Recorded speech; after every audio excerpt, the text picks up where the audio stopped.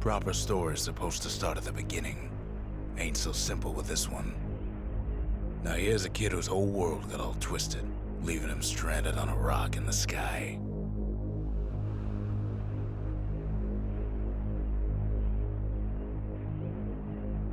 He gets up, sets off for the Bastion, where everyone agreed to go in case of trouble. Ground forms up under his feet as if pointing the way. He don't stop to wonder why. Finds his lifelong friend just lying in the road. Well, it's a touching reunion.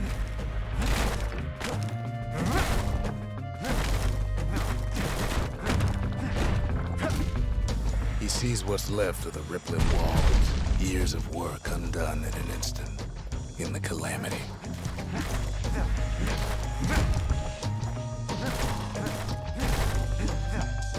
That a survivor? No, ma'am.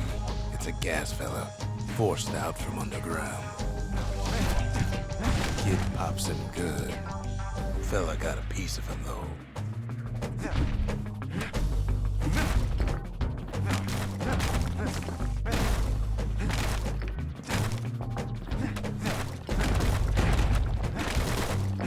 Kid just rages for a while.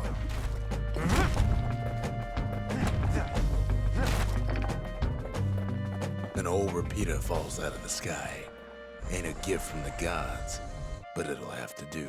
Gotta hold her still to spin up the chamber.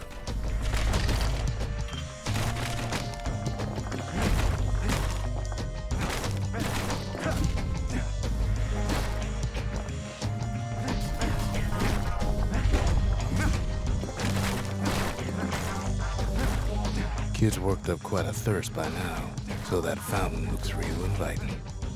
Sometimes you just need a drink.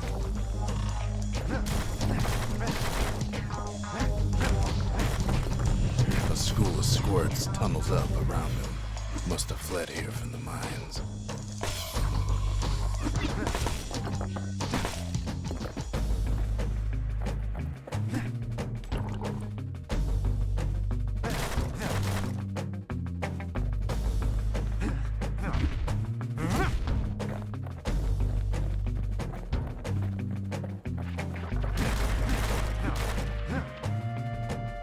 Kid finds a memento from a girl he knew.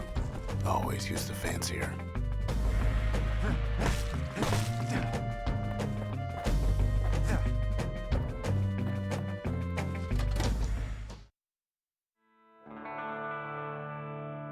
He sets foot inside one of Zealandia's famous watering holes. Inside's old Rondi, the bartender. The calamity got him before his drinking did.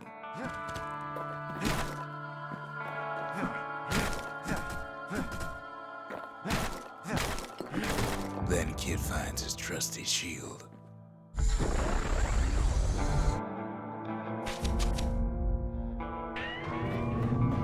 The security takes him for a petty thief.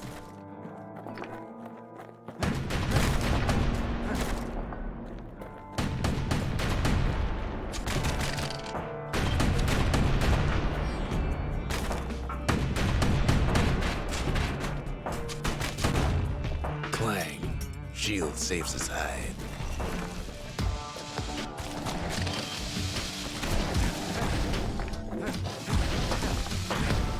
Windbags start turning up for last call.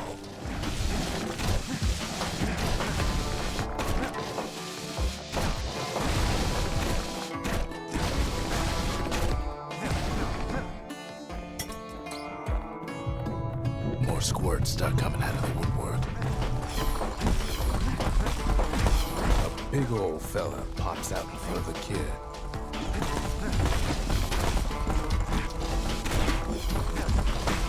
Then windbags are playing for keeps.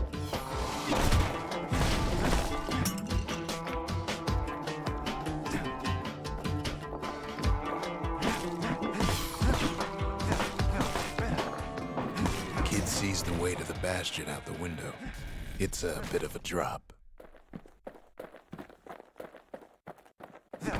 Ronde always wanted his ashes scattered here.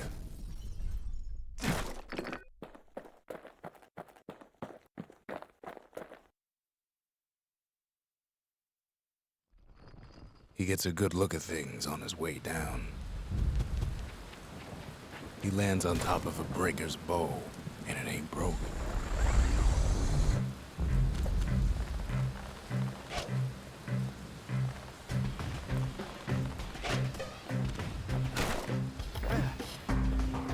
Kid spies a good perch for some target practice.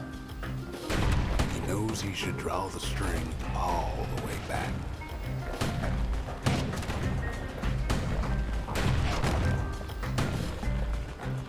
Wasn't long before the kid could loose an arrow, strong and true.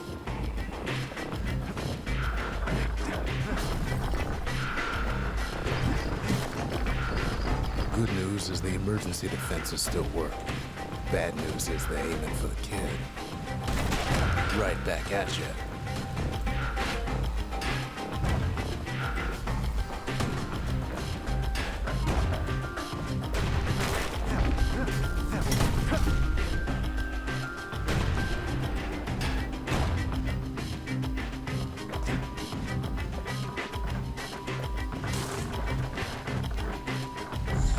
Picks up a few pointers from a dusty old tome.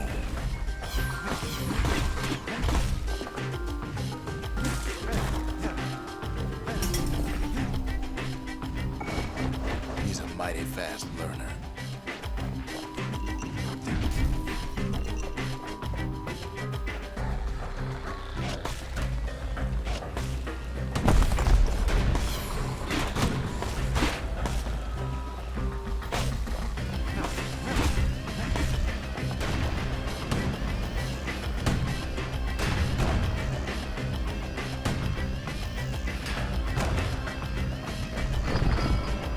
Finds the distillery right next to the arsenal. Tough part of town.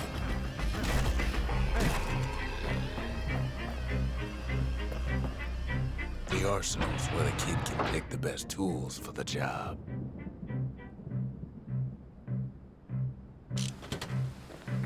One sip of the spirits in that distillery, and the kid'll feel like a new man.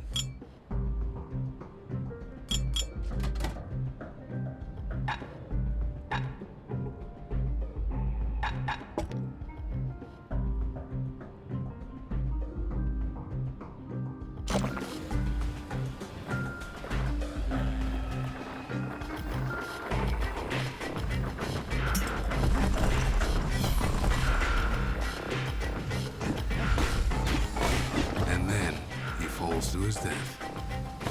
I'm just fooling.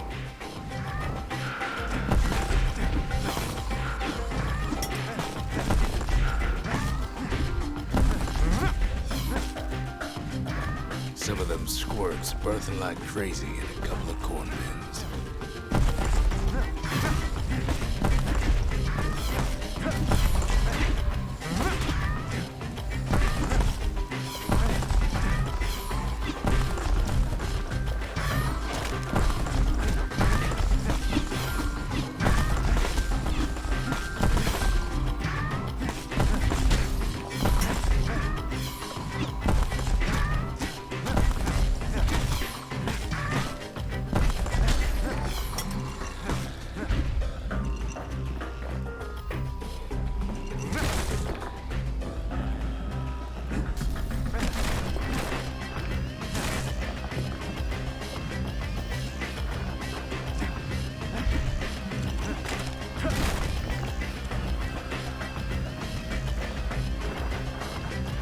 That one was Maud, the tutor. Once taught the kid good manners. He never used them, though.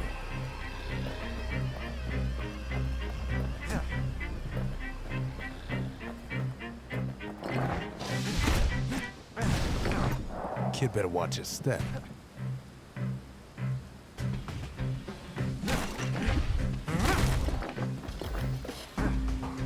An old ferry barge sends the kid on his way. The Bastion's real close now.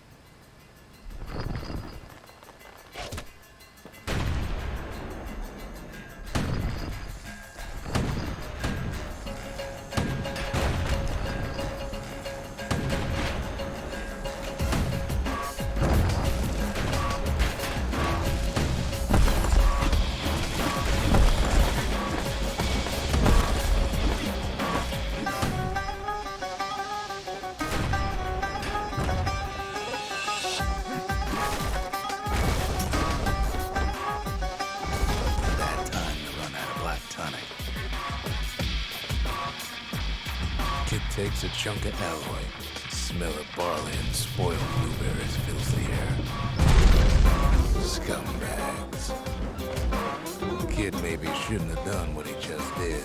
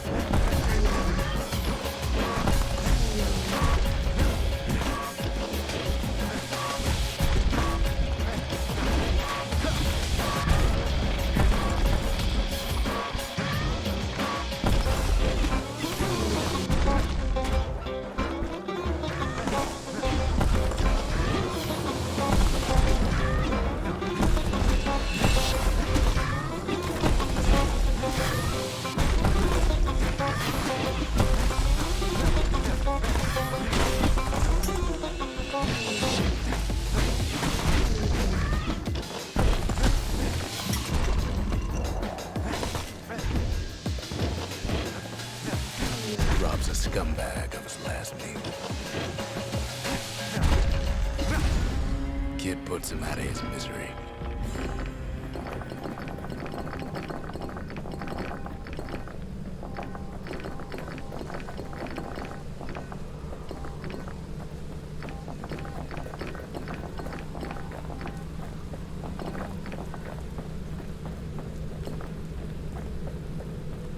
He finds the core to the Wharf District.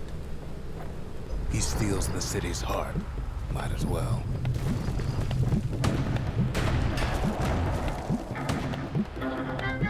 Kid has a feeling he better get a move on. The place is starting to fall.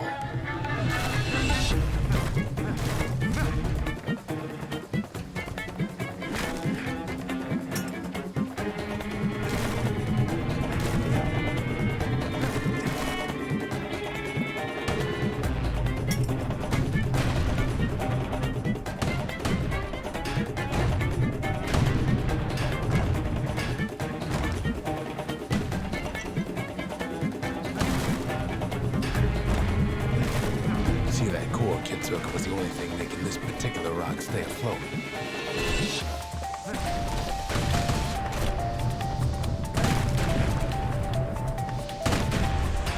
Kid just keeps running.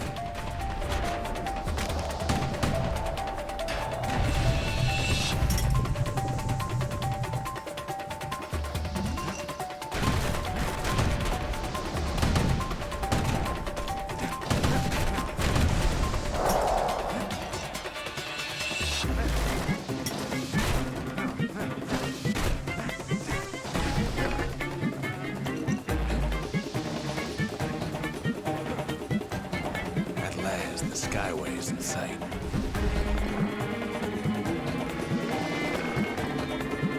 Whisks him where he needs to go. Now the kid sees something stranger still. His mind races. Did anybody else survive? Sure enough, he finds another. He finds me.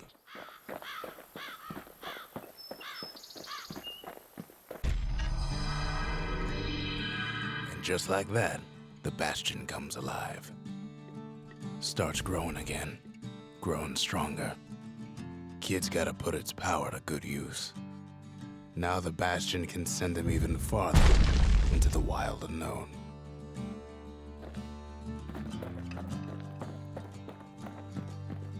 We talk for a spell.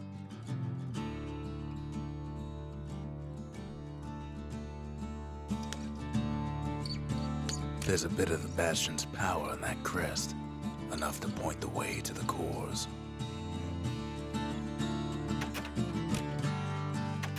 All I tell him is to set that core of his on the monument there, then watch.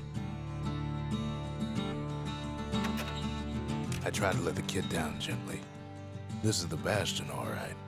except no one else showed up.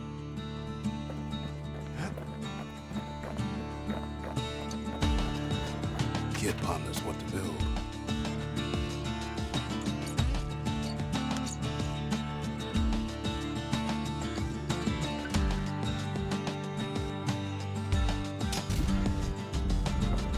Makes time to sample spirits from my personal supply.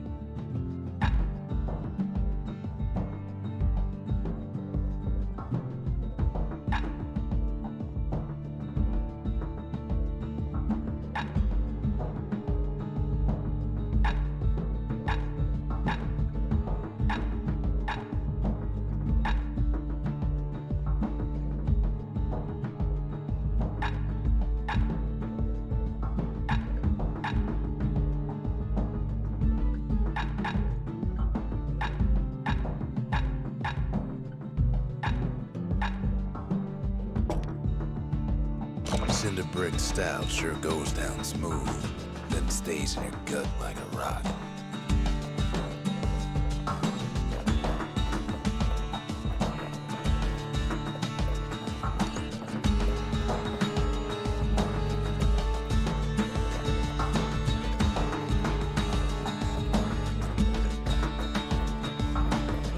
Kid don't know what's out there waiting for him.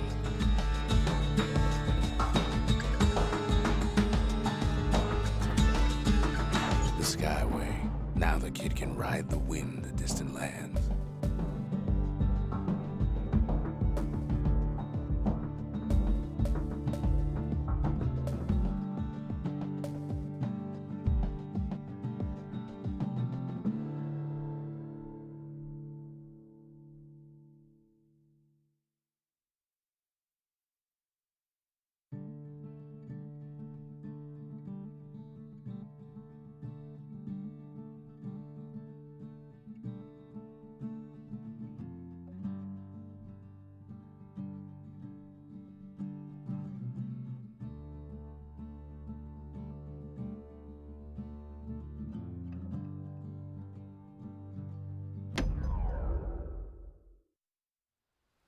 The breakers used to come here for target practice.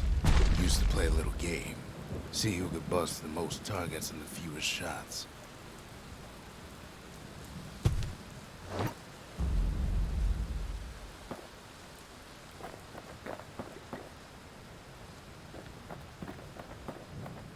He's focused, he's armed, and he's off.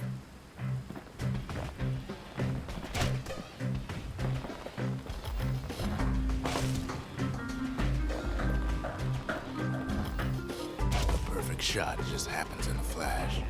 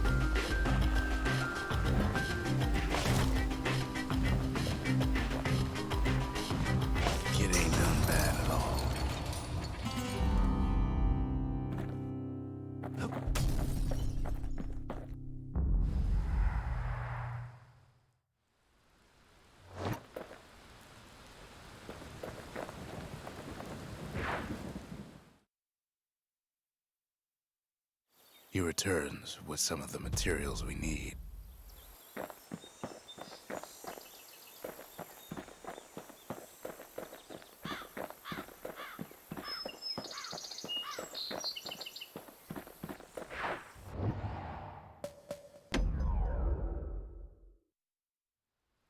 Kid ain't had enough of the breakers' barracks.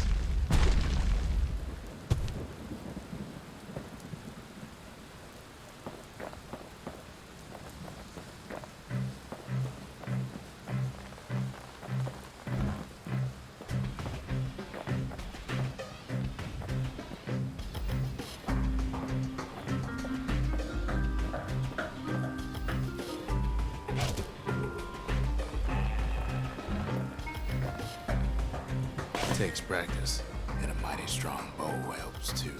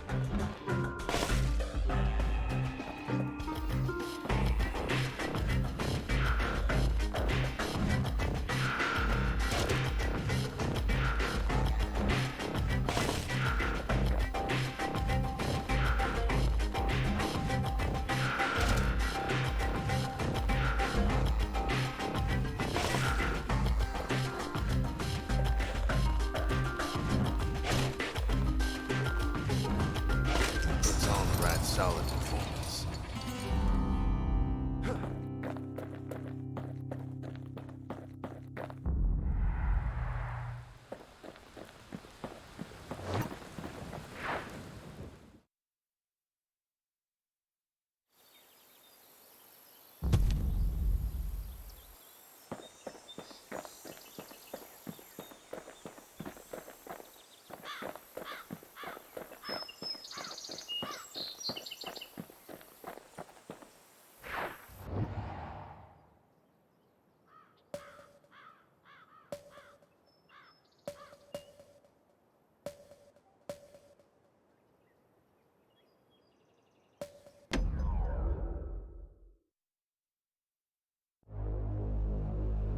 Now he lands at the intersection between bad and wrong.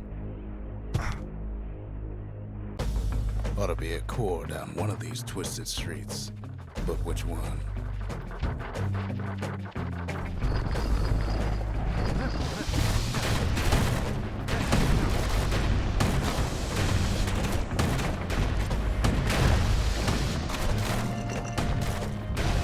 The white gas fellas all dress alike. Kids wondering the same thing.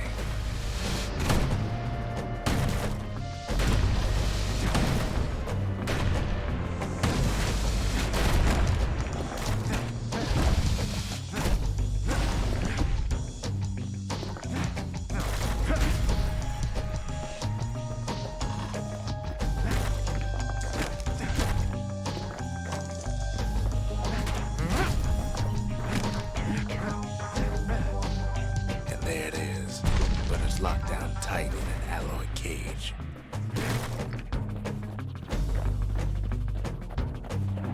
The blustery old foreman's keeping his fellas in check, almost like he's showboating for the crowd.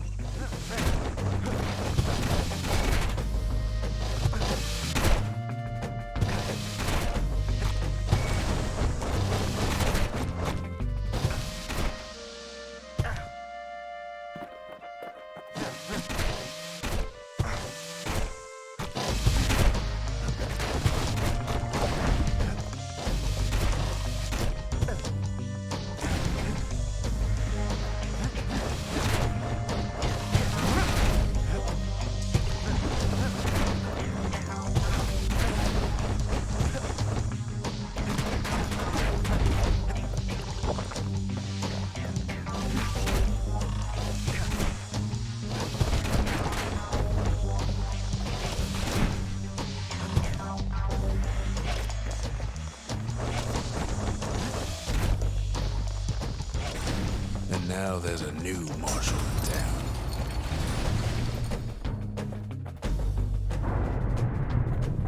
He hears the whole place groan, but it's too tough to fall. Might as well check the other side streets before leaving this hole.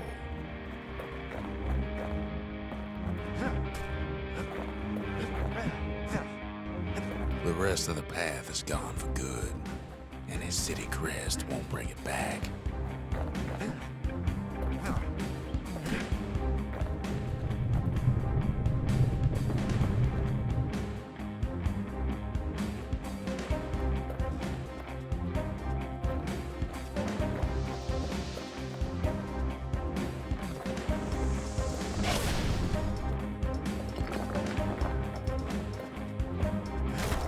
Keeps telling himself he better watch his step.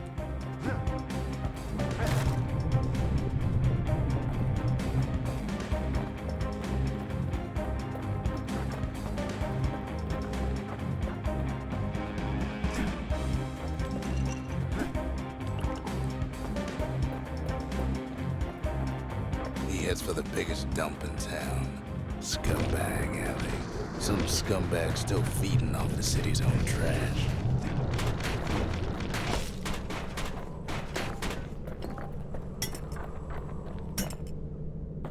And there he is, the oldest scumbag of them all, Gershel.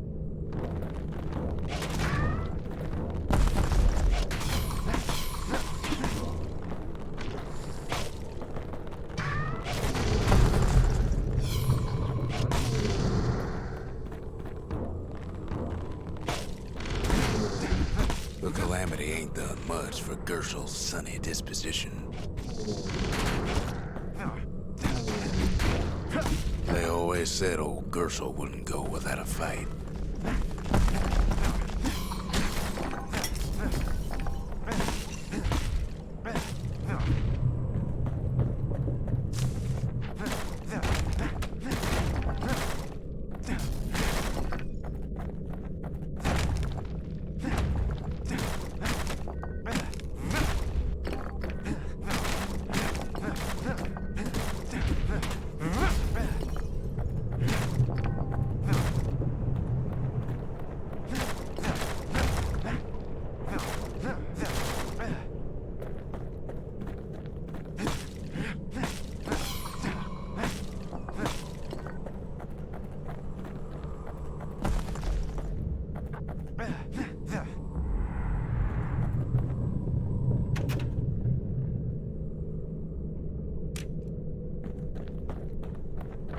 He heads for the east side, where windbags used to keep the local forge. Somehow that old forge is still standing.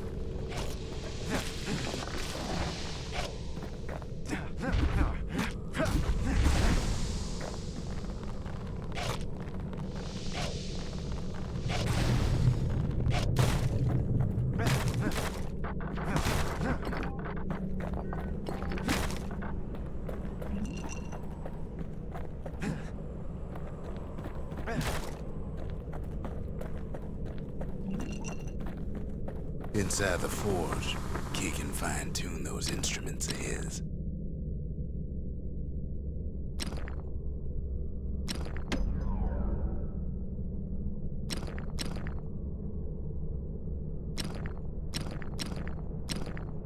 his lifelong friends looking fit to keep on fighting.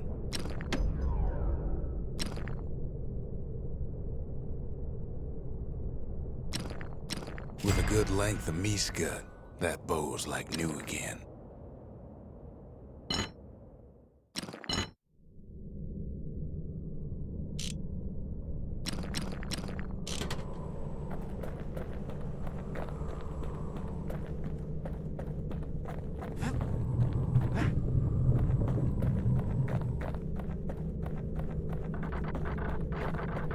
Odd place to find the likes of Percy the Snitch.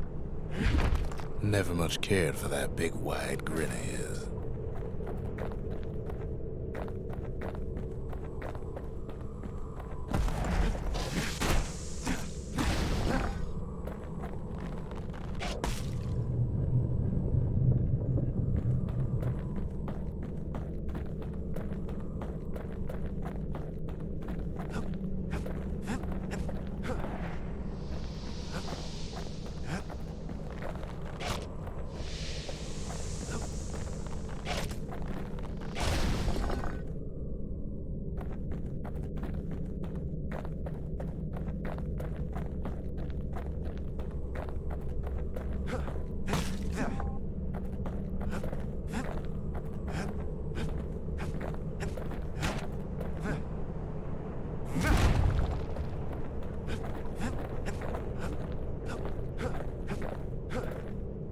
He heads for the squirt steps. Won't be no field trip this time. Kid ain't ever seen an elephant squirt before.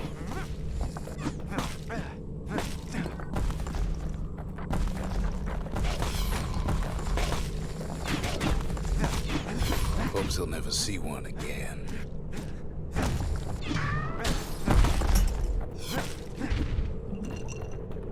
They say even the most rambunctious squirts can be tamed.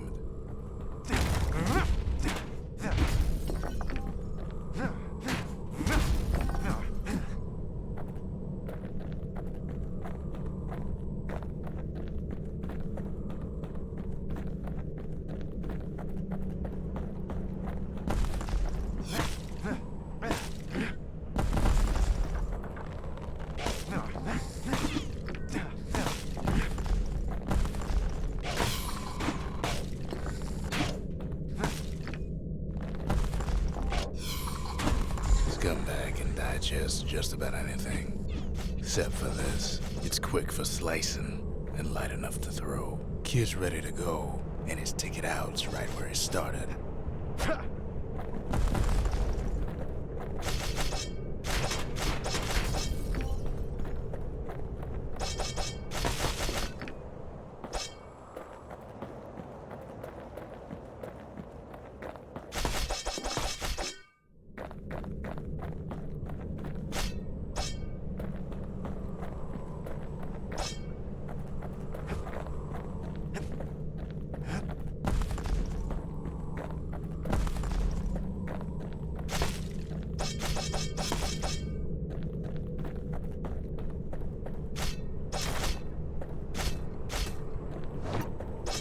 Them squirts just don't know when to quit.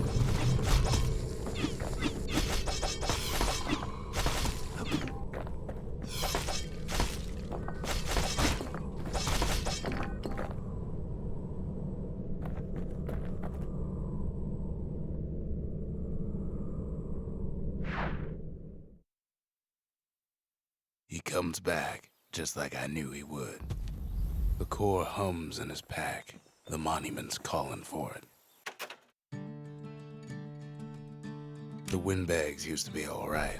Then the calamity took the floor out from under him.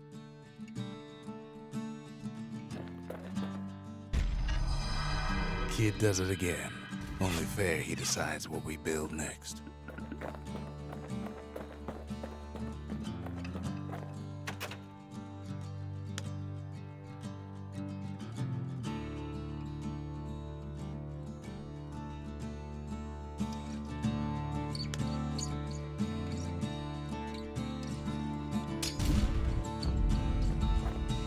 A lot of things need fixing up in this world, and we can start right here.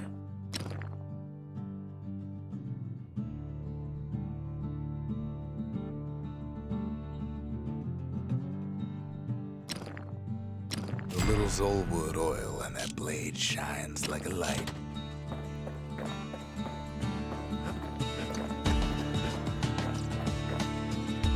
Picked up traces of other cores while the kid was out.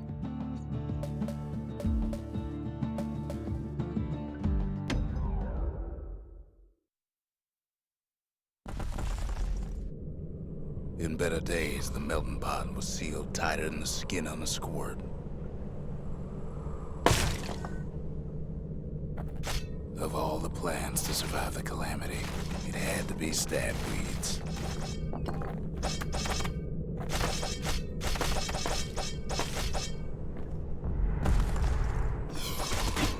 Blasted things hurt like a broken heart.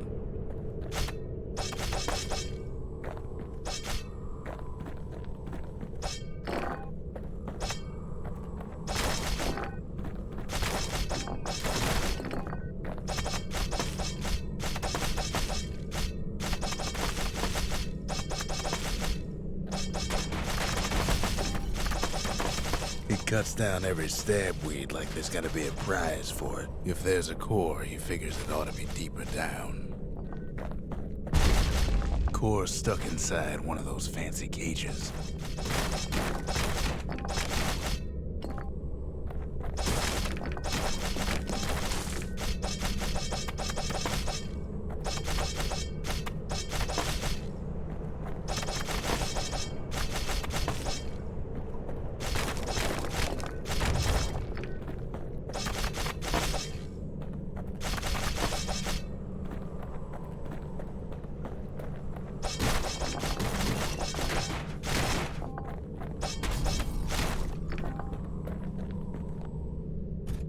He throws a switch.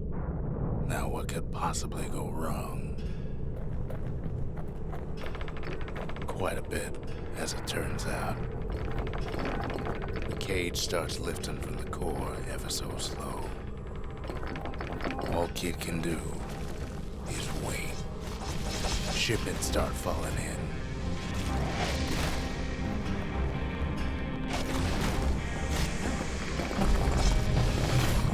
Not every squirt's born bad. Some spring to the kid's defense. Judging by the movement of the cage, it's gonna take a little while.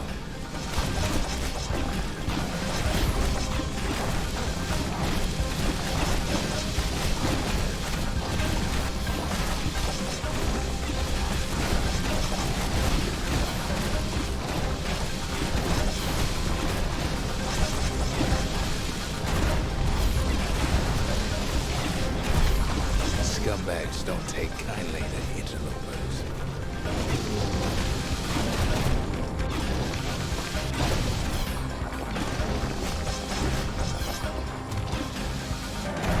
Even some gas fellas take his corner. Birdie pop that mean old foreman.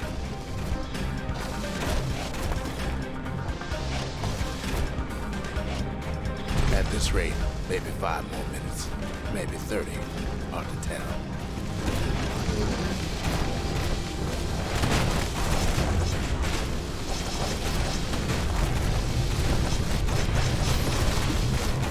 Squirts get real territorial around the core. Then a shipment of free samples shows up.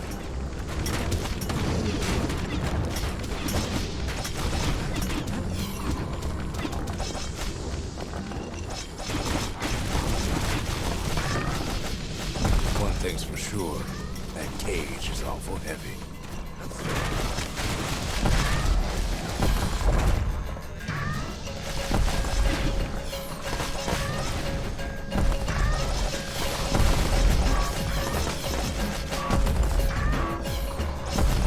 Troublesome scene, to be sure.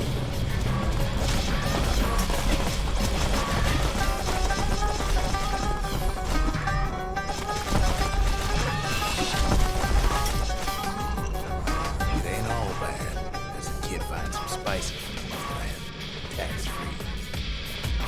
A few moments left, and the core goes free.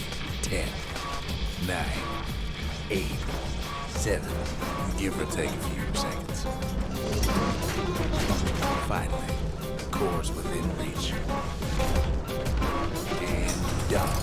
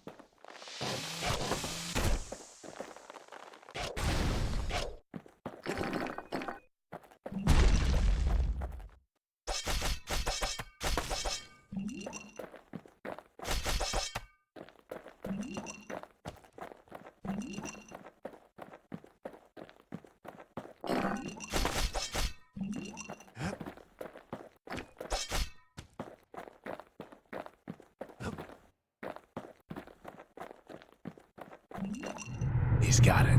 Just gotta get to the nearest barge.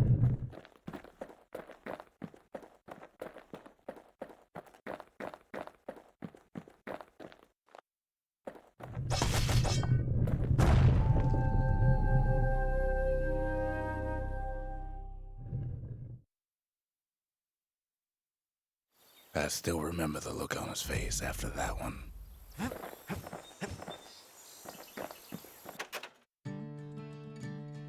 Folks voyaged across the boundless sea to found Caelondia. It was good living here for a while.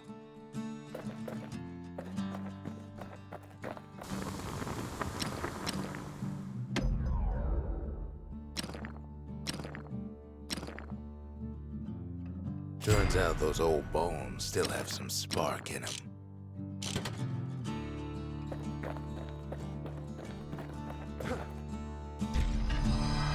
The old world's finished, but the new world's just getting started.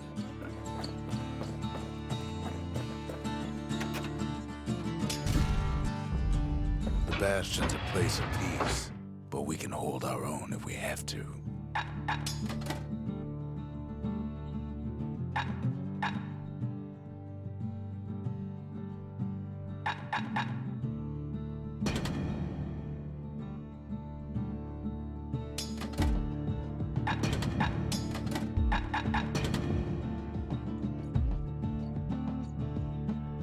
Ain't much kid can't handle with hammer and bow in hand.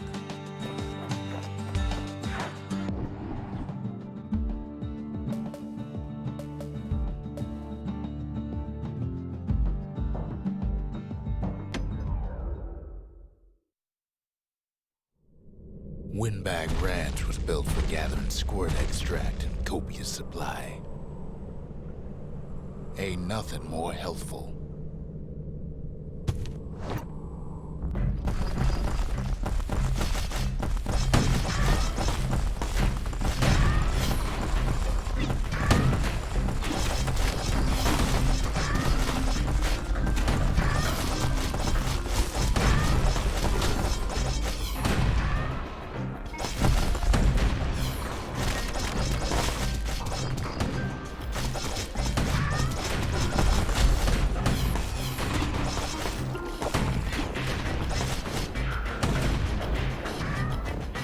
Some folks showed up to make a fast buck with nothing but a knife.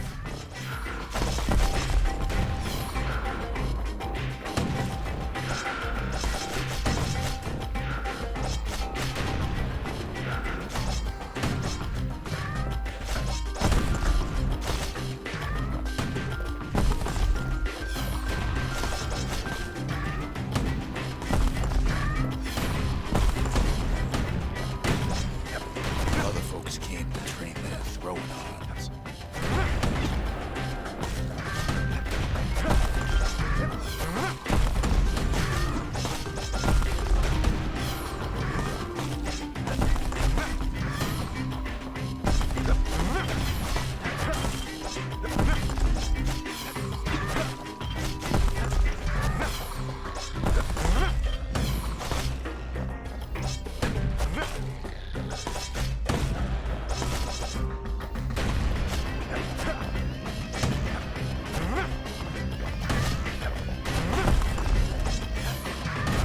others use the place to test their finest blades.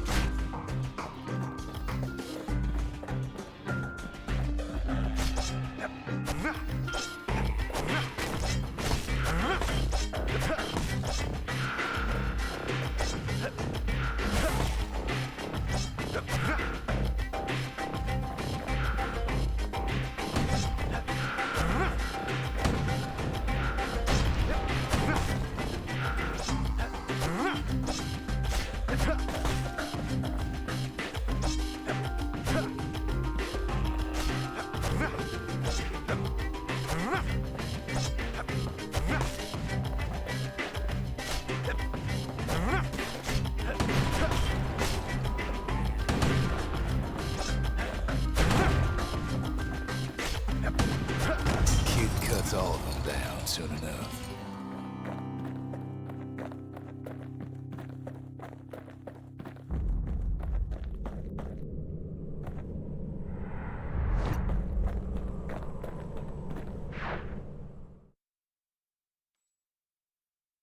Kid comes back from Windbag Ranch, smelling good and ripe.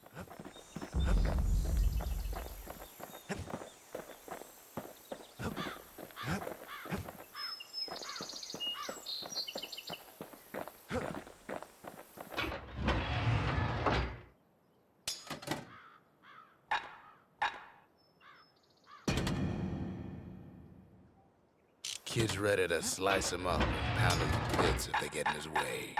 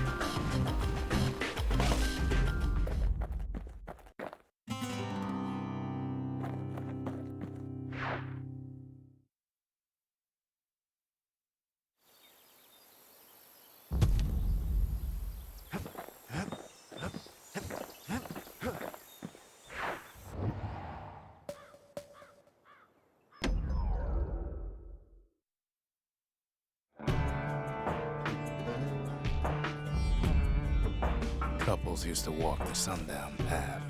Kid ain't here for pleasure, though.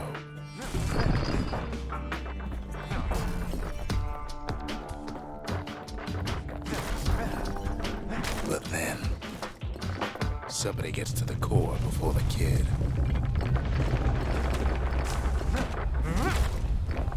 Floor power starts giving way under the lightest step. A single panic squirt could bring the whole place down. Fragments of the old world rain from the sky. Stray valuables are lying everywhere. Security is all fired up.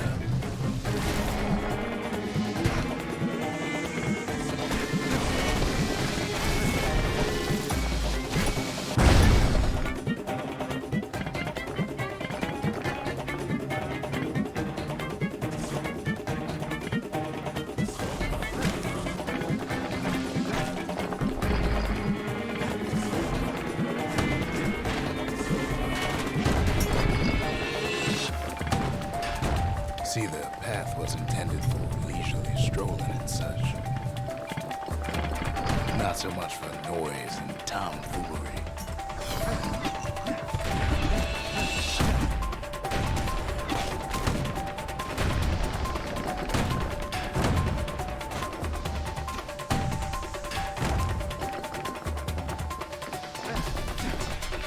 Sky bridges link the path together.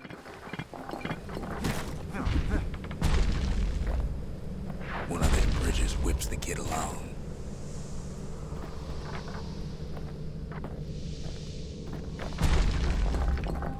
Finds a spyglass, like the ones they'd used to search the stars. Air travel always was an iffy proposition.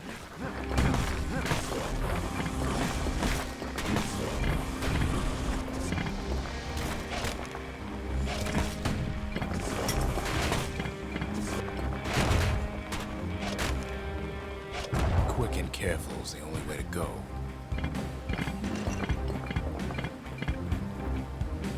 But calamity changed everything, even where the wind blows.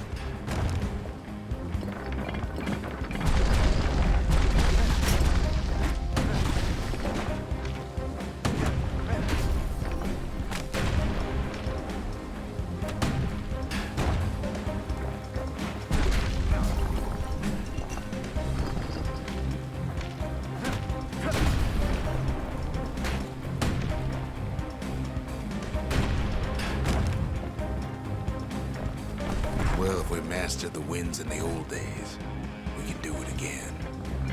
But the question is...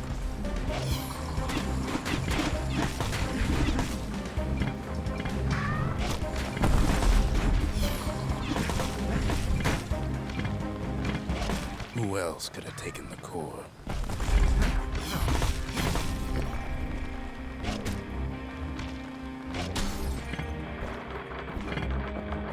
Well, ain't no survivor stole the thing.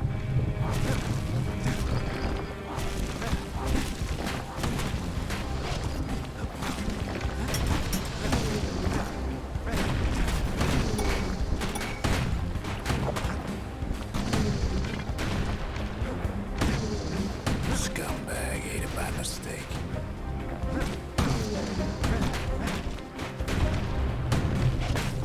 Tough break.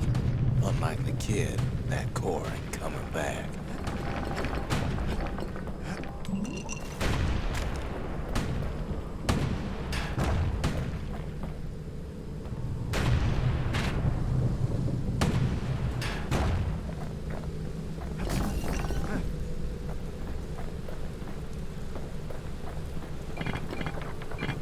No, they used to ship live munitions down the path.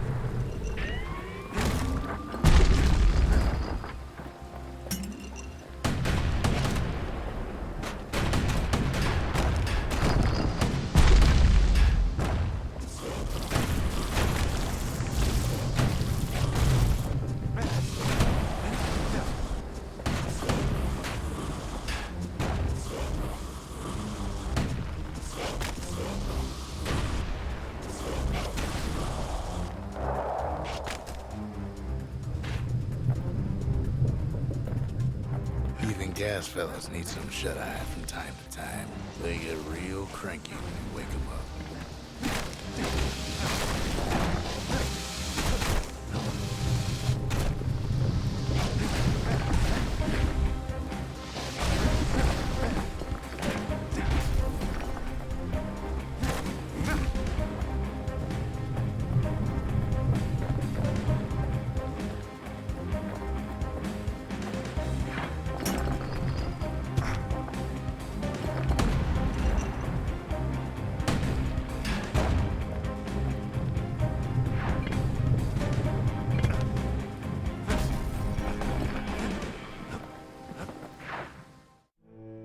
In all his toil, Kid keeps coming back to an overwhelming question. Who else could have survived the calamity?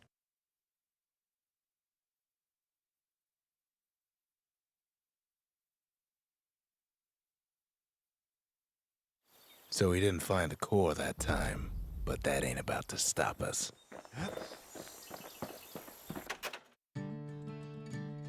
We could always see the stars, we just never could reach them, no matter how high we built.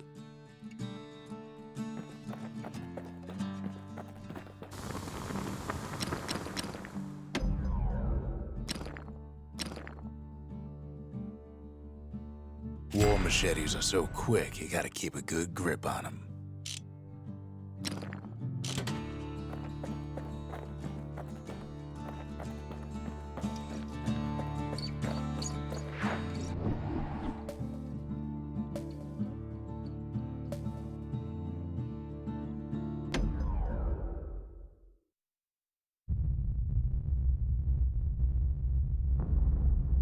The dead welcome him with open arms.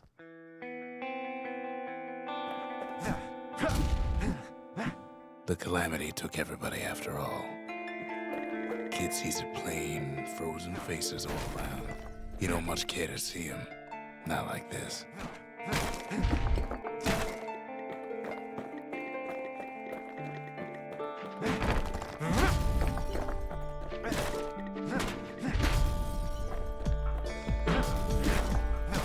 These folks never saw the calamity coming, but someone did. Someone close. Someone who ain't like Mr. Beckley and his kindly wife. It was someone like him. Kid sees him there agape, in the flesh. Gets a snag or two trying to get to him. He ain't about to stop, no matter what. He's got so many questions after all.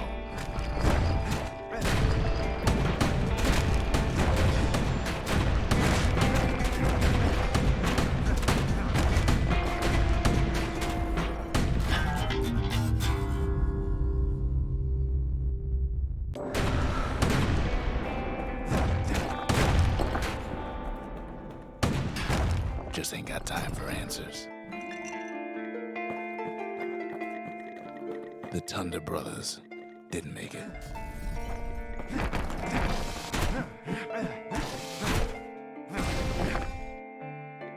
They never saw what it was like beyond the walls.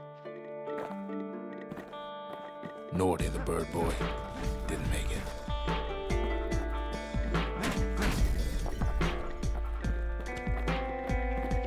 The Jawsons, they didn't make it.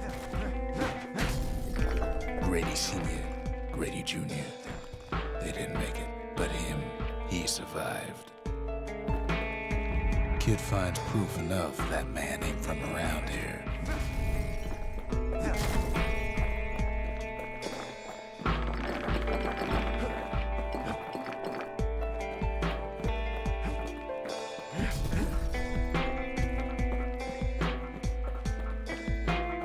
Just think, without that man, we wouldn't be here right now, would we?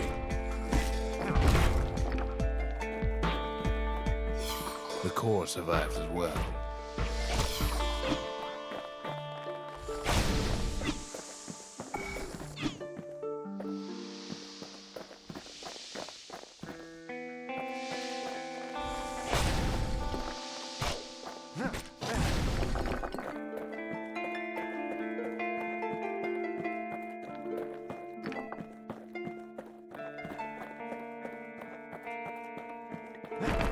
Kid does what he has to do.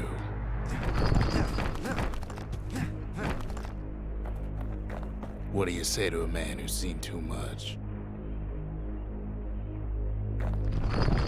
Kid hasn't a clue, but he says this. We have to go. Please.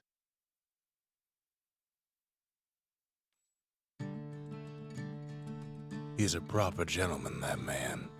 His name is Zolf. No hiding he's an Ura. Folks like him ain't never been a common sight in Caelondia. He's relieved to see a living face or two. The kid and I introduce ourselves in kind, both to him and to each other, for the first time.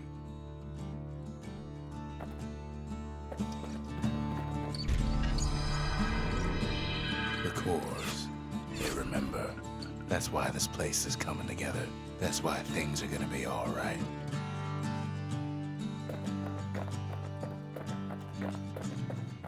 Well, look what we have here.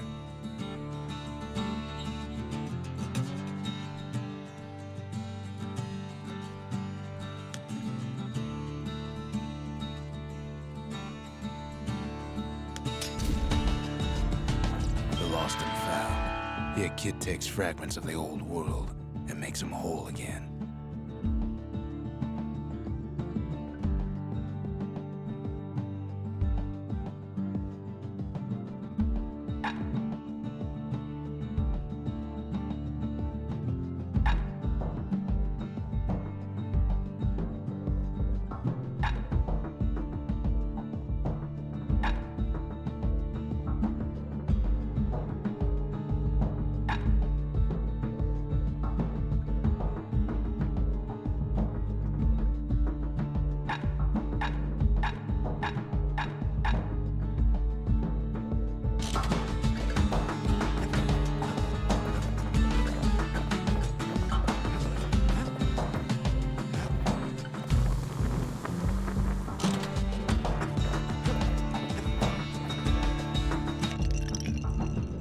Squirt cider will toughen you right up. Too bad about the musty aftertaste.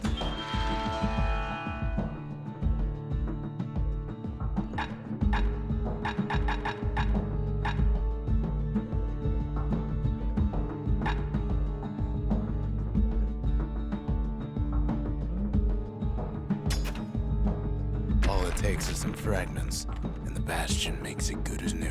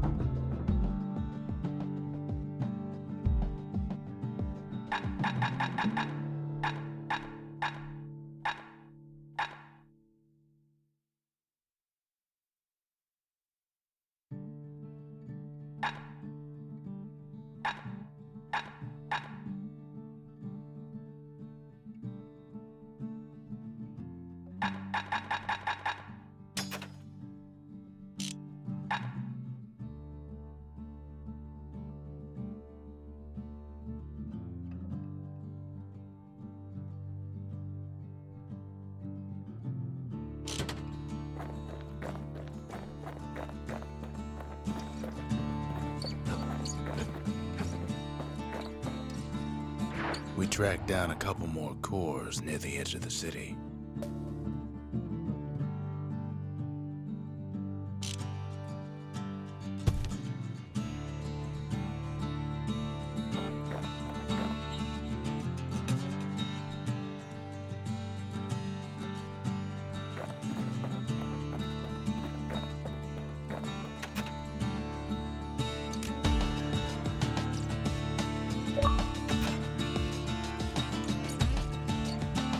For Zolf, Ceylondia was like a second home. He's real worried about his first home, too. Far to the east.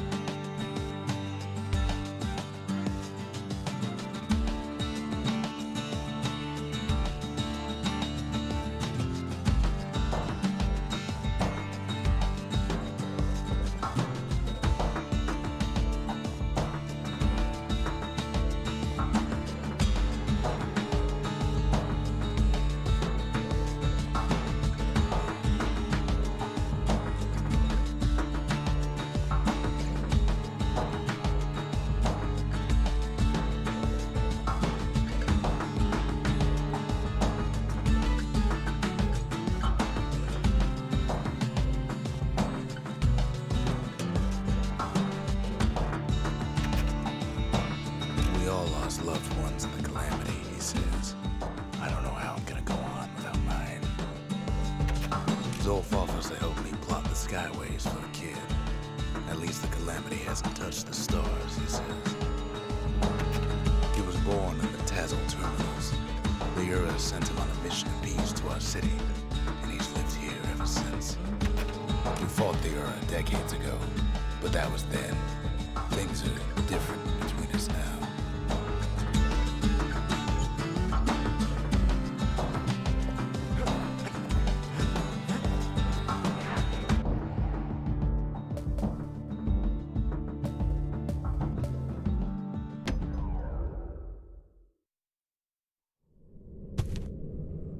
No use praying to the gods these days. No time for it either.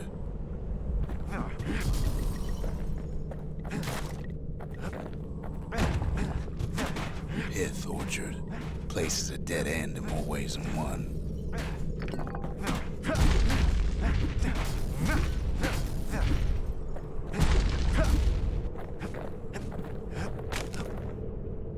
Folks used to make pilgrimage here to pay their respects to Pith, the bull. Well, the gods are long gone now, and the orchard core is long gone too. Seems Pith ain't much of a watchdog.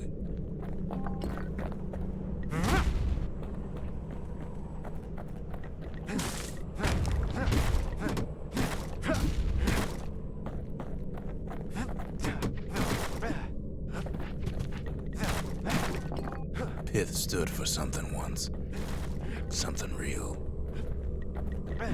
In time, though, the bull stopped being a symbol and started being decoration. He couldn't even save his loyal subjects.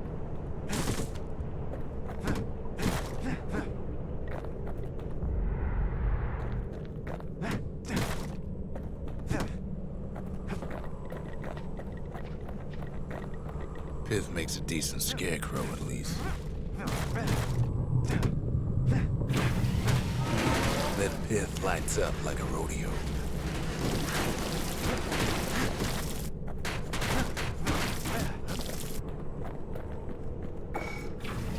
Ain't easy punching through his hide. Kid breaks him to bits. Must have been guarding that shrine. So what'll it be? Invoke the gods, or tell them off?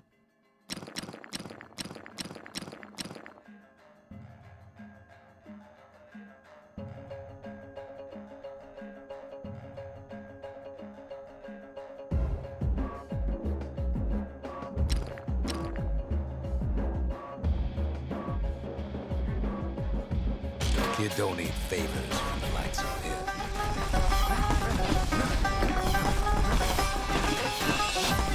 Well, if the gods are alive, they must be plenty sore.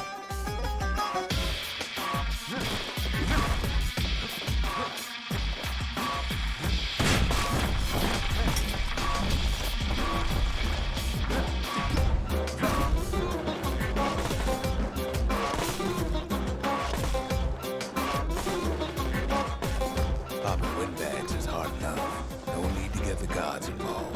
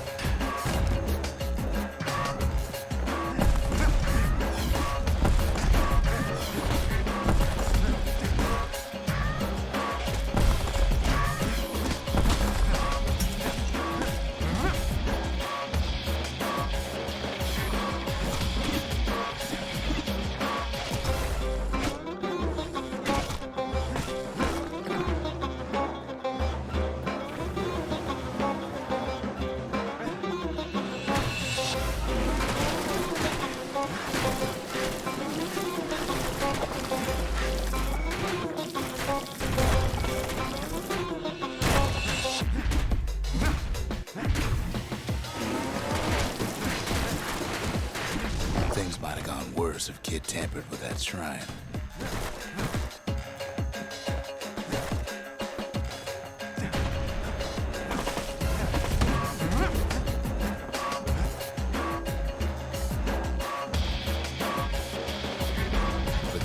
don't care about trinkets, but the kid ain't no god.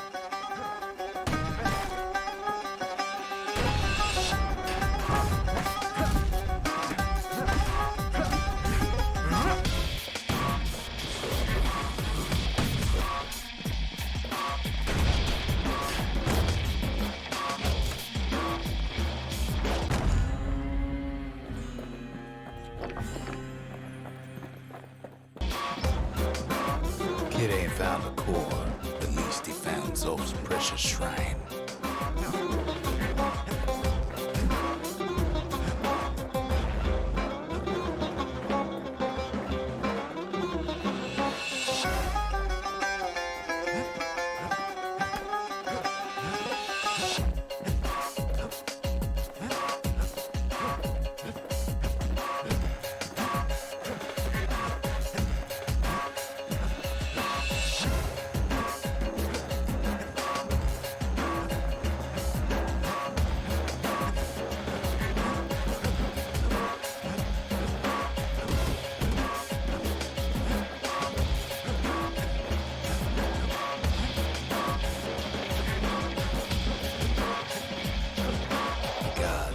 Catch you if you fall.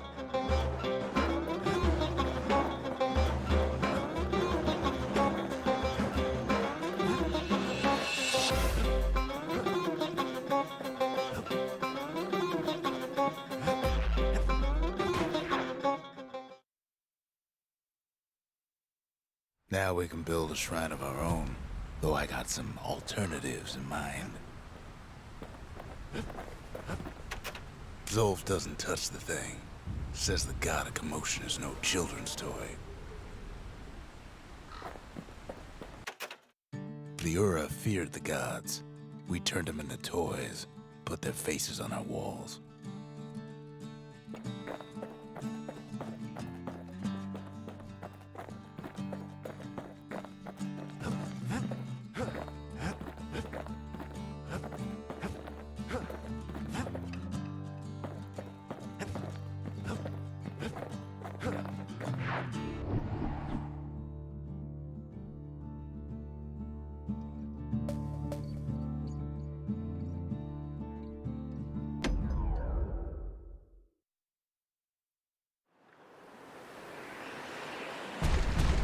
There's only one way to Cinderbrick Fort.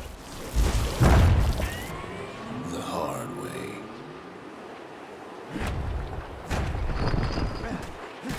Sure, the city marshals may be gone, but now the fort's crawling with windbags.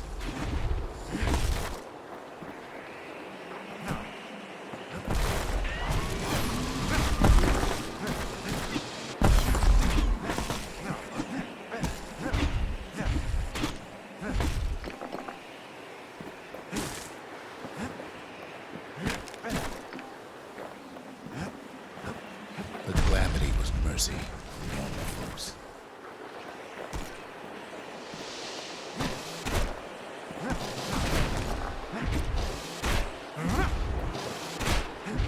The windbags ain't so lucky.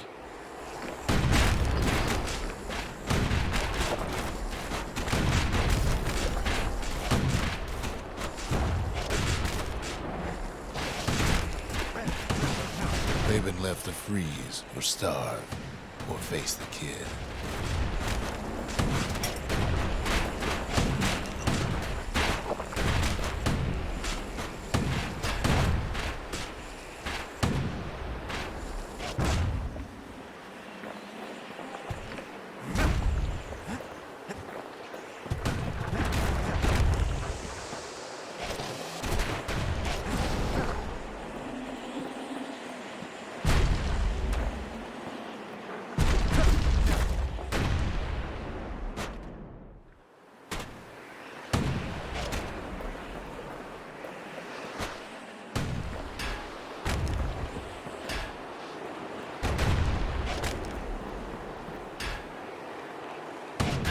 Windbags put the kid on notice.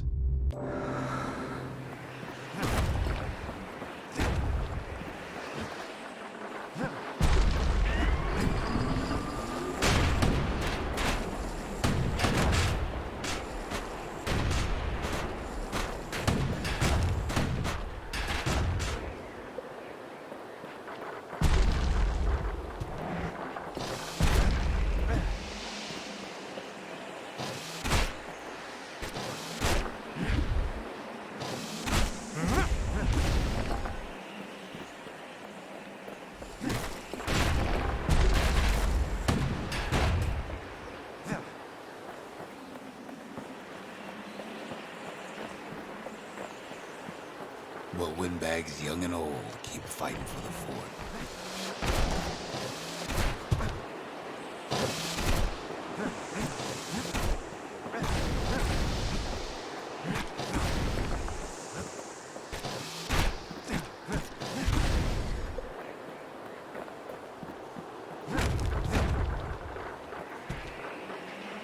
At least the marshals left the kid a parting gift. Something the windbags just can't handle. Something that'll punch clean through their greasy hides.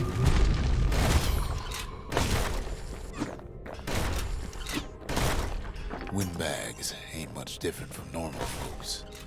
All they want's a warm place to stay and a decent meal.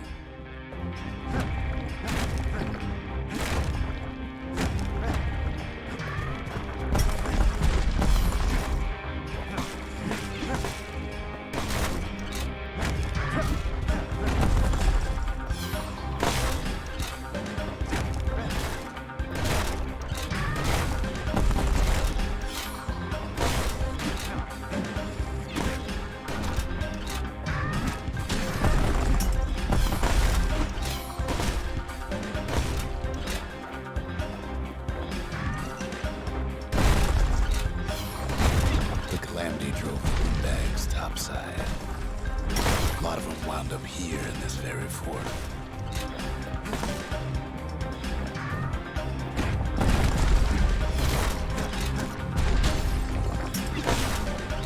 Could have been minding the business underground like in the old days.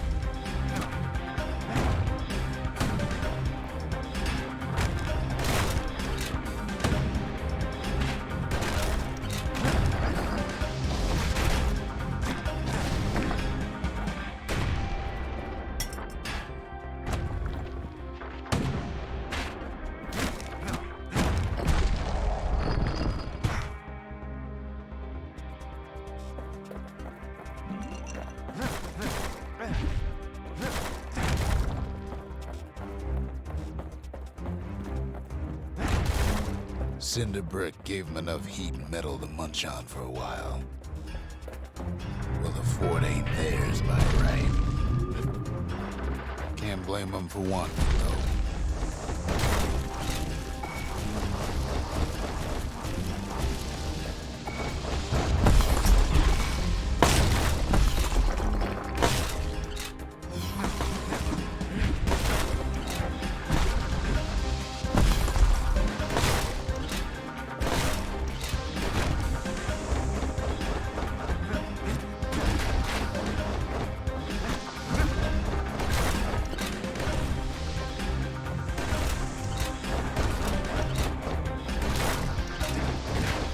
So many of those sorry things hold up inside that old fort.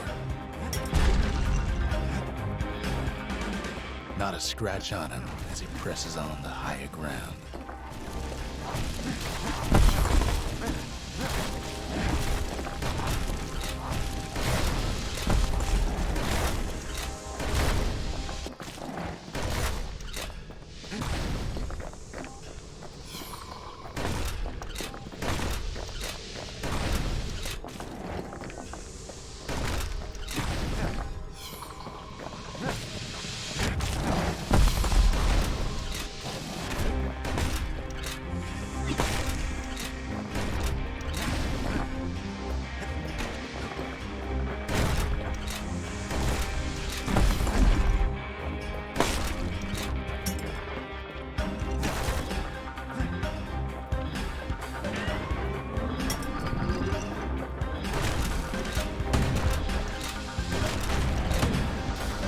Blasting everything in sight with that newfangled musket.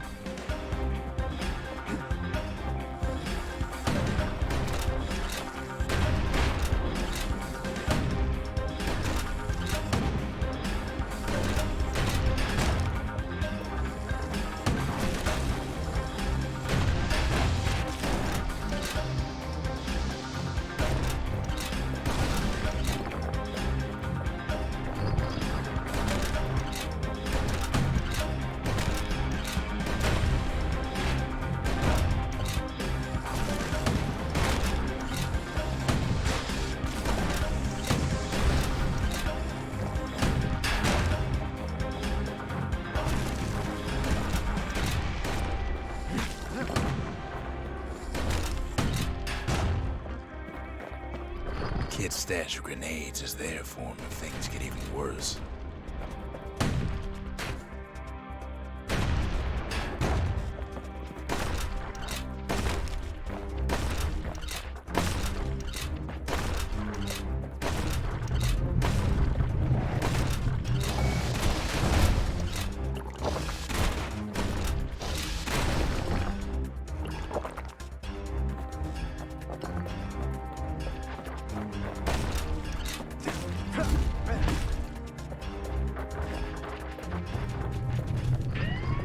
Security's plane gone haywire.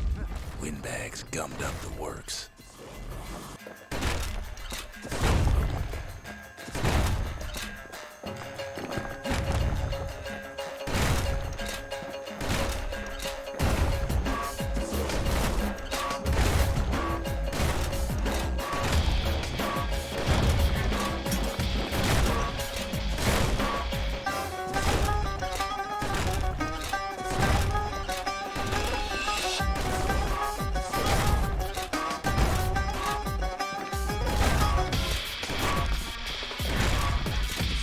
Kid ain't afraid of getting burned.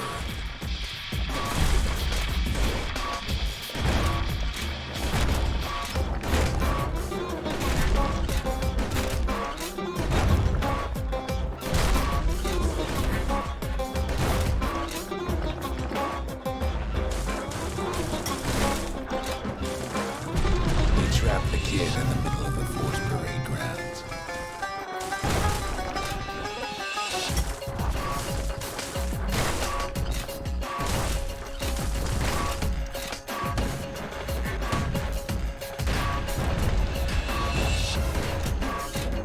Then they bring out Glutus and Landon and all their scumbag uncles.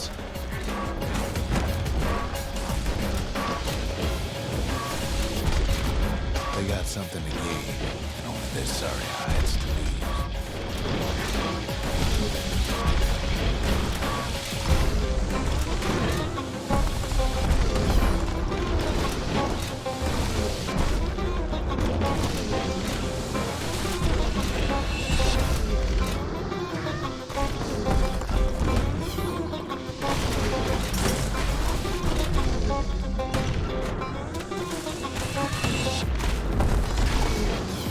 Kid takes down Glutus.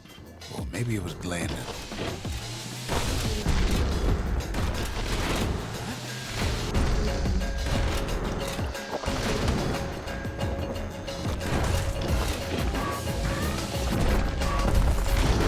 The other big fella soon joins his brother, wherever they are now.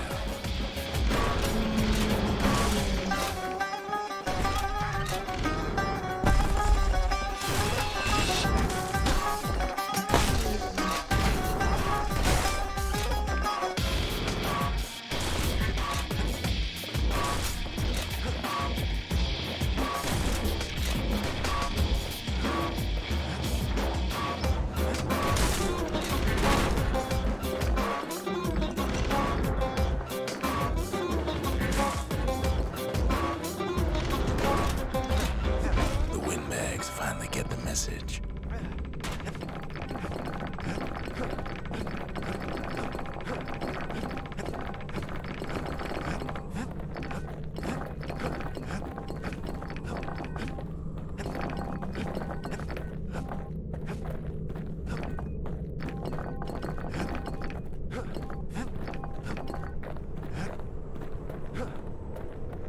Kid used to dream of getting a marshal's badge, but not like this.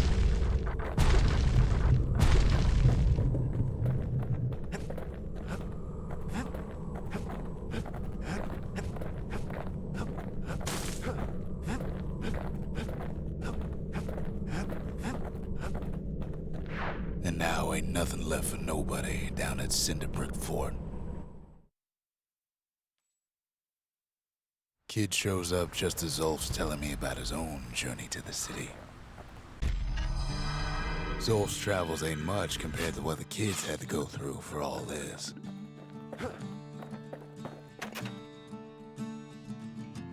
The marshals seem like good men, he says. They treated him with dignity.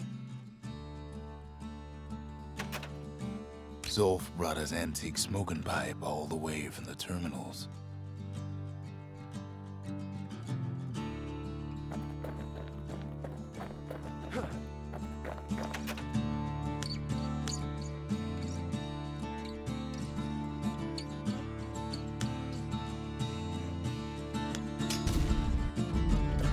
Behold, the Pantheon.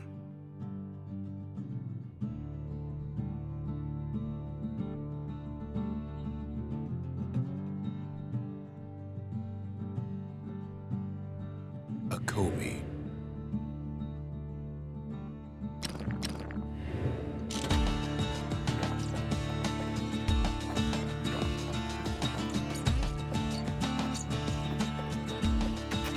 Even since the Ura surrendered to us, the Marshals kept a wary eye on him. Seems the only thing the Calamity saved for Zolf was his smoking pipe. Poor kid collapses after just one drag.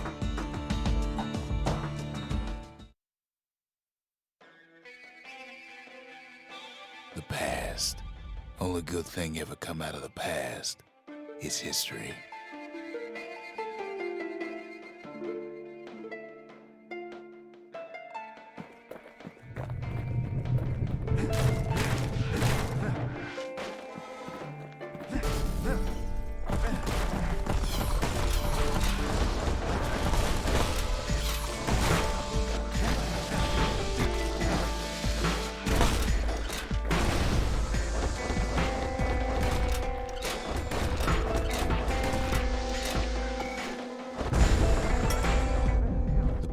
Catches up with a kid. Hardly had a moment's rest since all this started.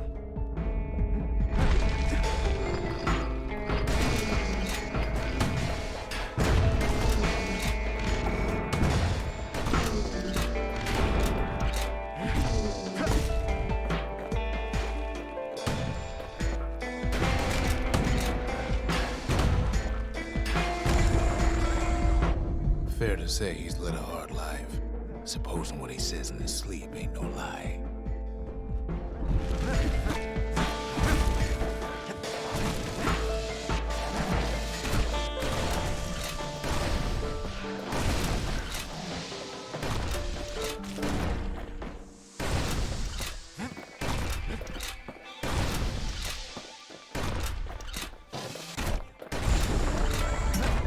You never knew his old man, but he had his mama to take care of. Frail thing with pure white hair like his.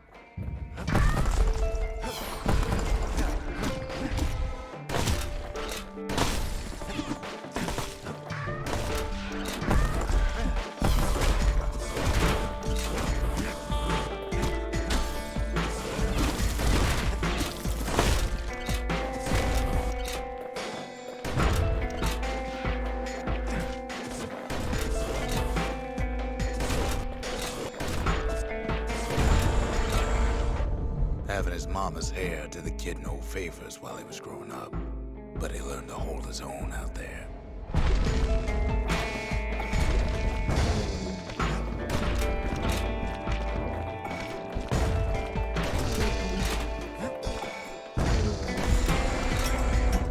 School ain't working out, so the kid signs up for a turn on the rippling walls.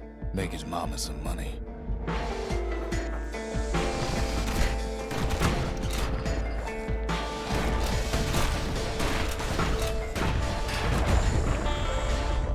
Thanks to folks like the kid, the walls kept Ceylondia safe from whatever's out there.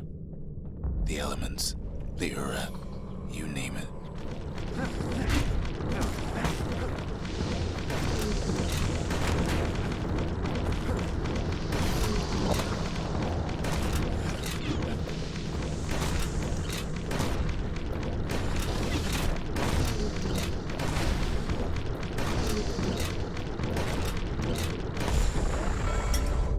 Once the kid done his time, he hurried on home. Turns out his mama's time was done too.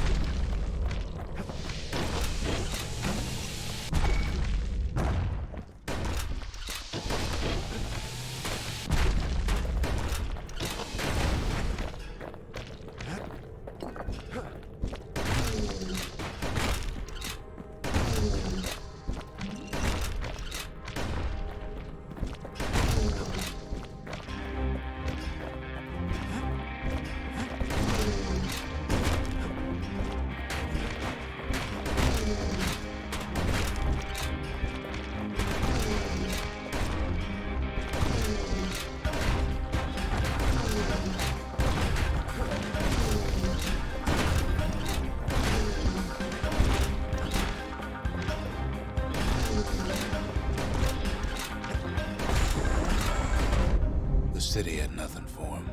The money he'd been sending home was nowhere to be found either.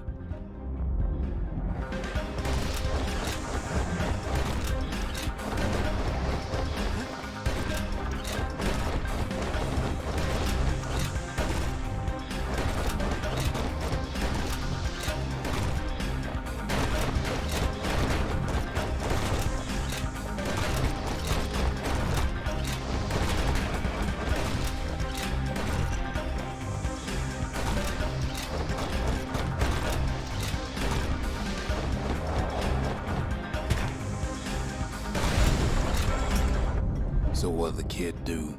Why, he went right on back to the walls for another 5 years.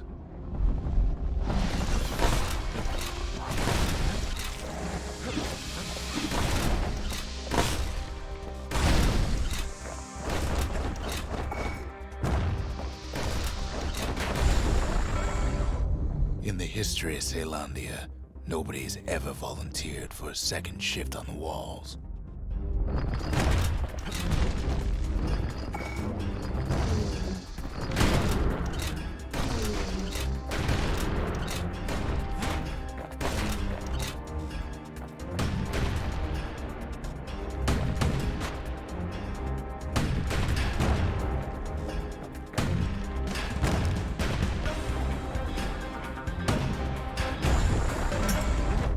Out there, a kid learned to fend for himself, learn to build, learn to break.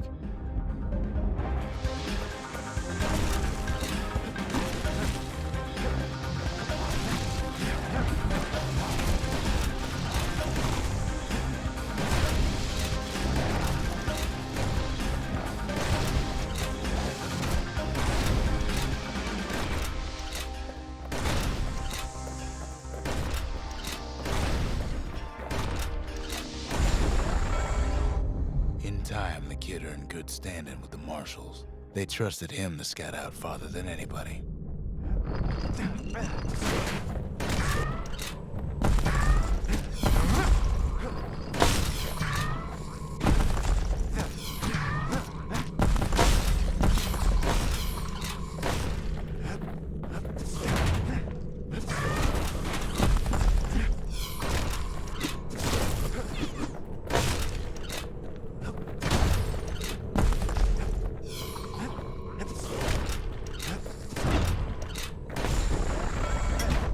One night, on one of his expeditions, the ground beneath him shuddered, cracked, and split apart.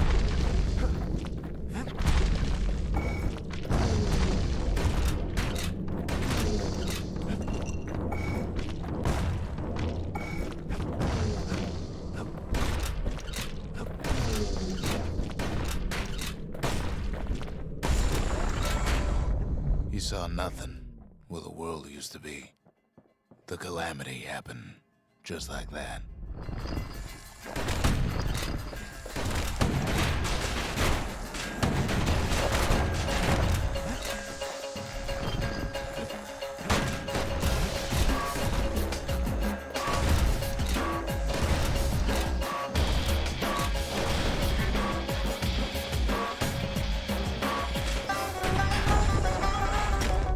All the kid had to work with was his hammer and the clothes on his back.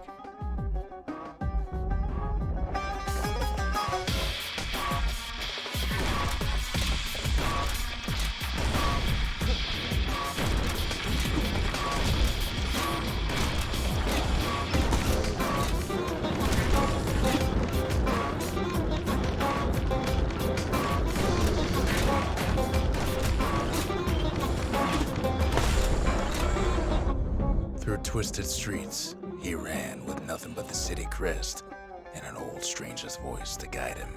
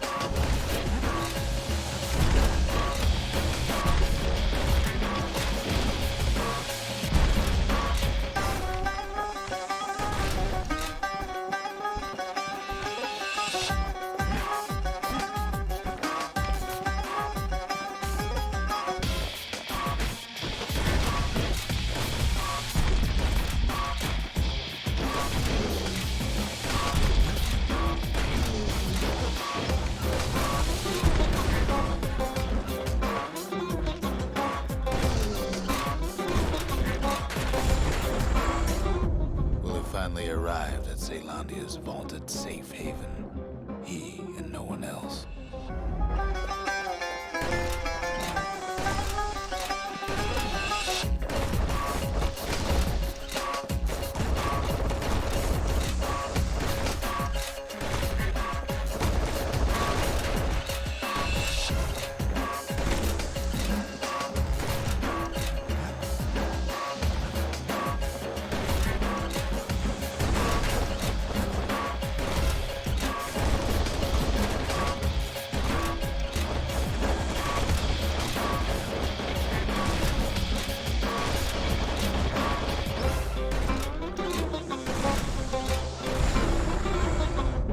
But then, all he got was more thankless work from a man who ain't even asked his name.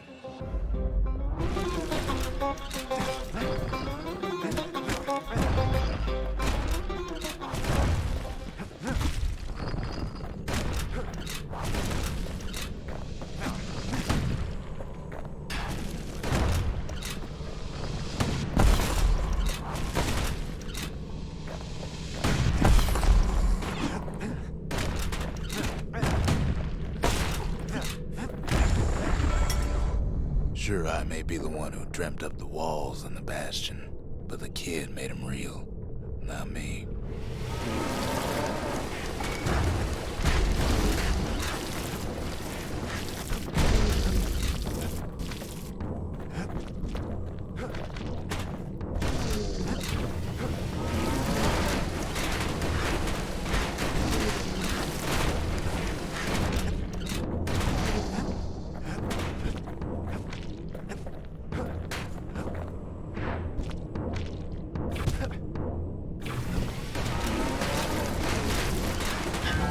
What was I saying?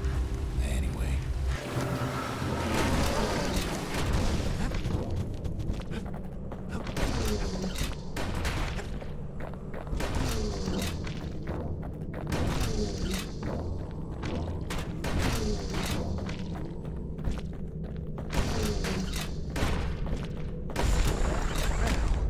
I'd like to say I'll never forget him, or what he's doing, what he's done. I surely would.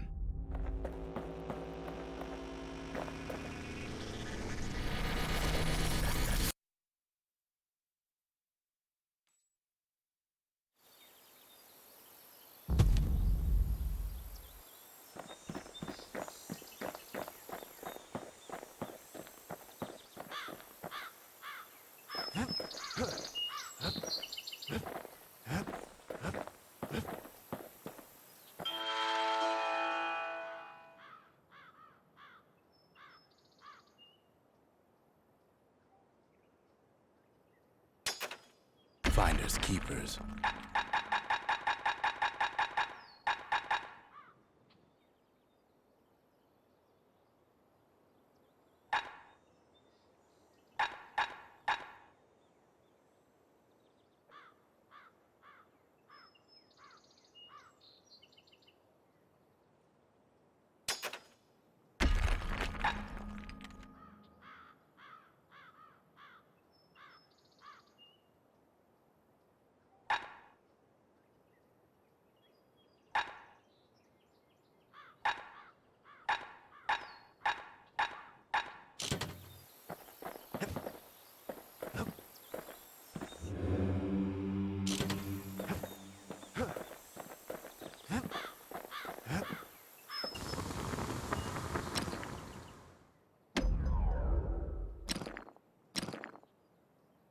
You want to tune a scrap musket, you start with the barrel.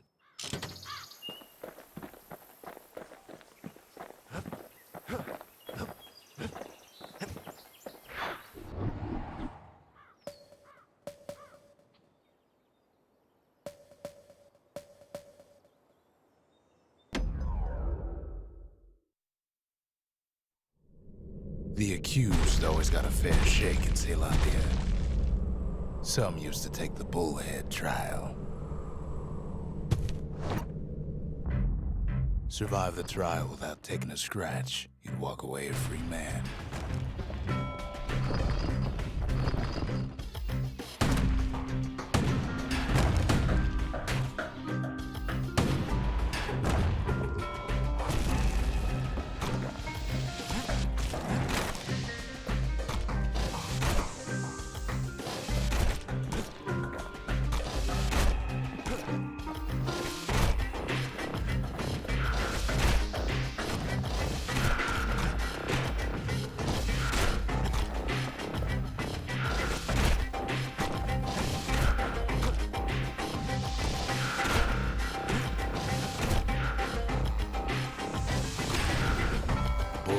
trial taught folks three things. First, a good defense is a good offense. Second, gotta always watch your back. Third, ain't no godlike bull up there gonna save you.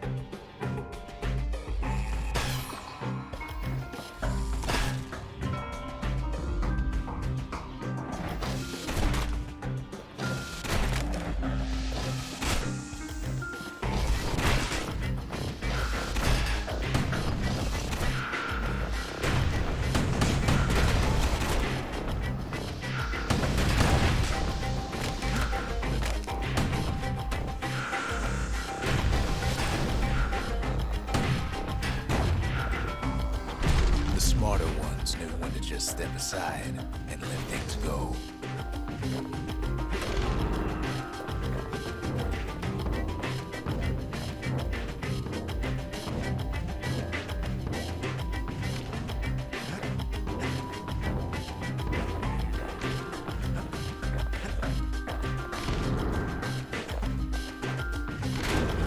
Some folks wound up taking the coward's way out.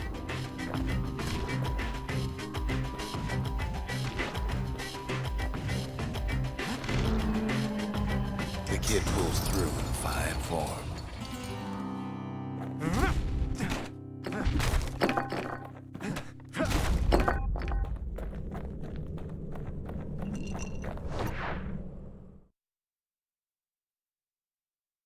Well, the kid always wanted to compete in the bullhead trial.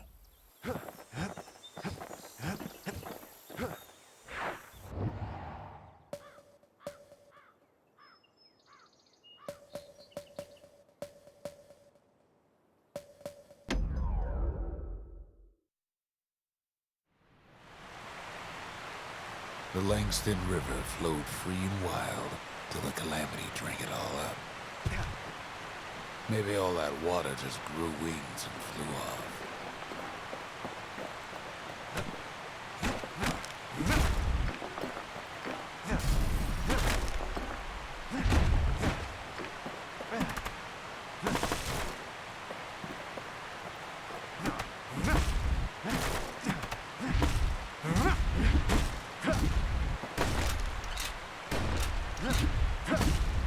Riverbanks swarming with windbags.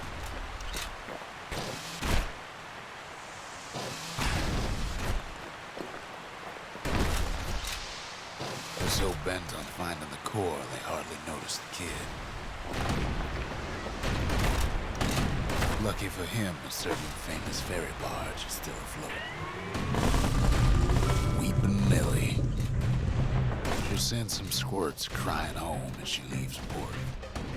Maybe Nellie knows the way to the core. Maybe she can slip right past all the clamor on the coast. Or maybe not. A security skiff pulls up portside. Nellie's just another windbag to those guns. Just then, the windbags notice who she's sailing with. They're pretty steamed about what happened at Cinderbrick.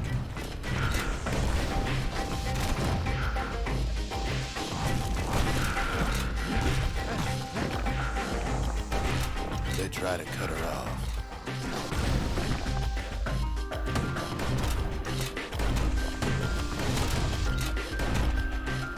They try to slow her down.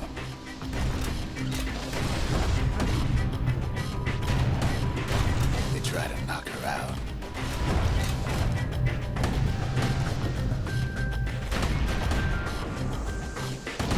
Well, Weepin' Nellie tries harder.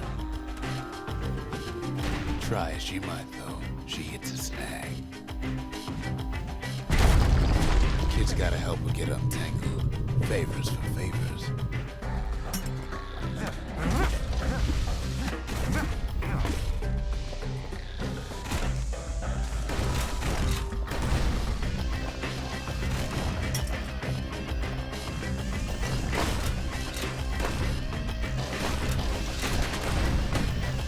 At least she picked a good spot for a break. The core's right there.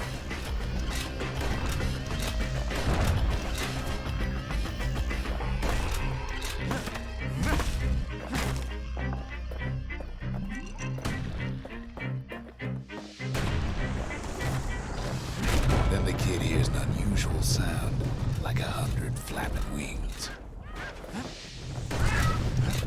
Peckers. They've been watching his every move.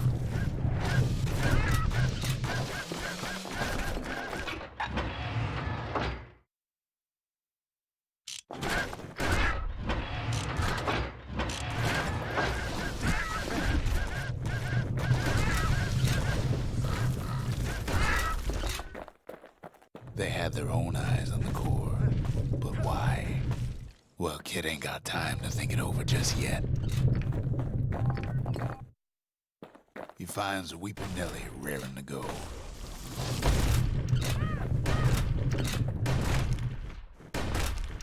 Turns out she's got a special surprise for when the waters get rough.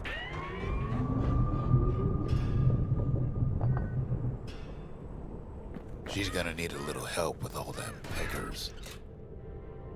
Crafty things think they're king of the roost now. Rest of us only wish we could fly in times like these.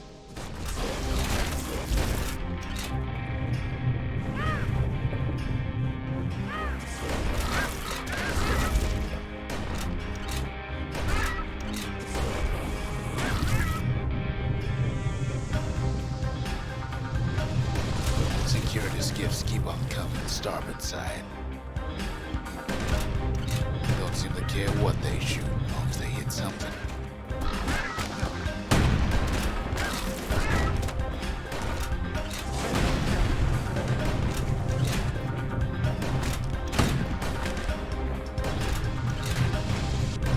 Windbags getting even better idea. They aim to smash Weepin' Nellie to splinters.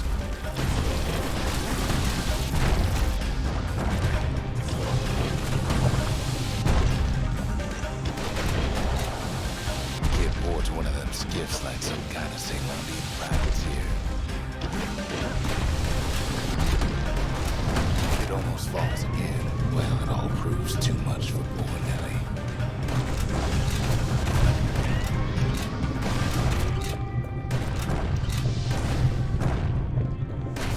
She's just got to make one last stop. With her last breath, Nellie gets the kid to solid ground. Solid ground in pecker country. Seems a calamity ain't hurt the peckers' appetites. They want that core real bad. Might be they want it just as bad as a kid. Kid shoos them off, knowing they'll be back. Know how many times kid nearly fell off the barge back there? 3 times.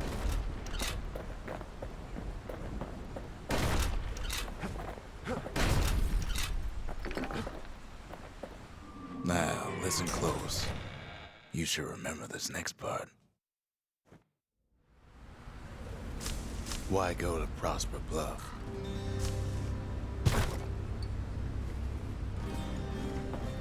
Used to take an enterprising man or a plain old fool to venture out that far.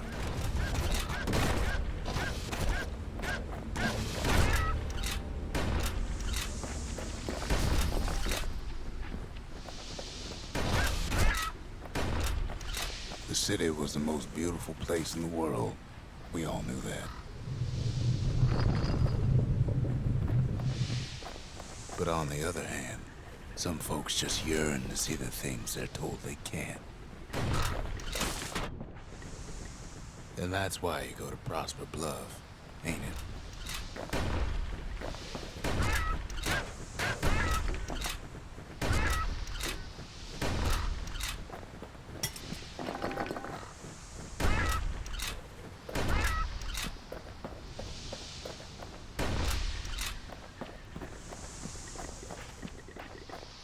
The other kid hears something he ain't heard in a long while.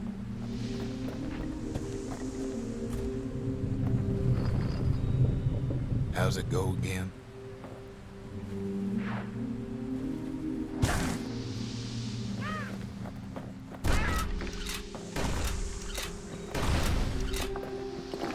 Yeah, that's the one.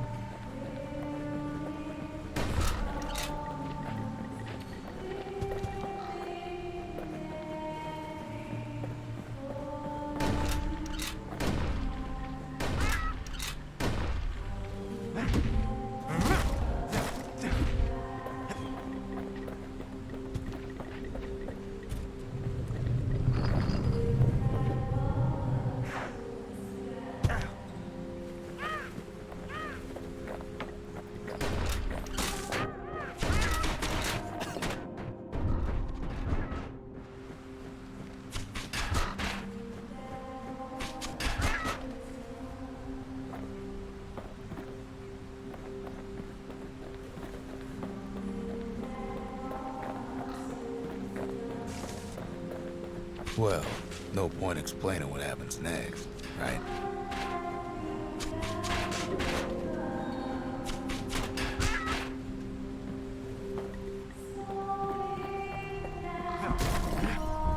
Suffice it to say, kid ain't coming home empty-handed.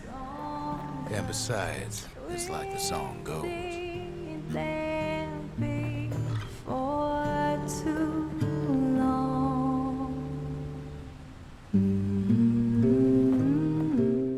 They'll be here before too long.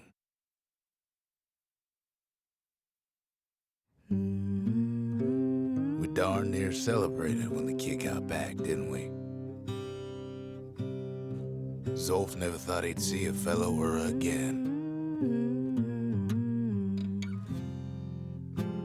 We become fast friends. Calamity has that effect on people.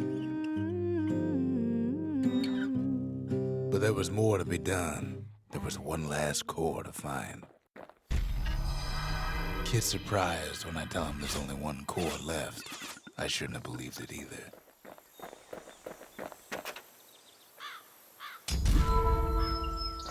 The memorial. Here, kid can pay respect to the old world and earn it in kind.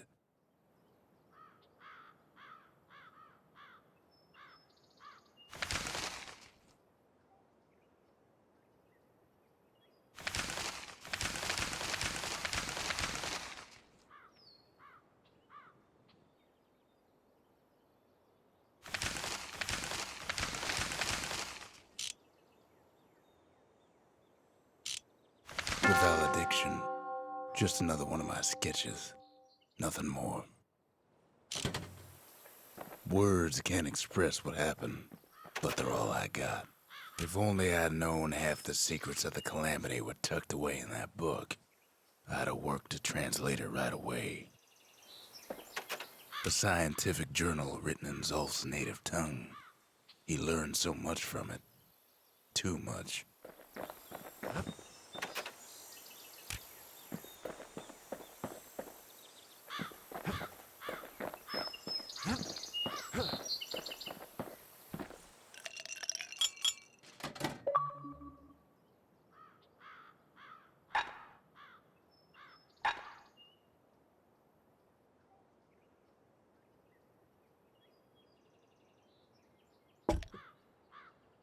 Hearty punch is so zesty, it'll let you carry on through the worst of times. We tracked the final core beyond the city to the wilds.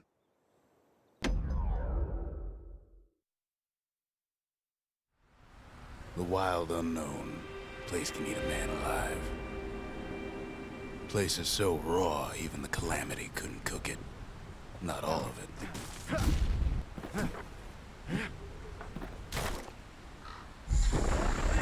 Know what's better than having a slinger pistol in a fight? Having two.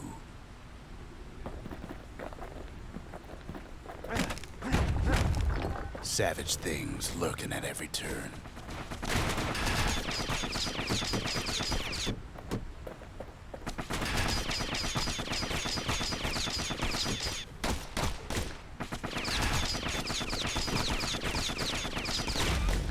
Pincushions ain't the worst of it either.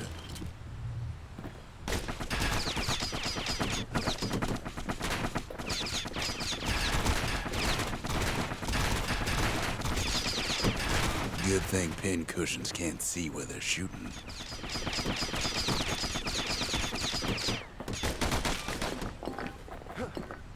Pecker's got the core, like they're building a bastion of their own.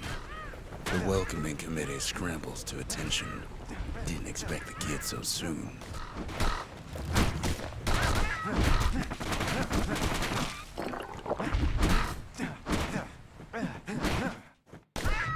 They shouldn't have let their guard down.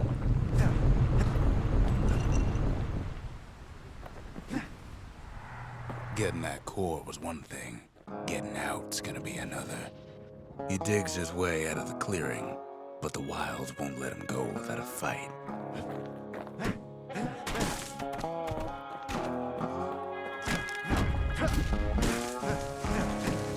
Wallflowers survived the Calamity. It toughened him up, Same goes for the kid.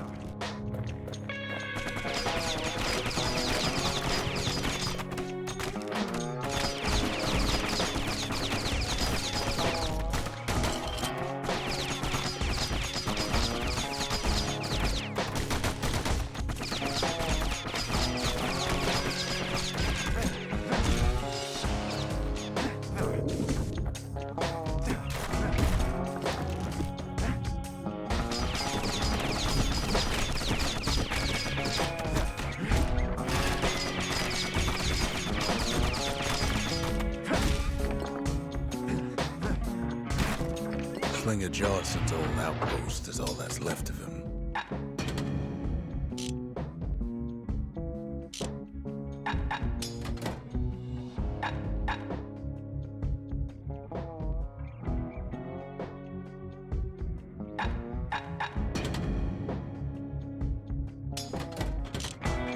Kid sticks to his old standbys.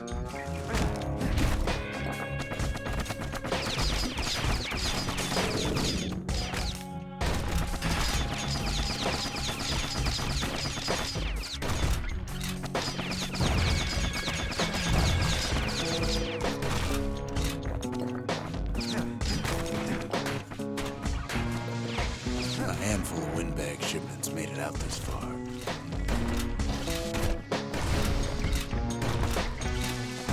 Kid's seen the last of them.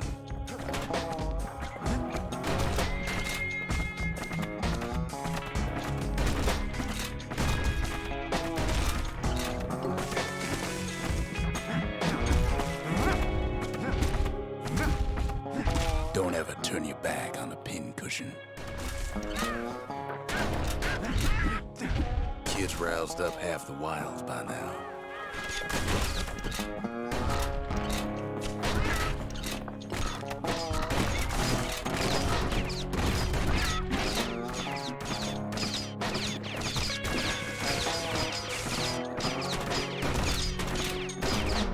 Then Kid gets the feeling he's being watched. Not by me, by a lunkhead. And lunkheads ain't fond of two-legged animals.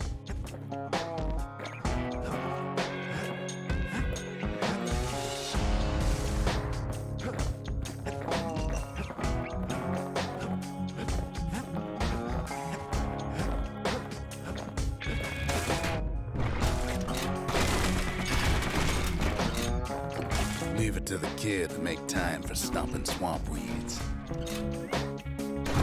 Wild green vine apples about the only good thing out here.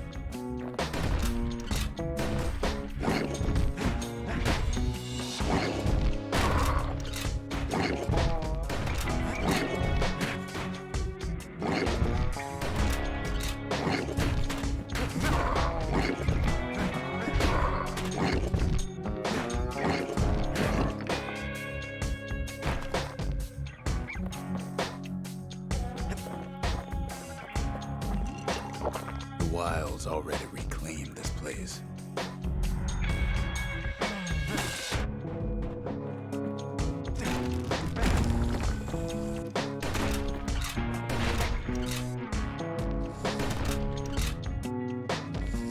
He's anxious to get back. After all, he's got the final core. His journey's over, right?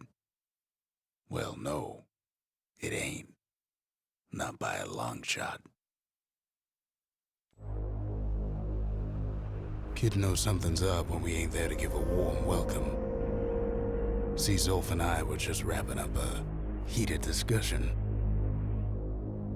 Zolf can barely muster the words. The calamity failed, he says, but I will not. And with that, Zolf leaves us here, alone.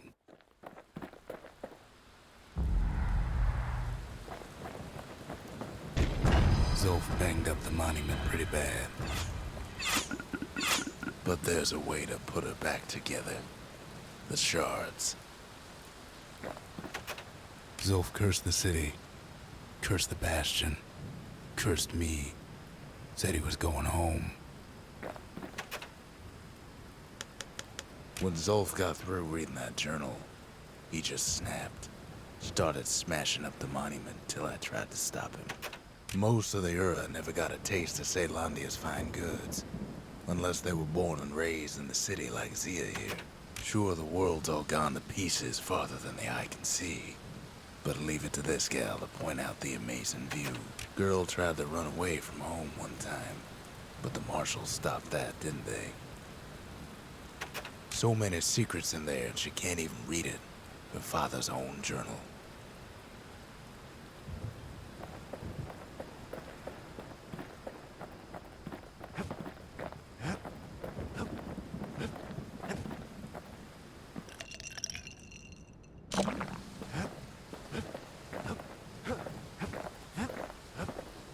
The city brought the shards to the wilds. Now the kid's gonna bring them back.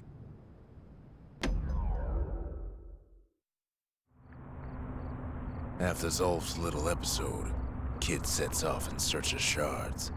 First stop, Jawson Bog. You'll get lost in that bog, I told the kid, and I won't be able to guide you back. Well, I let him go. What else could I do? What could any of us do? Zolf put us in a real bind. Hurt the Bastion bad.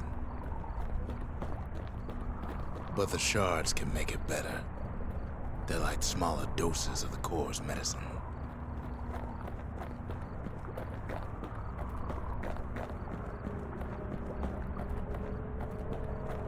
Shame the only place to fill that prescription is out here in the wilds. This place is intoxicating.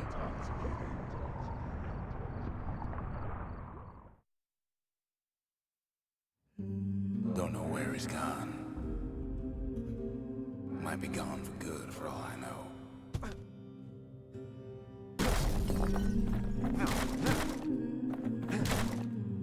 Wherever he is, somewhere I've never been. Somewhere I never want to go.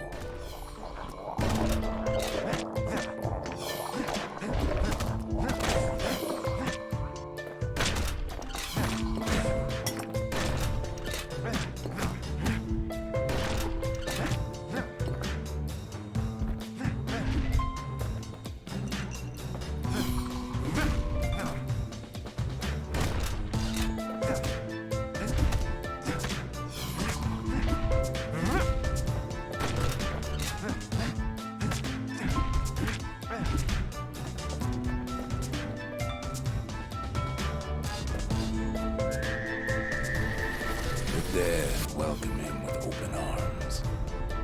Kid pops him good.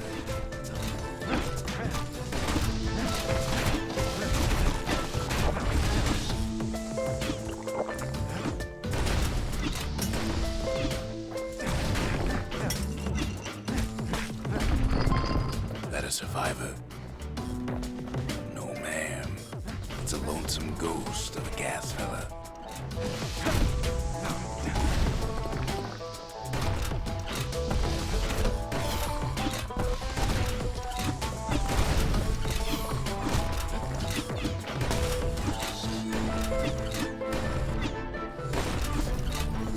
Say to a kid who's seen too much. I'm Zolf of the Ura. Pleased to make your acquaintance. Now the kid sees something stranger still. Did anybody else survive? Sure enough, he finds beggars, lunkheads, wallflowers, pincushions, pineapples, swamp weeds, ankle gators.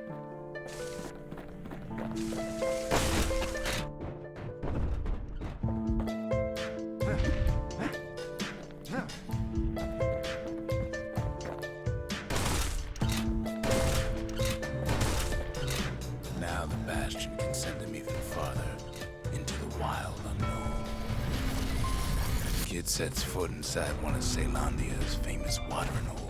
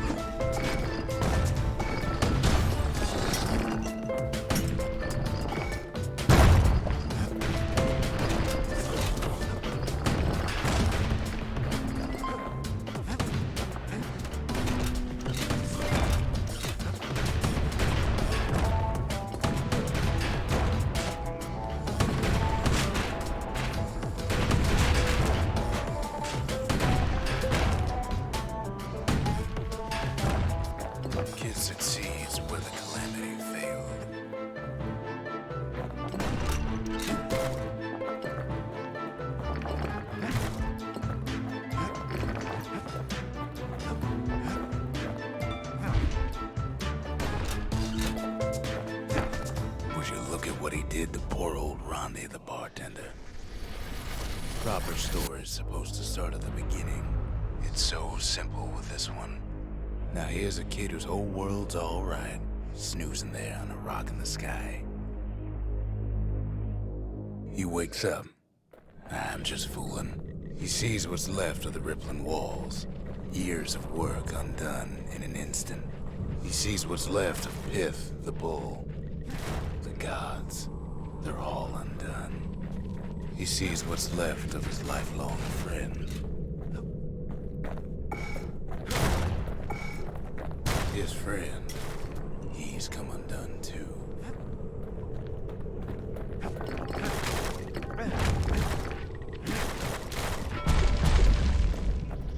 He sees what's left undone.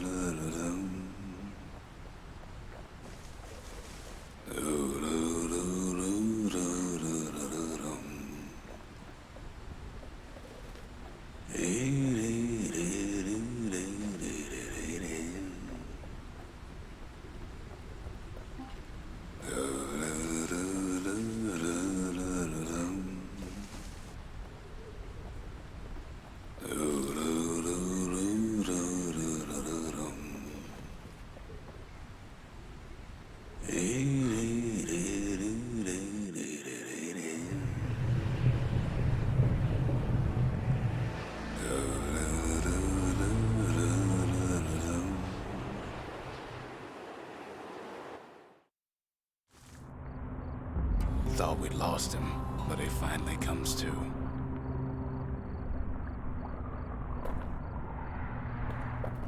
The shard ain't lost either.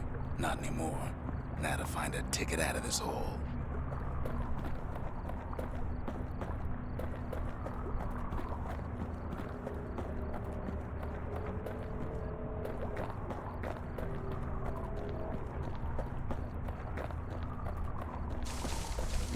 Stay out in the wilds long enough, it messes with your head.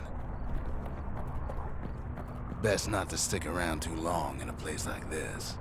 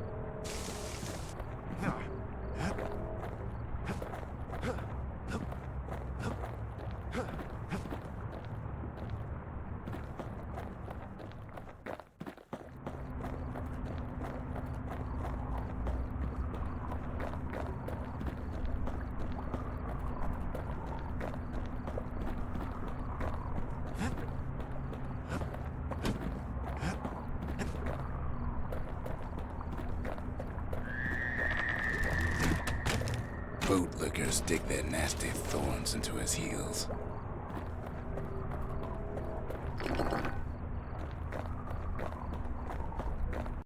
Ever heard of a lung blossom? It's bigger than the stories say.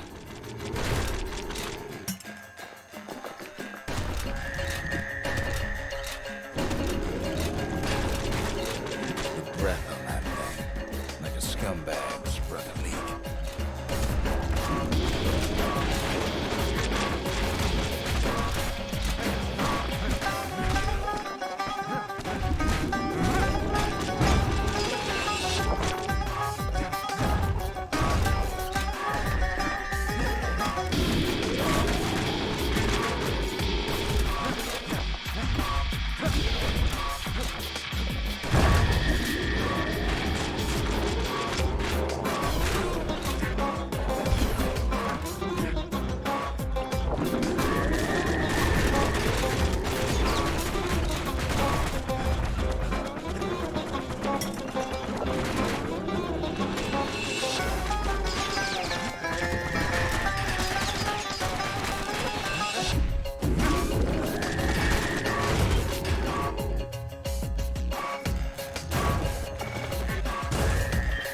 say one whiff of lung blossoms will make you lose your mind.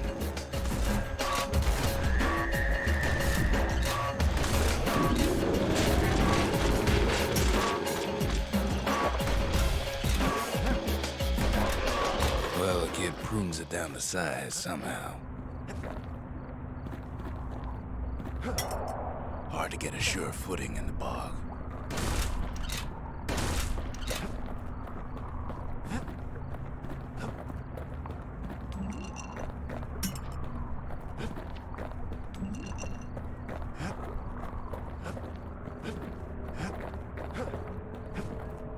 Mother only knows what happened in the bog. Kid never much cared to speak of it.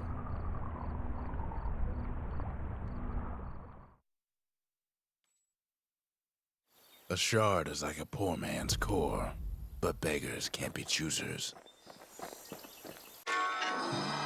That's it. A few more shards like that, and we'll be back in business. A single shard can breathe new life into this place.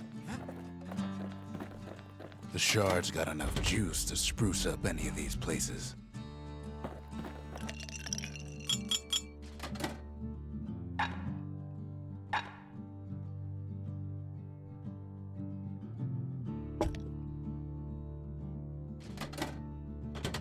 If you're feeling low, count on the buttery flavor of our own Bastion bourbon.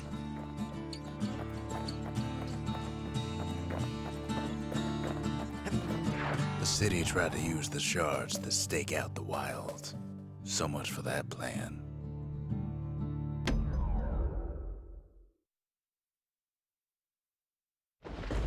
Ankle gators used to roam the wilds, and they nested at Rothes Lagoon.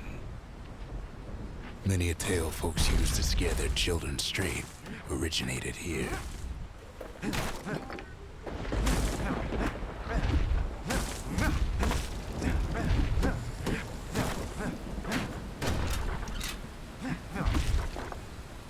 All kinds of beasts we don't know up from down, still lurking about.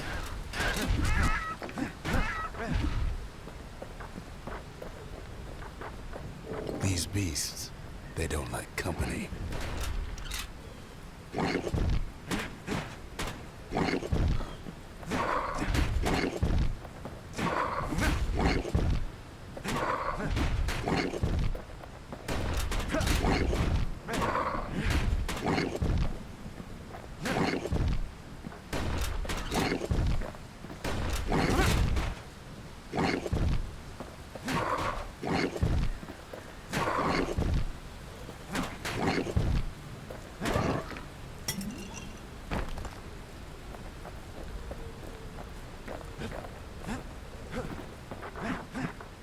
Only the city's brushers knew their way around the lagoon.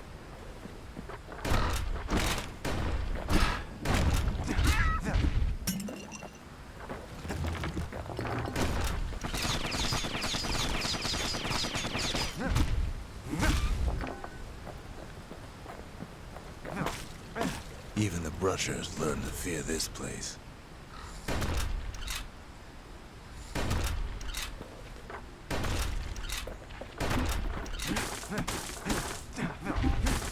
They used to think that ankle gators were extinct. Well, they ain't. One of them's been living in the tall grass. They called her Queen Anne.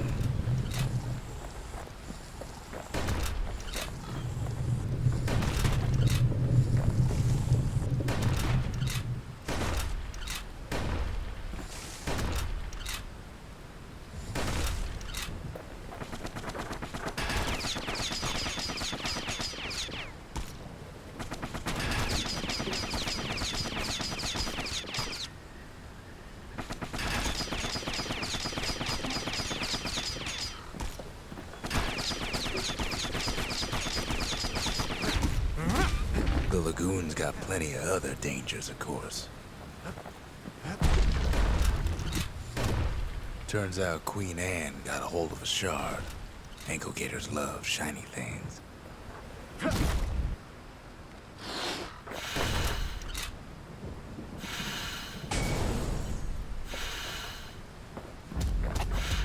Can't fight Queen Anne without the proper tools.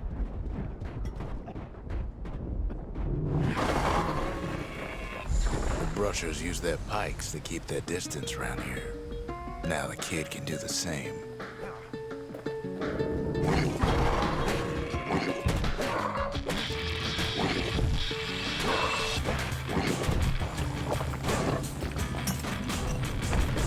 Sharp sticks make Queen Anne nervous, so she backs off a bit.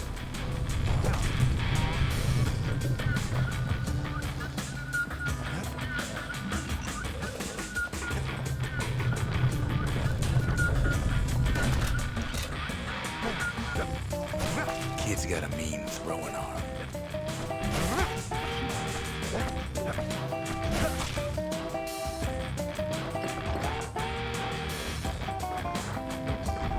Those pin cushions been living off the ankle gator scraps.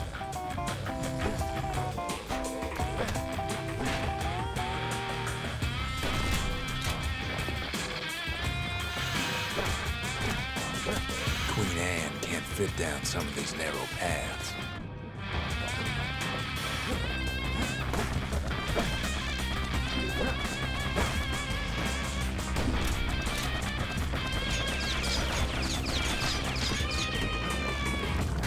Queenie leads the kid into some kind of twisted trap.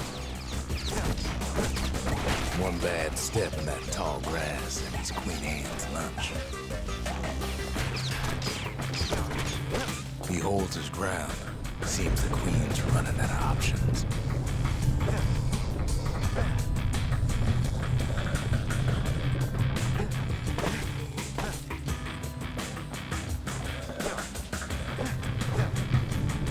The closer you get to an ankle gator's lair, the thicker the tall grass grows. Kid's gotta make a run for it. That old gator's right on his tail.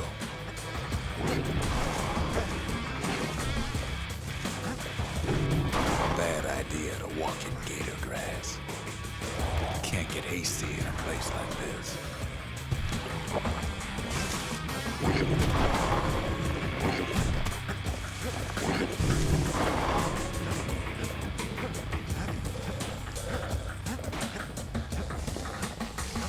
Still no sign of the shard.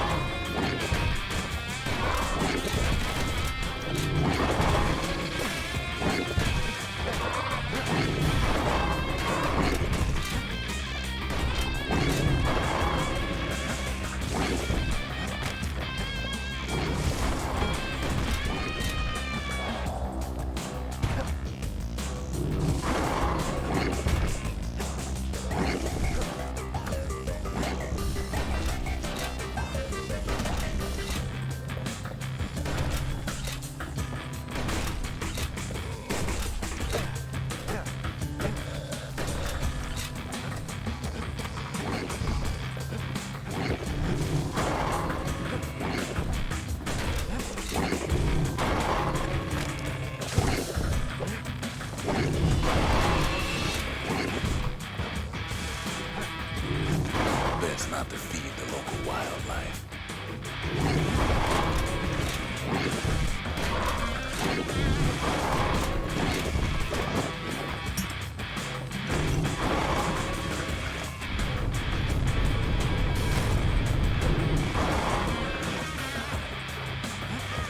Queenie must have scared a bunch of peckers out of hiding.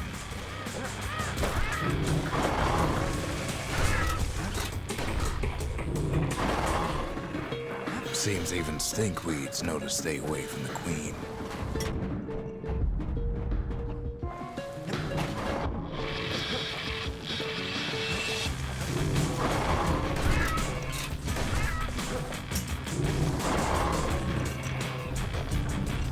Ankle gators don't much care for their young. That's why there ain't many around. Wanna know how to find an ankle gator lair? You use a kid as bait.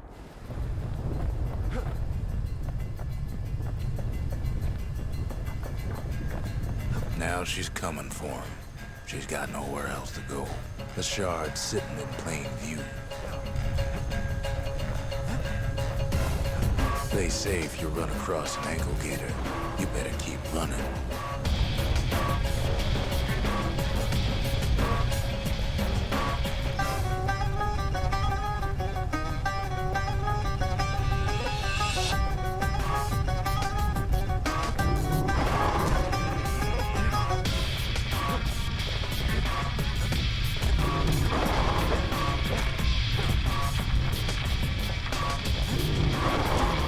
Starting to get annoying.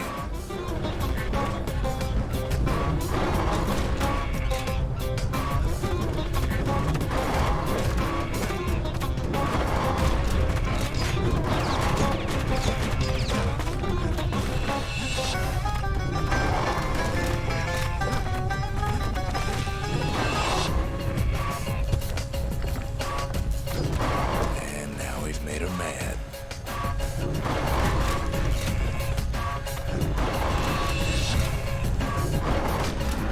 Rest in peace, Queen Anne.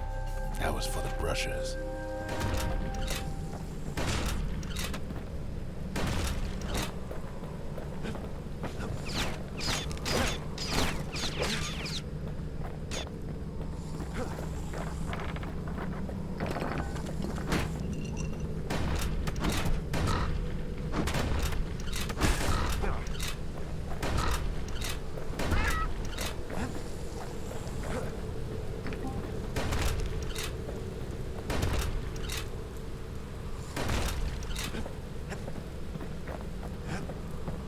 Kid's done what needed to be done. Queen Anne's reign is over. We even got a crown jewel. All that trouble for a single shard. But you know what? It was worth it.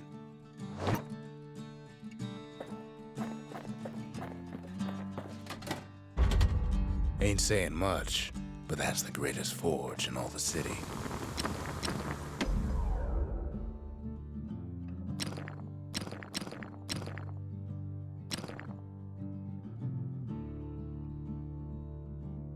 Takes a lot of moving pieces to make a dependable sidearm.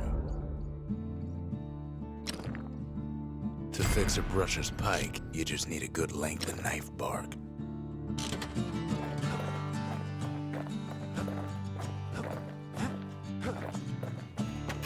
That gator's a crazy gal, but so's the gal who promised to look after her.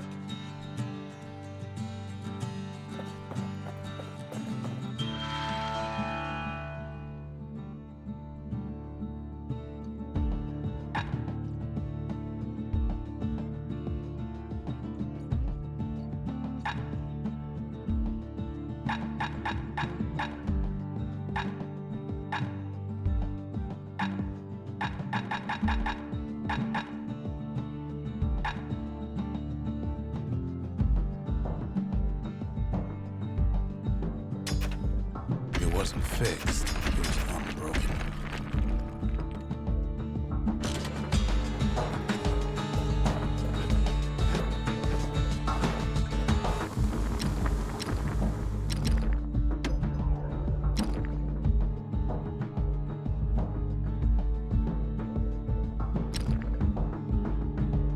That ought to make those fangs sink in nice and deep.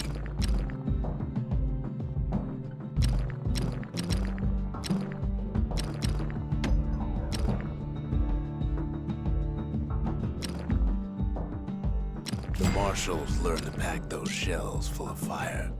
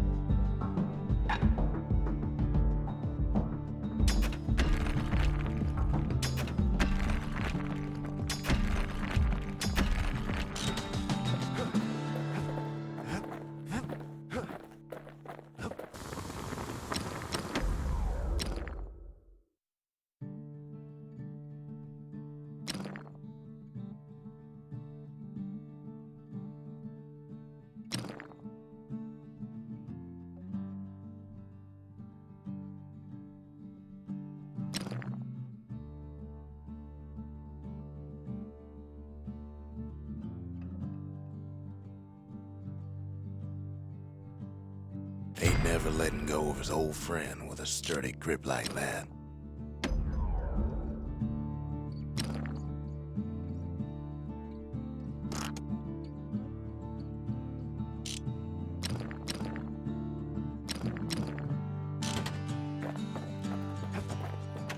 They said Queen Anne was just a folktale. Now there's living proof she ain't.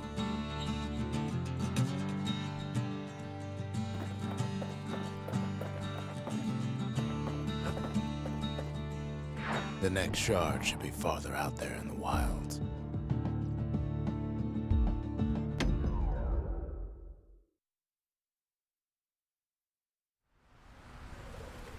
Know how Caelondia became the richest city in the world? 2 words. Point Lemaine.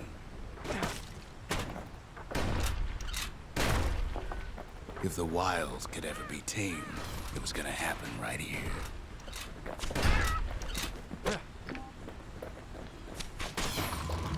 But now, the greatest outpost past the city line is nothing but a freak show. The army's triggers once had the place on lockdown.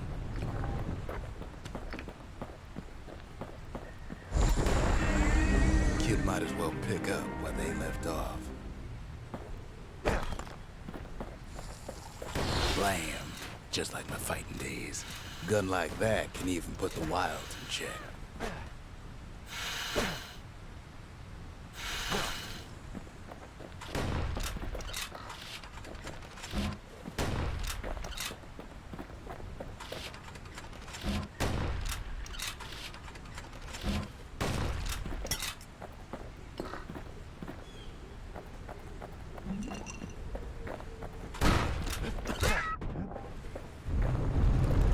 Point Lemaine seen better days for sure, but it ain't done.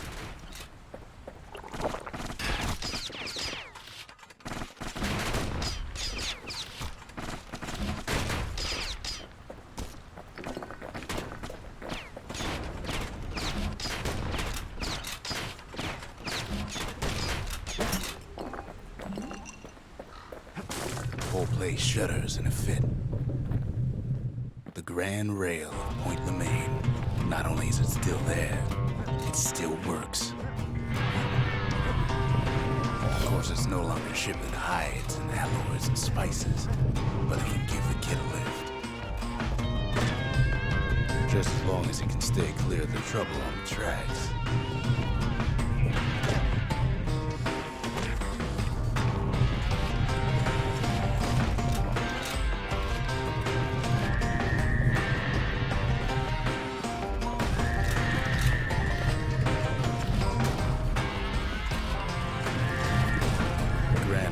All grown over with things of calamity chewed up and spat out. Things eager to take back their turf.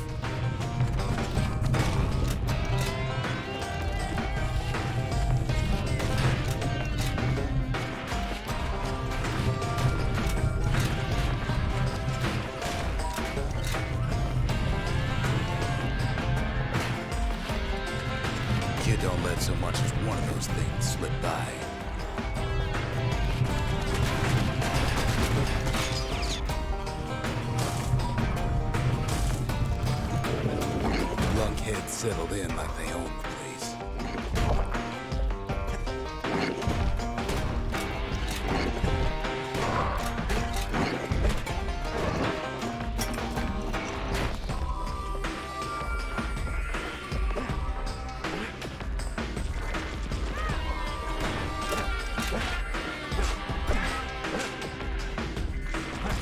Takes fancy footwork on the rail, but with wallflowers, coughing fungus everywhere. Only one way to cure a cough like that.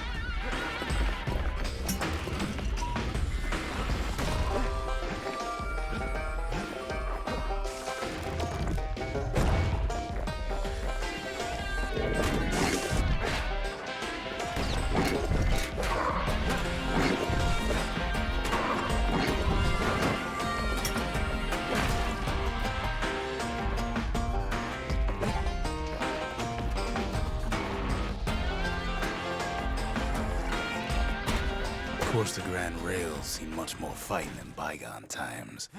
Near on 50 years ago, first shots fired in the Ura-Celandian War.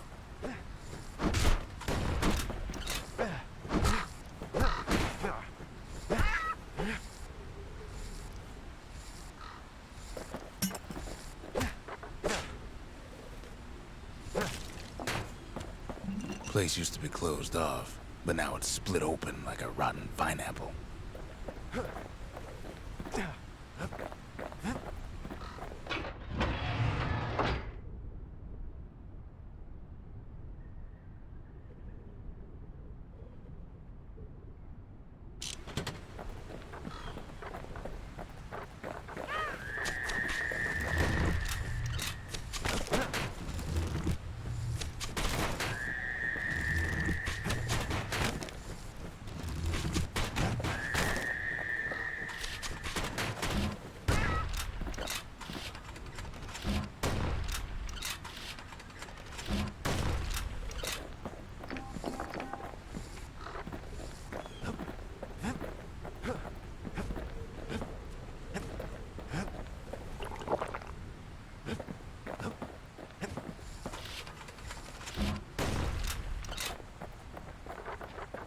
It was right here that Zolf's Ura forefathers decided to mix it up.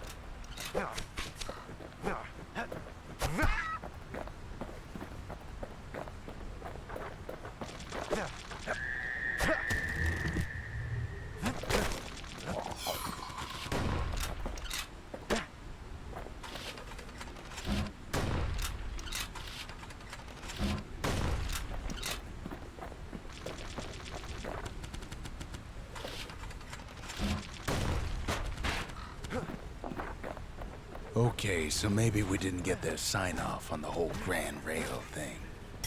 That was bad.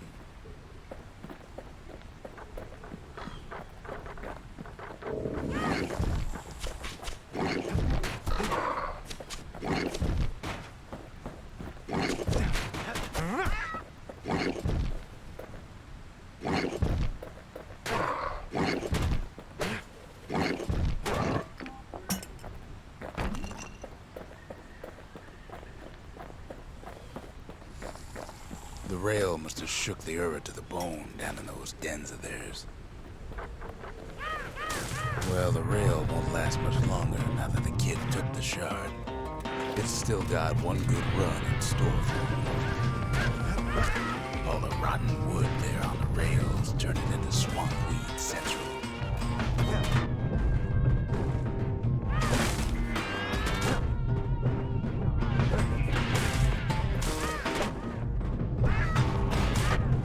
Ever tried dancing side to side while holding your breath? While shooting a genuine registered army carbine? While choking on swamp weed? While peckers trying to prick you in the eye? Well, let me tell you, it ain't fun.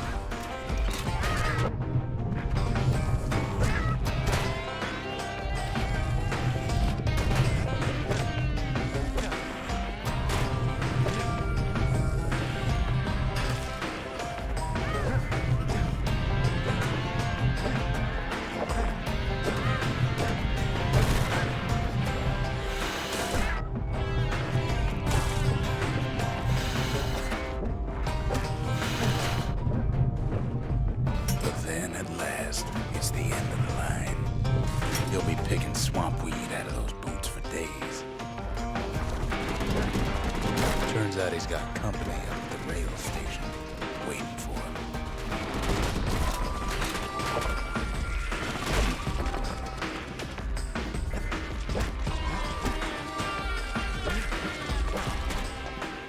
Just another wallflower, pincushion, mind you.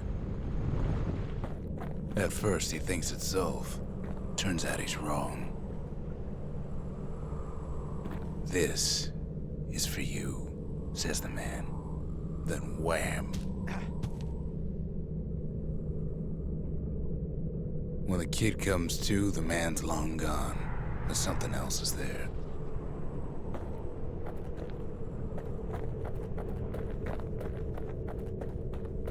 Well, what's a kid to do? He took the shard, he took the hit, and he took that note. That note cuts straight to the heart of things, don't it? It ain't too late to unlock the potential of this place.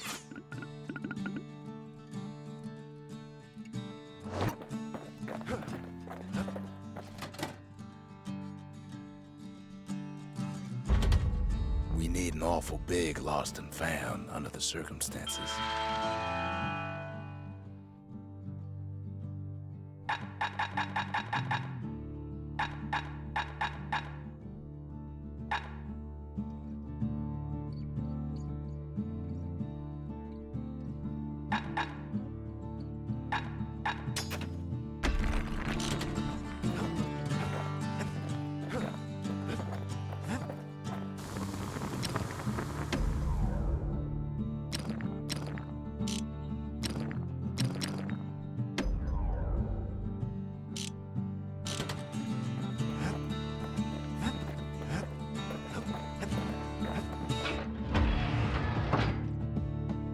Sometimes a brusher's pipe just ain't enough.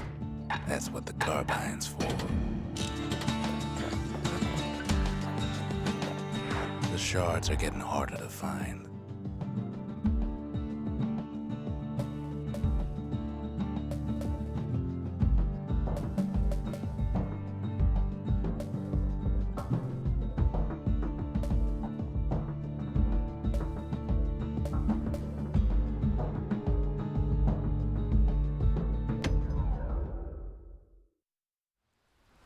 Ever felt a Zolwood gourd? Like picking up broken glass barehanded. At Zolwood Grove, marshals learn to make every shot count. The trick was to pop all those nasty gourds without wasting ammo. Most marshals didn't get far on their first few tries.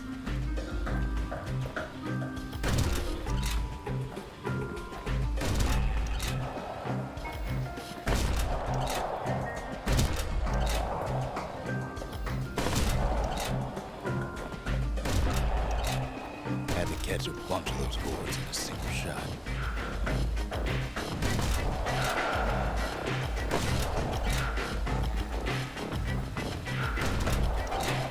The funny thing about muskets is they work best up close.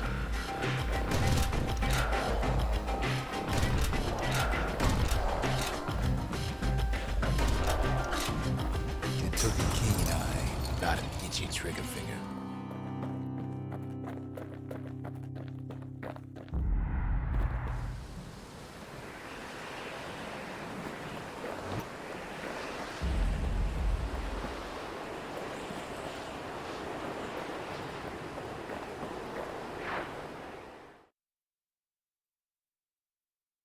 Marshals did more than just stand around shooting, of course.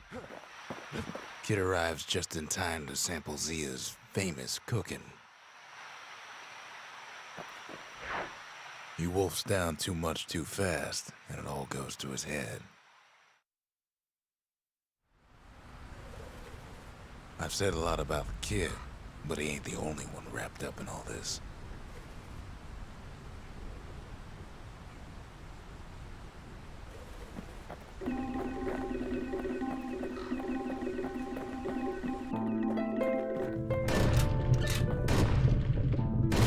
What's he thinking?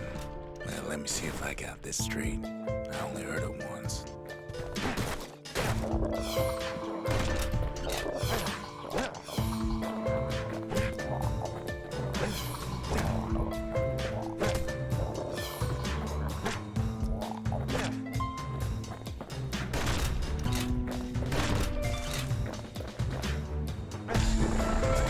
Once there was a normal Ura girl, but she wasn't born in the tassel terminals like the rest of her people. She was from Zealandia.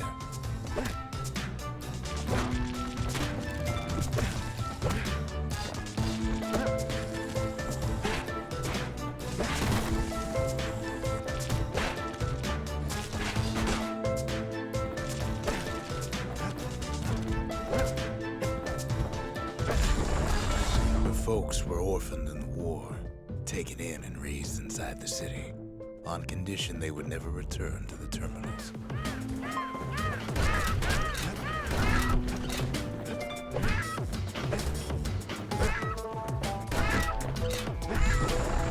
Ura refugees who came into the city had to stay for life.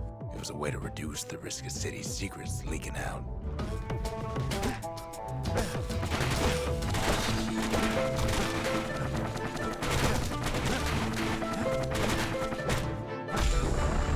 The mama passed away from birthing complications, leaving the girl trapped inside that city with no one but her father.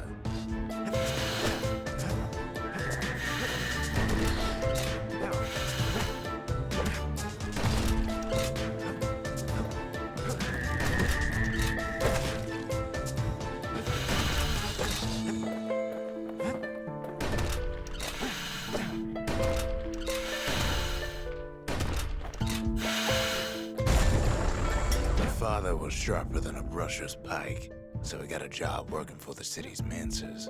His daughter barely saw him.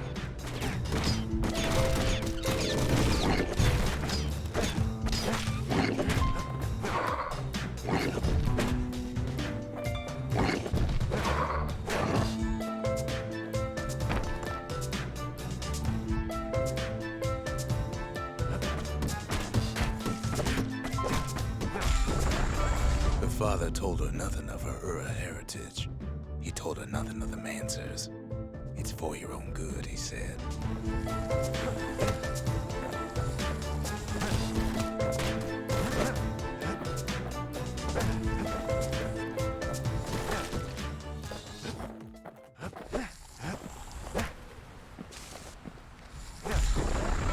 She took to studying the arts, learned more through music than history books.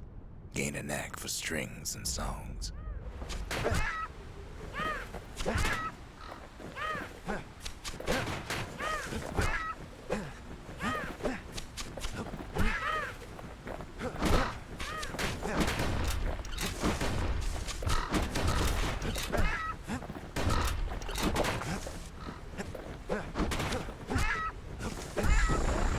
At first, she tried to be like other girls. But her classmates spread word that her father was an Ura trader, selling out the city.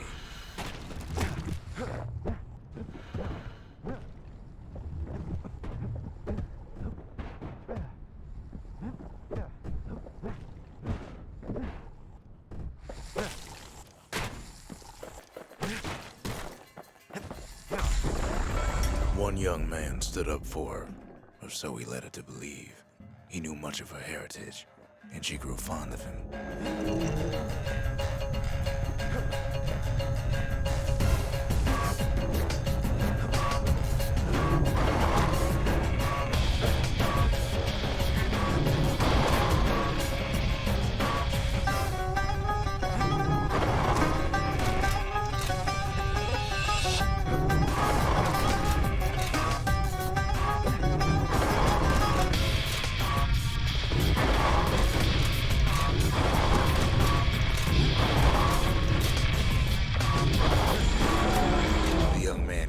To take him to a family den to meet her father.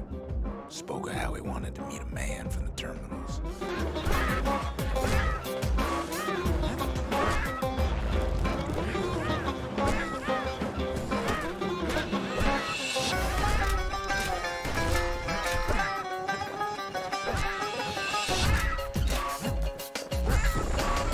When the young man greeted her father in the Ura's native language, her father flew into a fit of rage and threw them out.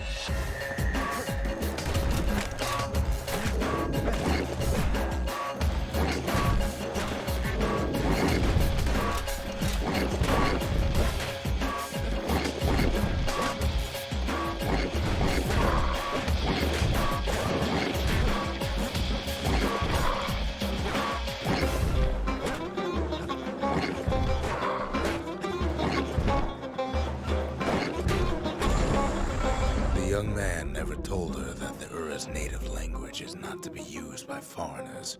To do so is a terrible insult.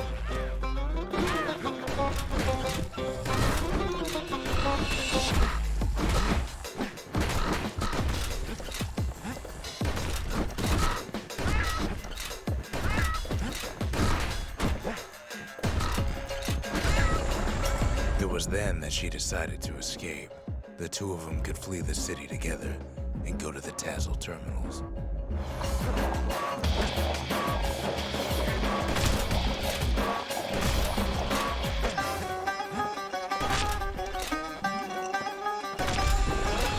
They would hide inside a garbage bin until it got ingested by a scumbag, then let him slosh on out of the city for disposal.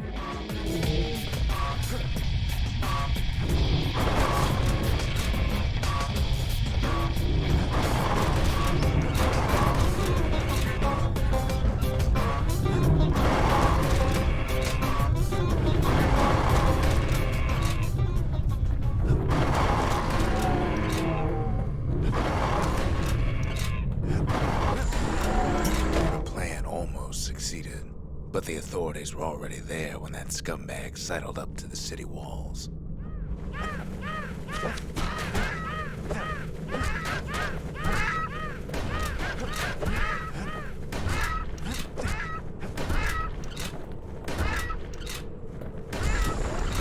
The young man had sent the authorities a tip, told him her father was using her to sell secrets to the Tassel terminals.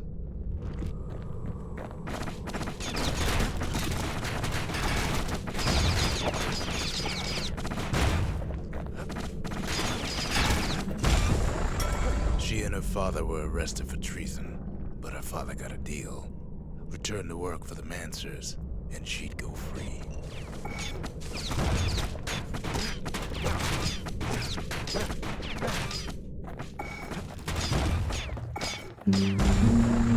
Before they parted ways for the last time, her father whispered a desperate plea. Hurry home to the den and lock yourself in.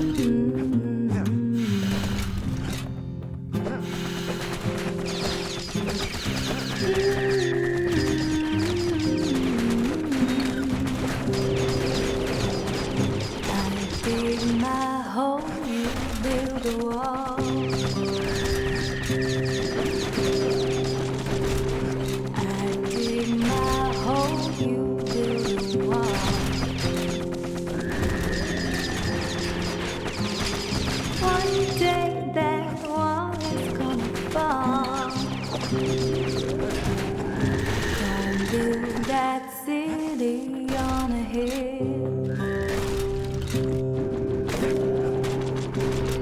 Gonna build that city on a hill.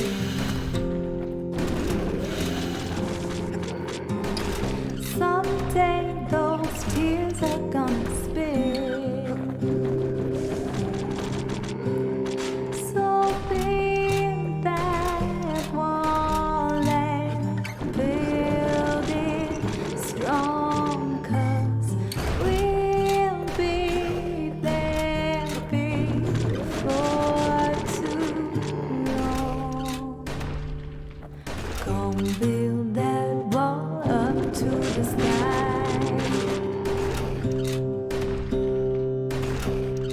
Gonna build that wall up to the sky.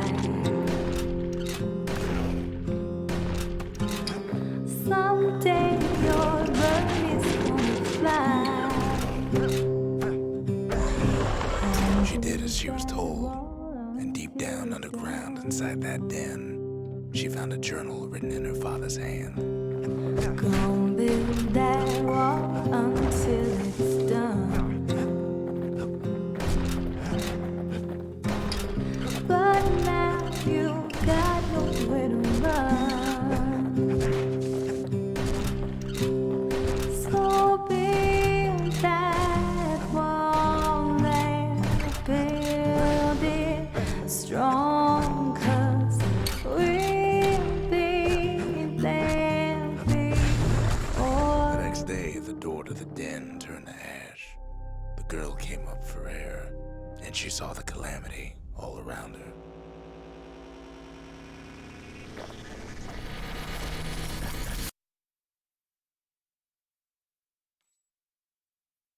When the kid wakes up, his world's still in pieces, just the way he left it.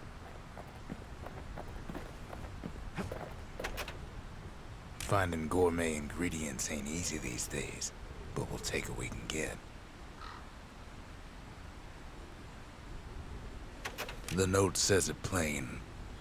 Zia, go east to learn the truth about the calamity and our people. I'll be waiting. Sincerely, Zulf. Zulf's messenger was one of his people.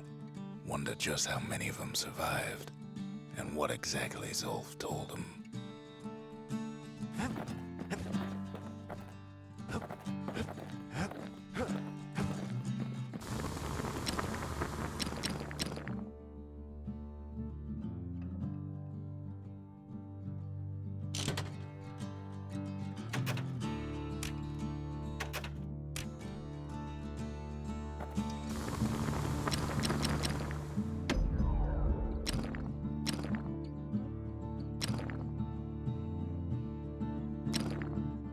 That's the way to make every shot count.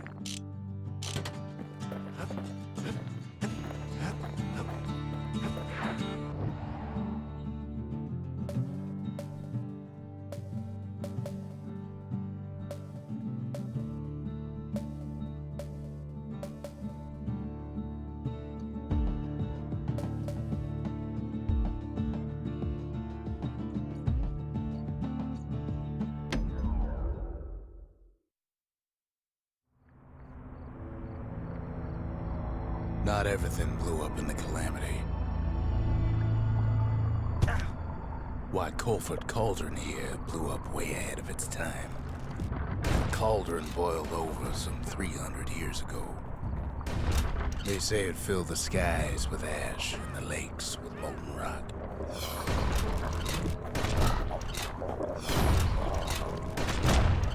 If you wanted to survive something like that, you had to learn to adapt.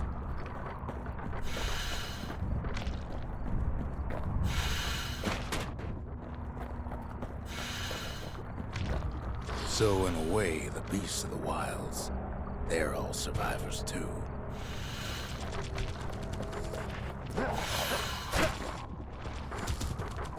It takes a certain stubborn pride to keep on living in a place like this. As for us, we learned an awful lot from Colford Cauldron. That learning led to some interesting inventions. The raw power of the world fell right into our hands.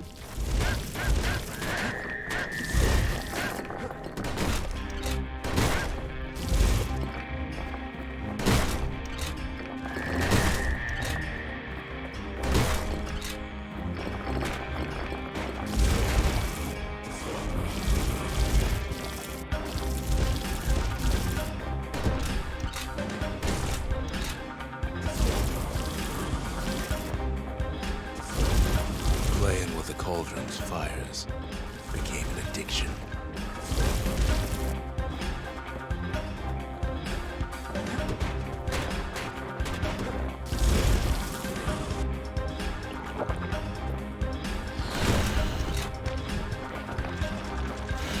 Can't fault our people for their natural curiosity, can you?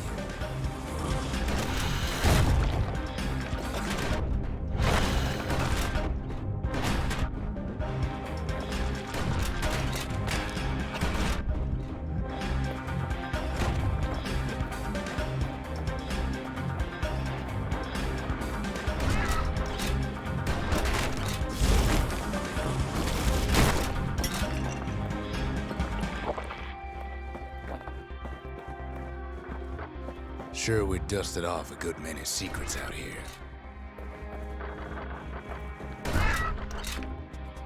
But we discovered other things we're better off not knowing.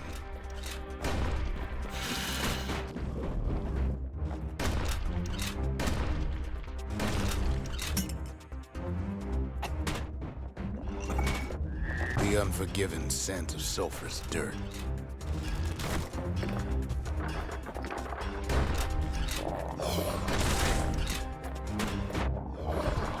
The taste of air so hot it sticks to your lungs.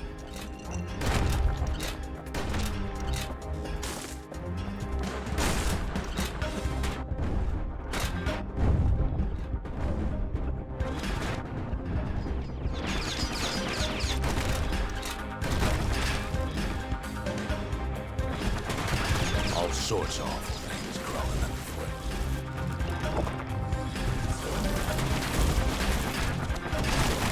You can cook those things, but you can't eat them.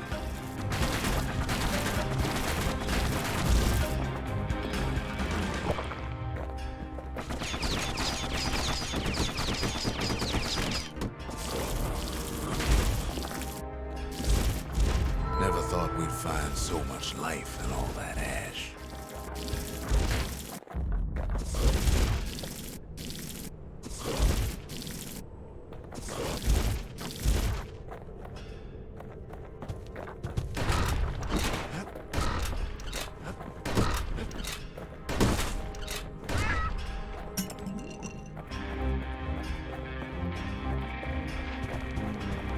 We kept on sifting through the cauldron's secrets anyway. The more ash we swept aside, the more life we found.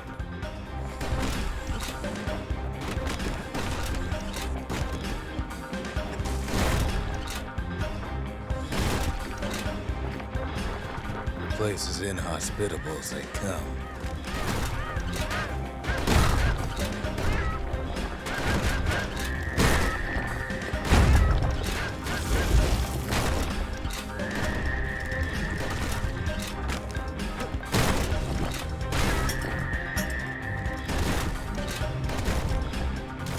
But still we pressed on.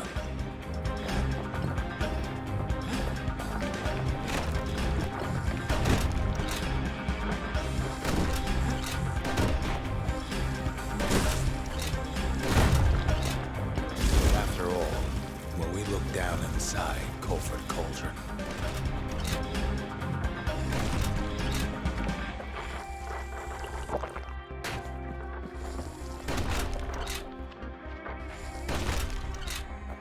looked down through all the smoke and flames,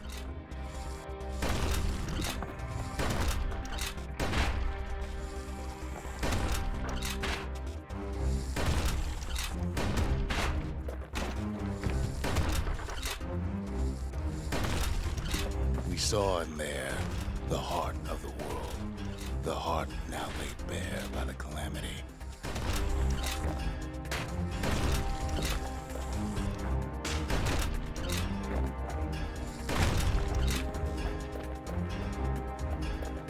We had to have it. As for the kid, he just has to get that shard out of there. Too bad taking that thing woke up every last stink eye from here to Johnson Bog.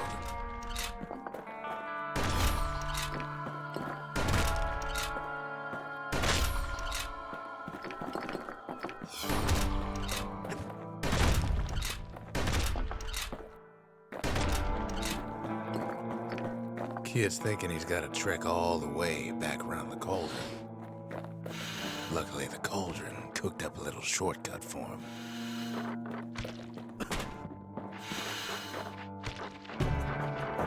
Sure, it ain't the most convenient path.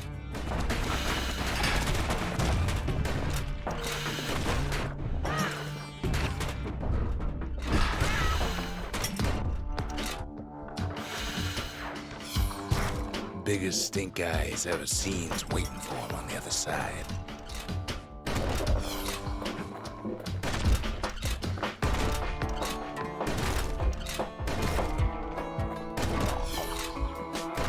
Well, it ain't polite to stare.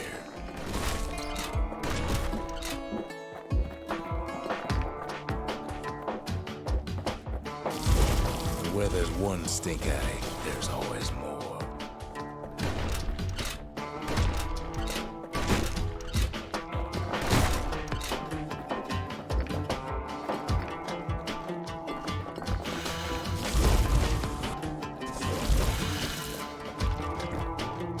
cauldron's tenants all gather up to bid the kid a fond farewell.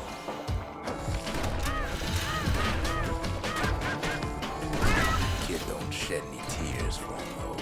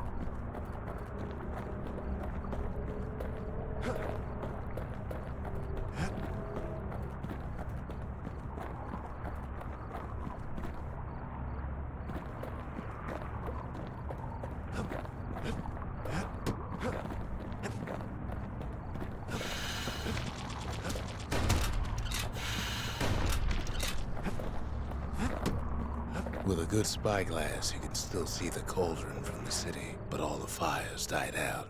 There's nothing left of it.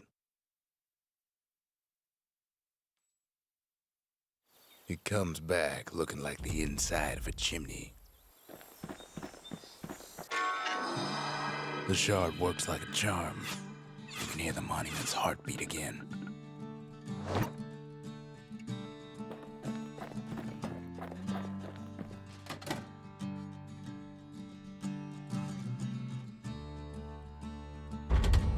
Seems the gods recommended this place to all their friends. Think the gods are gonna help.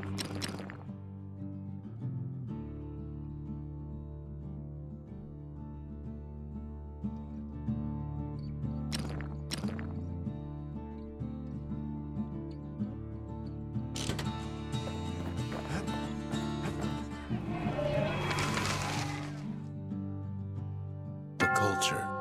A still life of old unwanted keepsakes.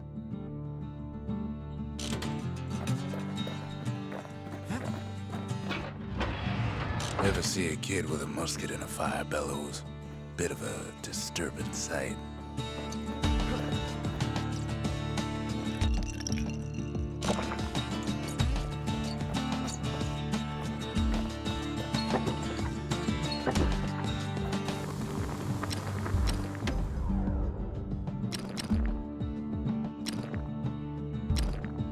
A sail hammer's only as strong as its spine. And that's a strong spine.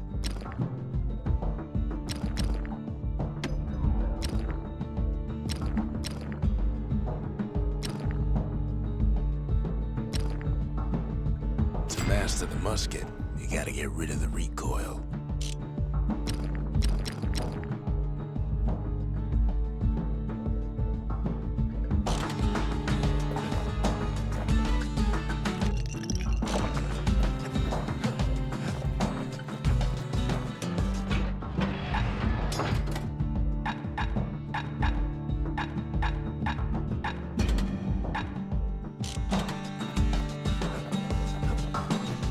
Spotted a pecker carrying a shard to Mount Zan.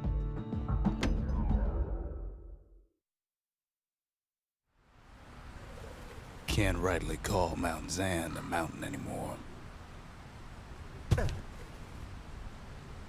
There's no more mountains now. There's no place left for the beasts of the wild to go.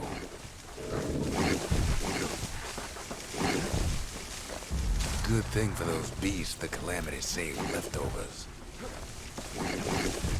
We only found their little lair because they found themselves a little shard.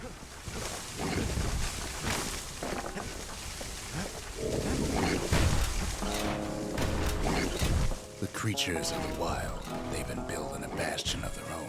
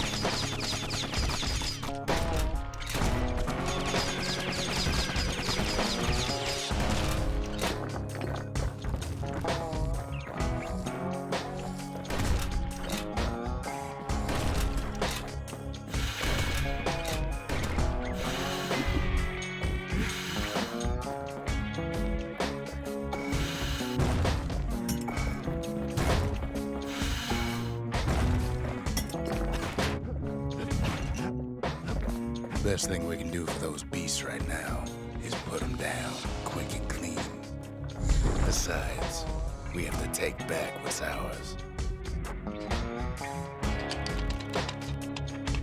Even if the beasts of the wilds won't like it.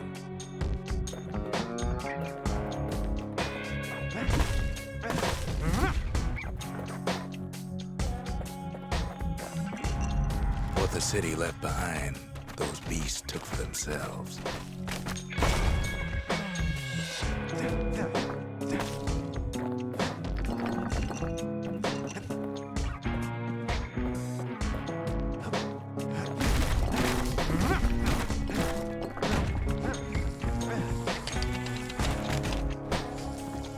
It takes a lot of convincing, and our mortars have to do the talking.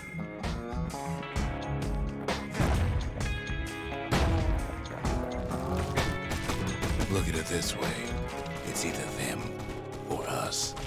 But if we win, they win too. Our bastion is everybody's gain, not just ours.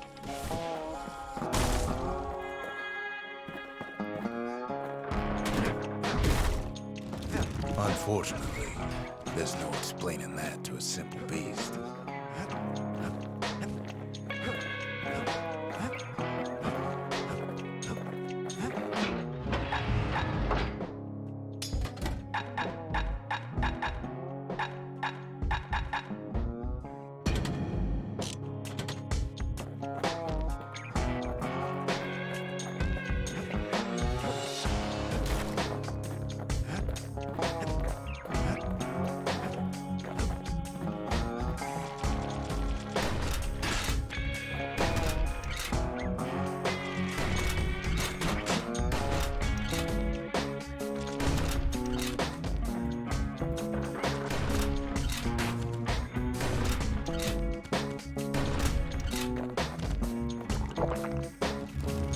Those beasts been hard at work fixing up the place.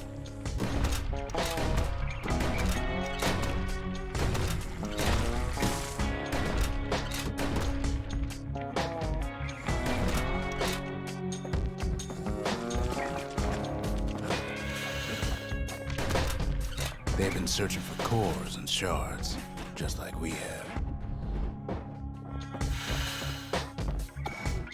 They've rounded up their survivors, just like we have.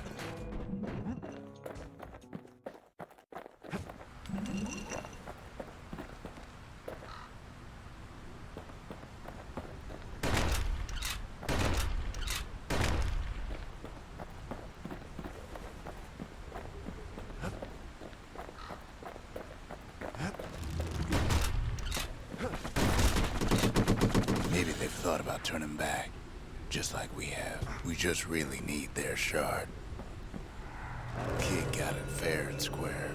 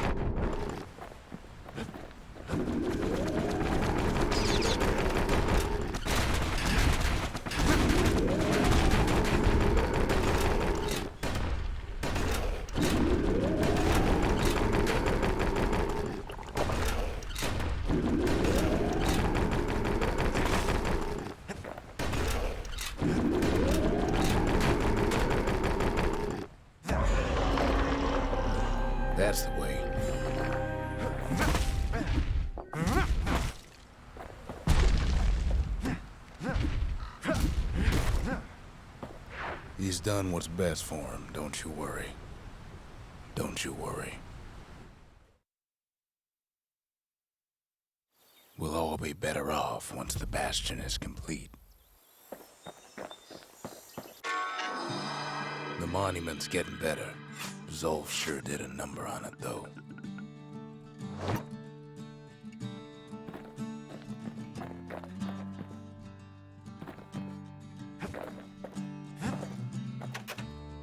Suppose it's true a little song can put things in perspective.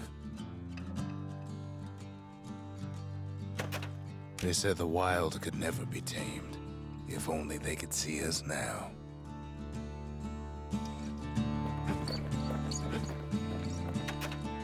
Fixed that thing right up, didn't we? Made these goings-on a little livelier. We're all a little short on friends these days, so that's a welcome sight.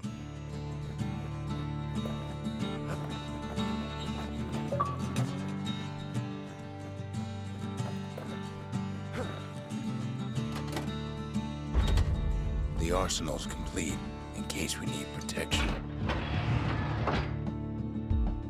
Kid's ready to get real personal with hammer and musket in hand. Just a couple shards left. The quarry's gotta have one, right?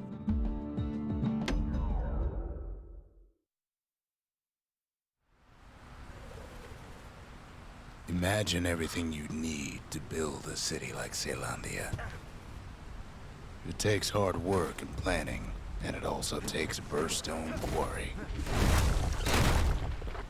The Ura tunnels beneath the quarry must have softened the blow from the calamity.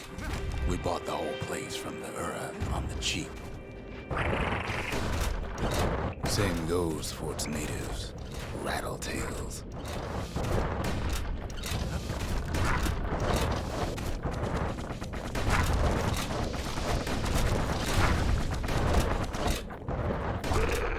Rattletails ain't the worst of it either, but more about that in a little bit.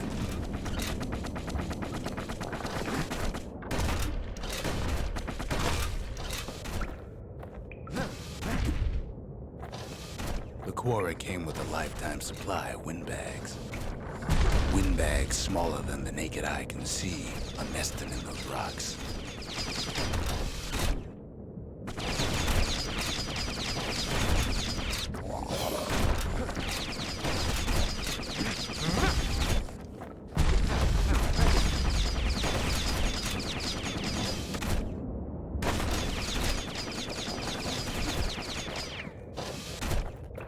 Not only are these rocks a source of life, we found that the oldest ones remember things.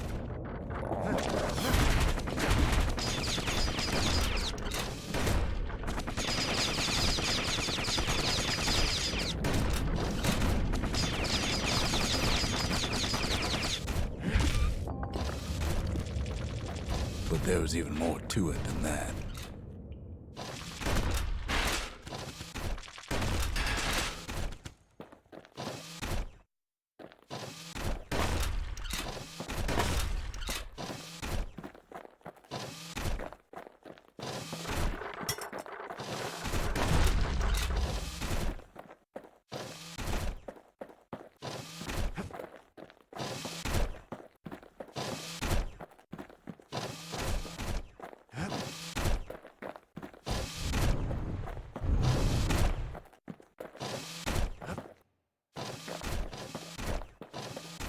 They're recording everything, all the time, taking it all in. No wonder all those beasts were drawn to the quarry.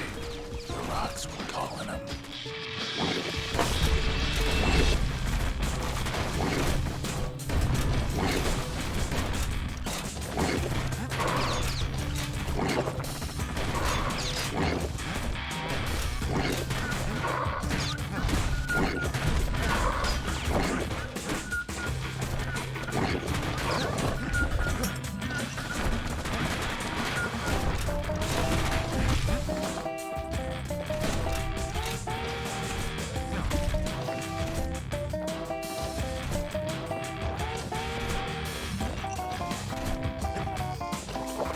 Keeping the quarry free from pests turned out to be a problem. Rattletails kept tunneling in to snack on windbags. Without those windbags, the quarry might not have its special qualities.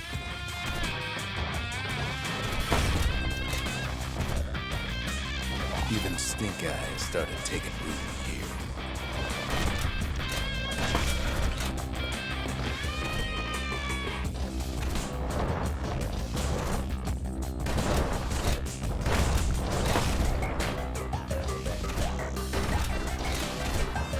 Now, why would the Ura sell off such a fascinating place?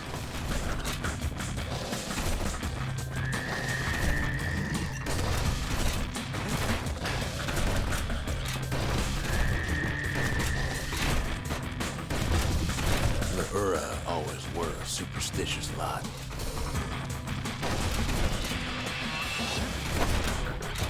Might be the gods told them the quarry's bad news.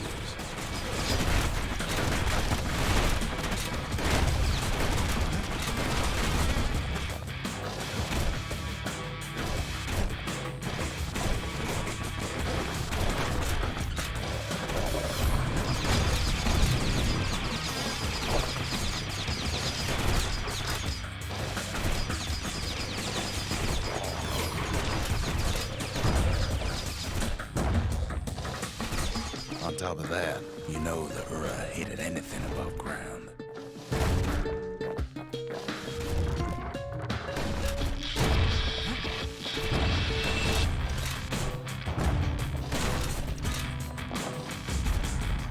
Might be the quarry just got too much sunshine for their liking.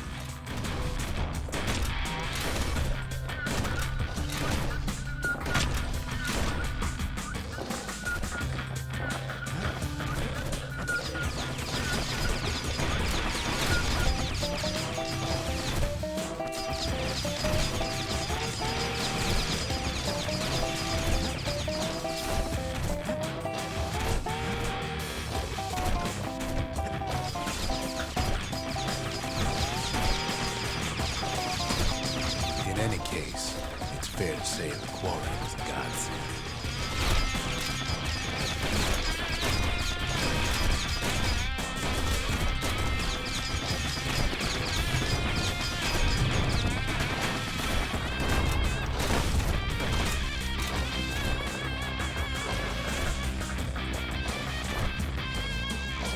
Those rocks, all polished to a mirror sheen.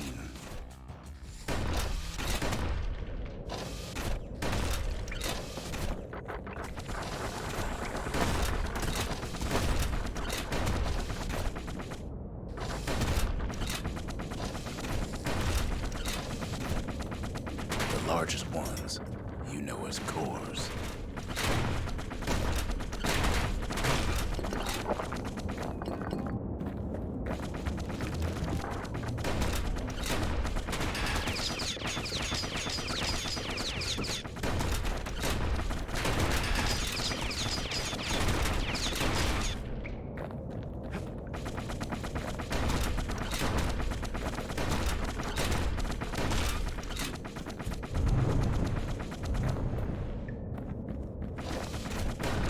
The smaller ones, we call them shards.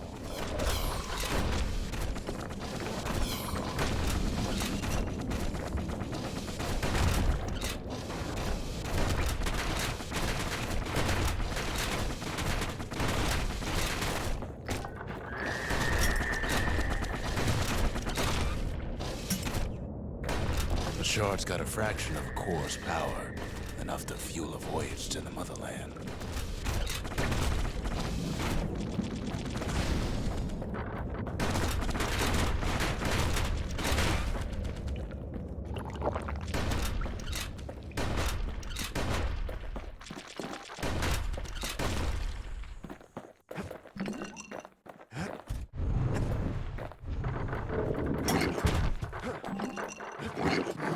Well, now the quarry's all dried up. These rocks are much too young to be of use. Remember how I said rattletails ain't the worst thing in the quarry? That honor goes to a beast we took to Colin, Sir Lunky. Massive things stomped many of our boys. We just couldn't get rid of him.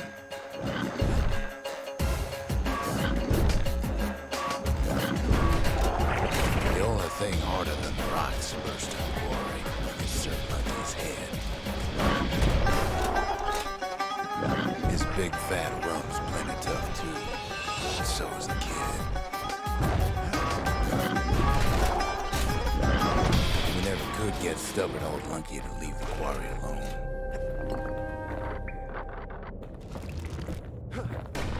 Then the kid hears a voice calling from down the hall. "Are you all right?" it says.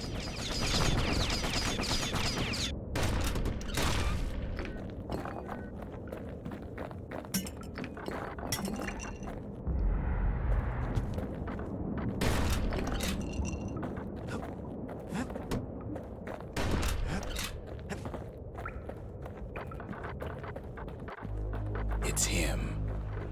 "I've come to warn you," he says. "The Bastion is under siege. Let it fall.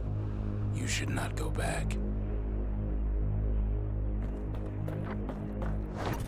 Kid hears him, but he ain't about to be deterred. "If that's the way it is," he says, "then I won't stop you. Because my countrymen will."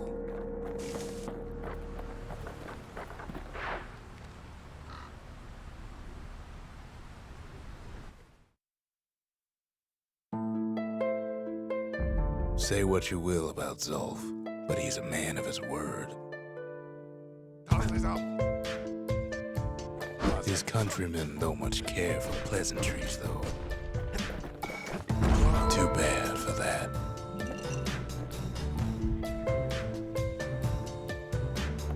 Zulf showed him the way here, and here they came to take revenge.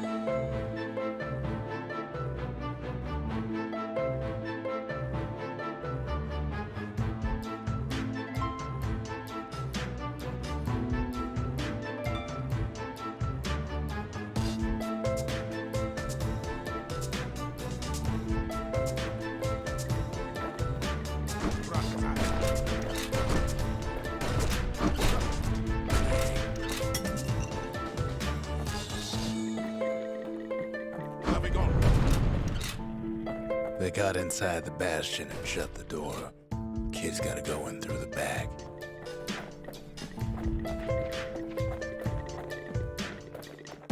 I should have told him sooner about all this.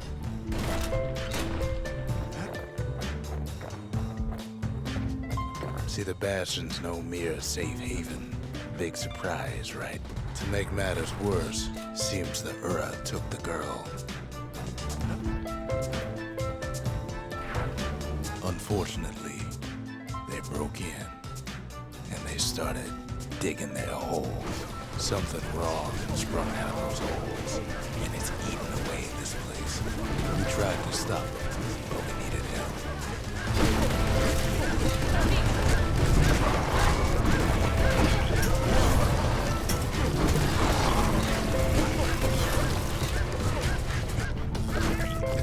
Our baby pecker, he don't make it.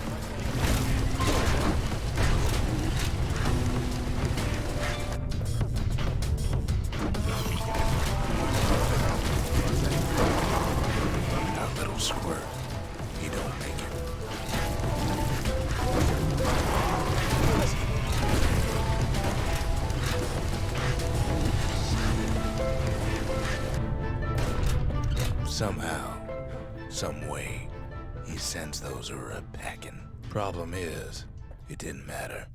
Zolf's plan worked. We find each other as the dust settles. Then I tell him why the Ura came. To get us back. For the Calamity. It was Caelondia's master plan to wipe the Ura out.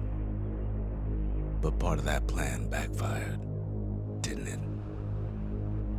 If only Zolf knew the whole story.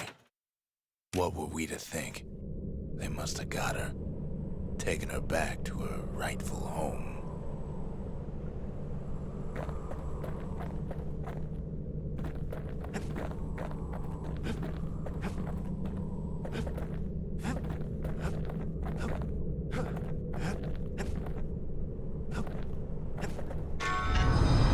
The shards can put this disease in remission, but there's only one cure. We need to finish what we started.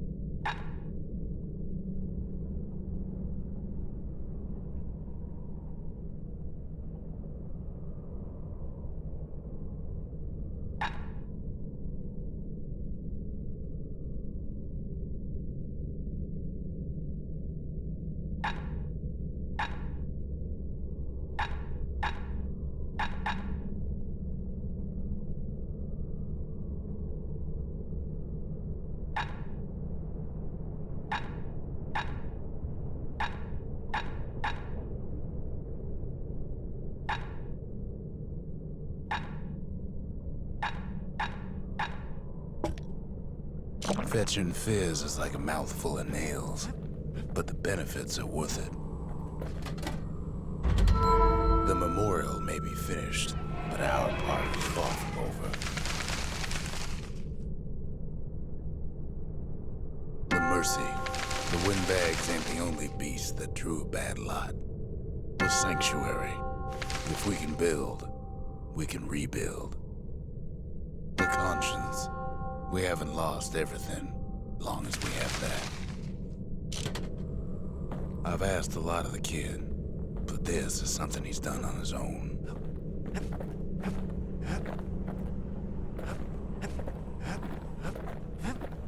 The Ura swooped down from the east. At least now we know the way.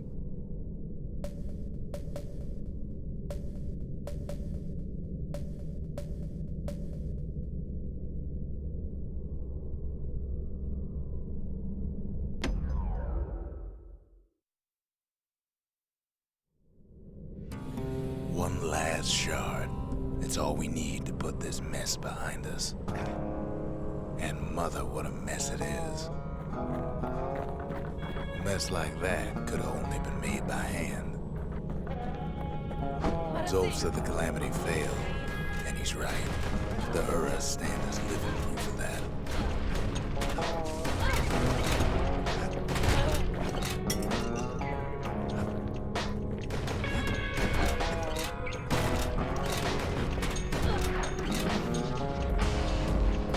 At the heart of the Calamity was a simple idea. We never wanted to go to war again. Wanted to rule it out.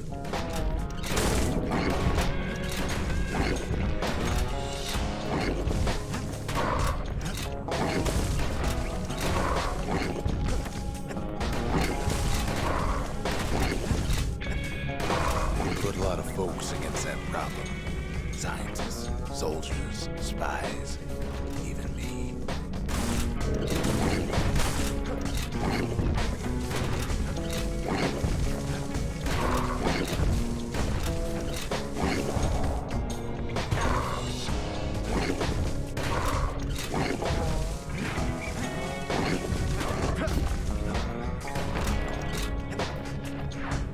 We sought solutions far beyond the city. We traveled near as far as the kids go right now.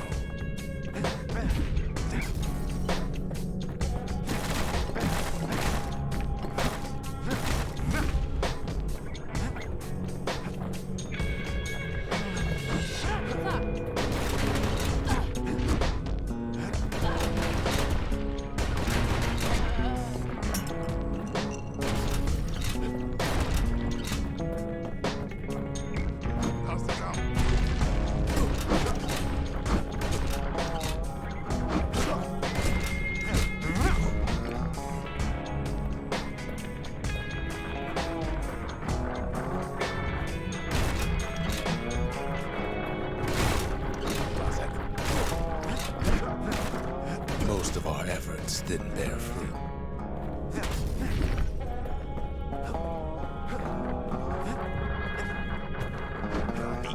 Then there was a breakthrough, but it didn't come from one of our people.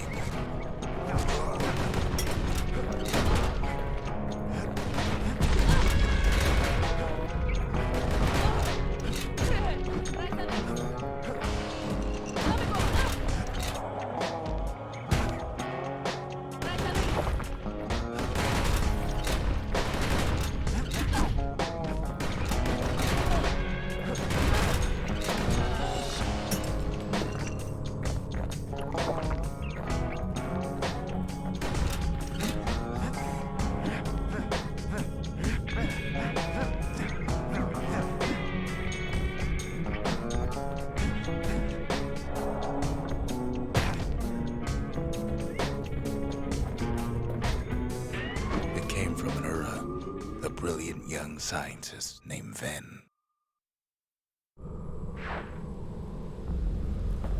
Ven worked for the Mancers, the sharpest knives in the city's drawer.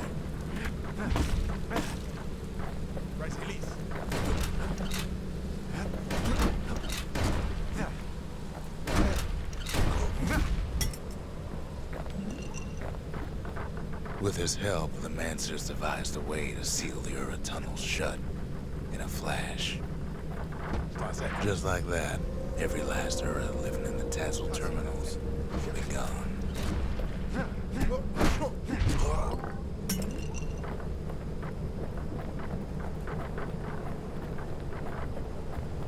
This discovery was never to be used, they said, except as a last resort.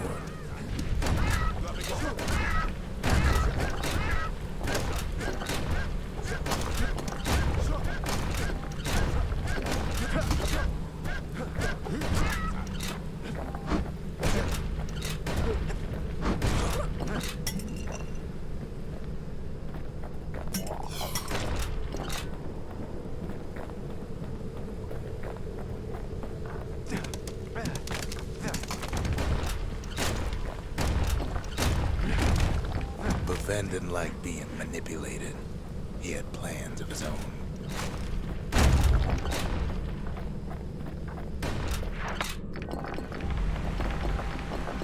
He sabotaged the Mancers' little science project, set it to blow up in their faces.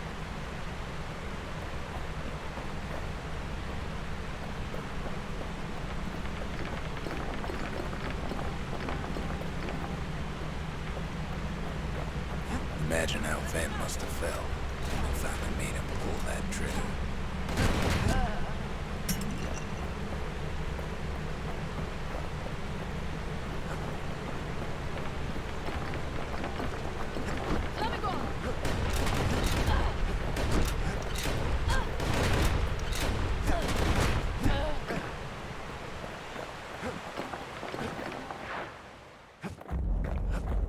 But remember, the Bastion can fix everything.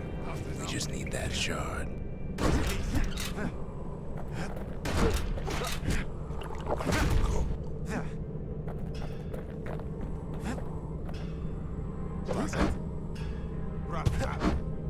It's too bad the Ura ain't exactly been willing to collaborate on that front.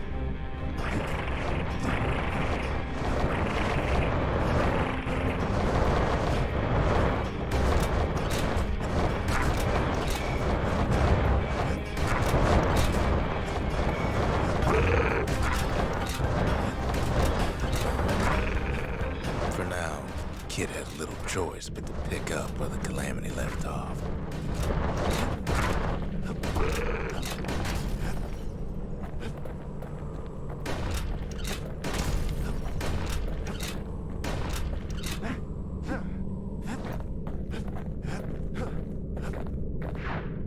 First things first, though.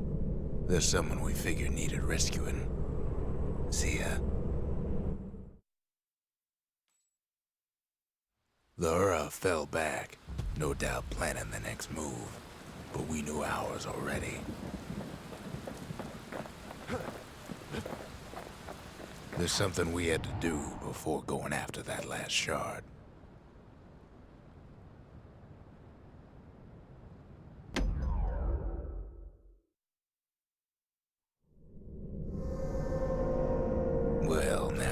personal, ain't it? It's personal for him, and it's personal for me. He finds his moment to strike.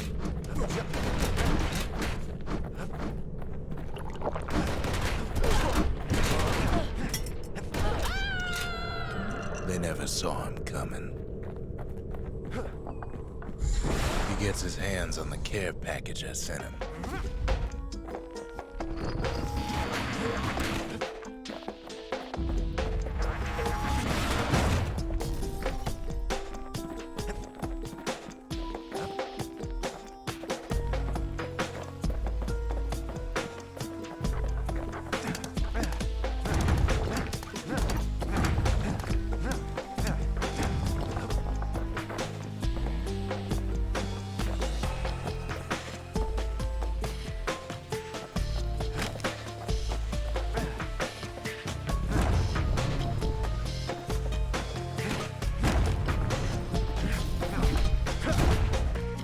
Found a way to keep the calamity from spreading through Sultan's Hollow.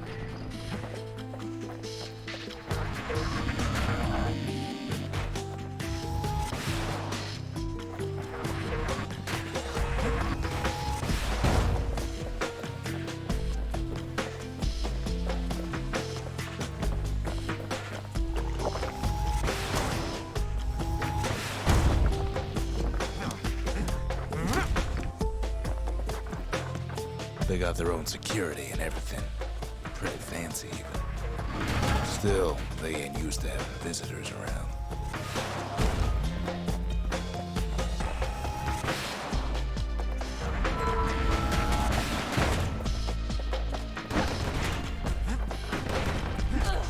They've got these conductors that are all what's keeping the place together.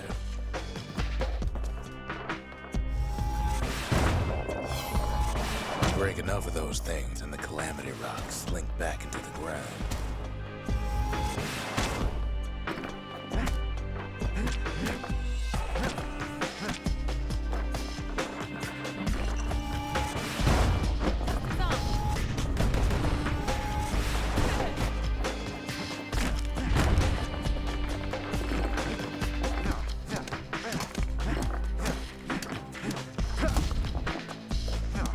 Those rocks are like tumors, the same kind the Ura planted in the Bastion.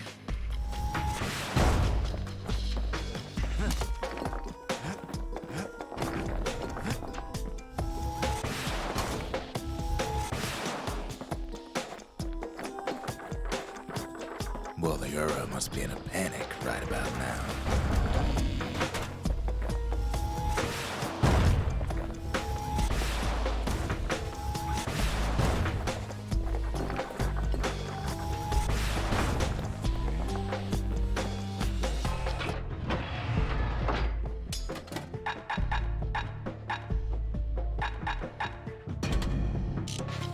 Kid's done using the calamity's power for now, but the Ura ain't finished. They even sick their little rattletail pets on the kid.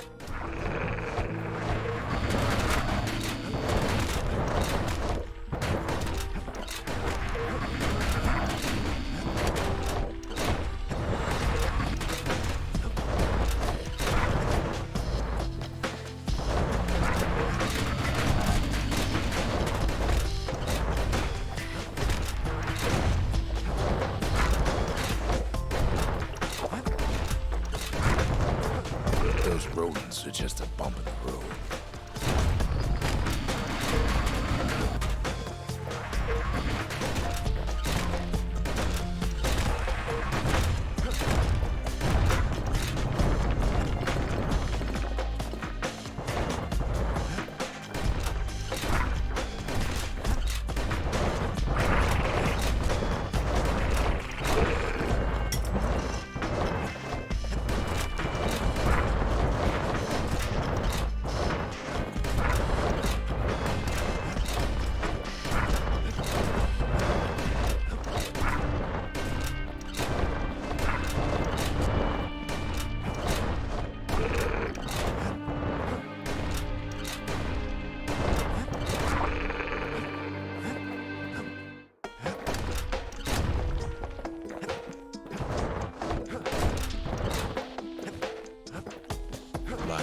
every Ura from here to the terminals must know he's in town.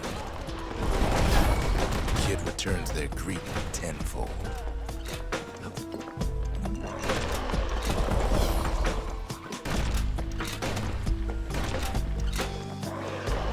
Most of the Ura's conductors are squared away in the middle of the hollow.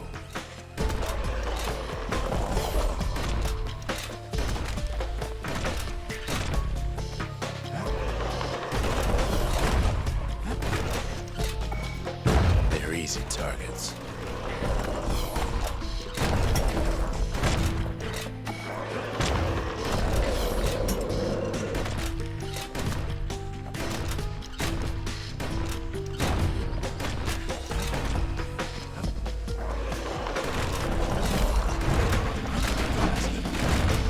Those calamity rocks must be eating that place apart from the inside.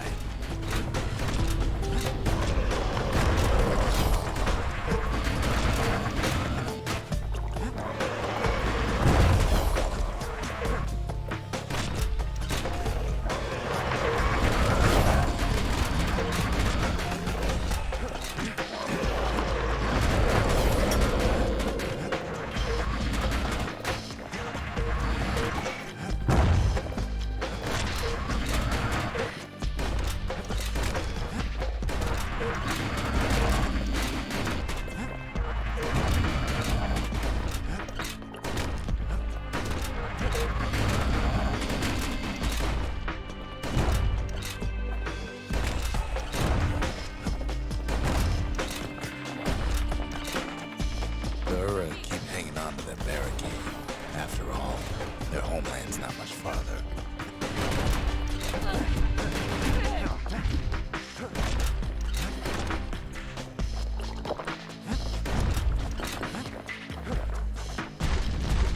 Maybe they know they've lost this.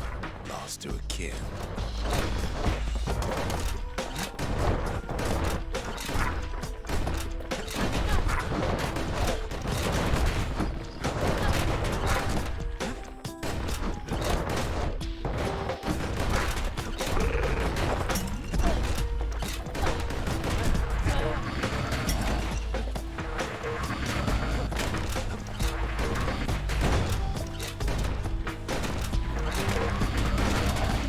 They underestimated us. Had us pegged all wrong.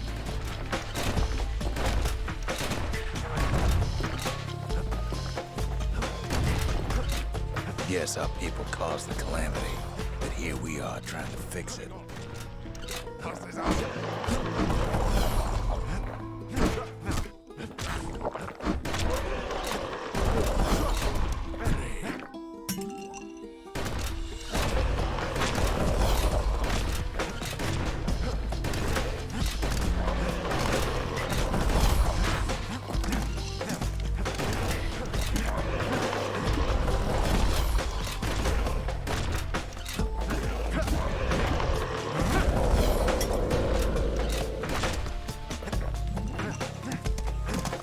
Shame the opportunity for civilized discourse is over. It's not the time to get reckless.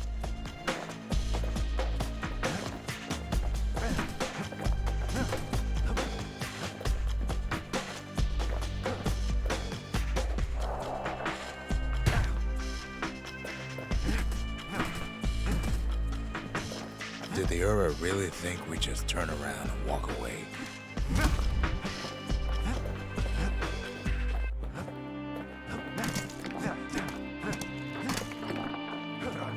Some of them are downright bewildered by what's happening.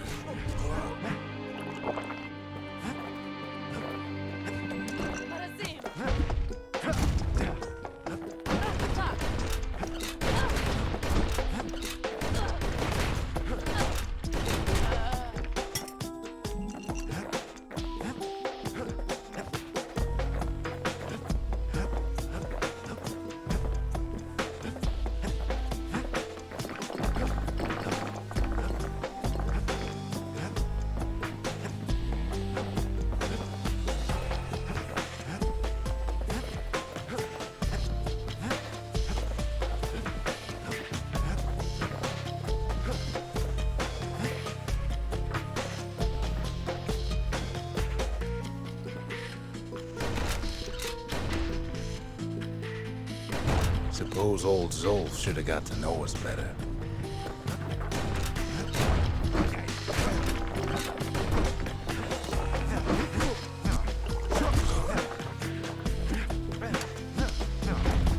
Maybe I should have trusted him. Told him everything I knew.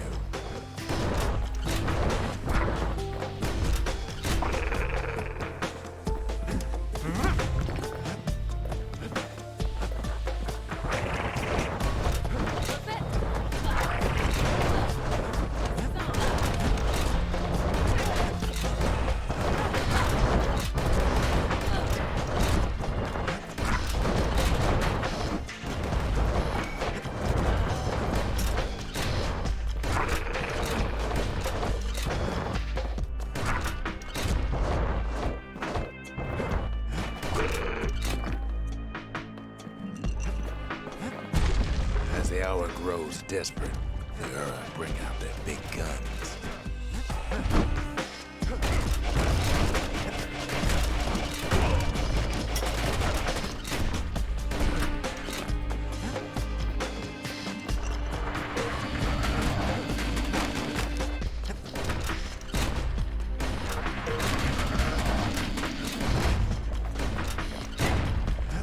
There's nothing standing in his way no more. He sees the Tazzle terminals loom large on the horizon.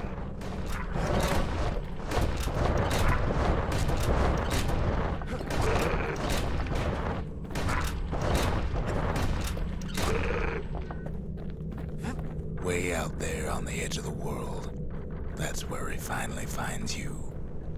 But it ain't like Prosper Bluff this time. Ain't nothing for this gal to sing about now. Zia, you weren't kidnapped. No, ma'am. You just had to see what happened to the Ura. To your own people. You had to see if everything Zolf wrote to you was true.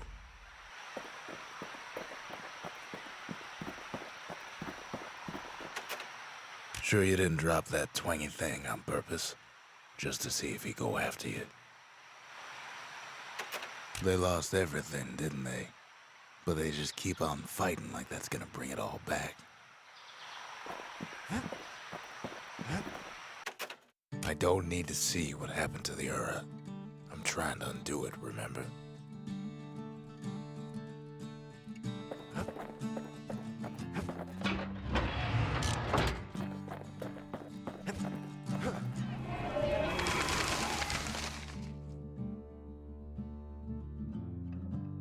The country, she's all to pieces now, but still looking good.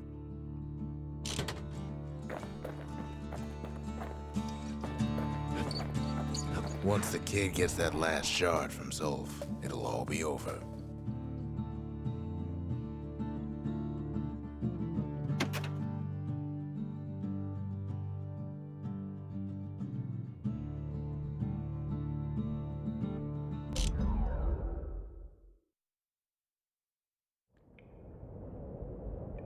I can't hear him at all anymore. He's too far away. But he'll be all right. Got his lifelong friend to keep him company. Just needs to get that shard from Zolf and come on home.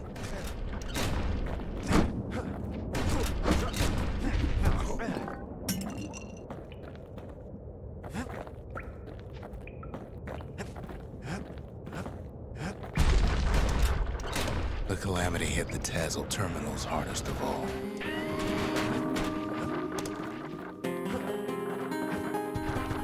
You know why Zolf went back there. All his old friends and family were there.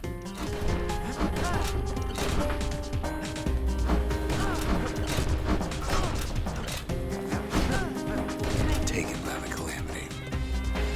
Zolf must be there all alone, just waiting.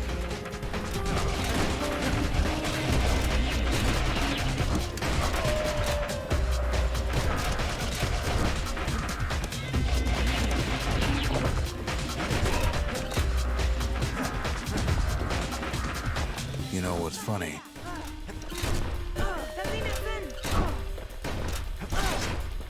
Well,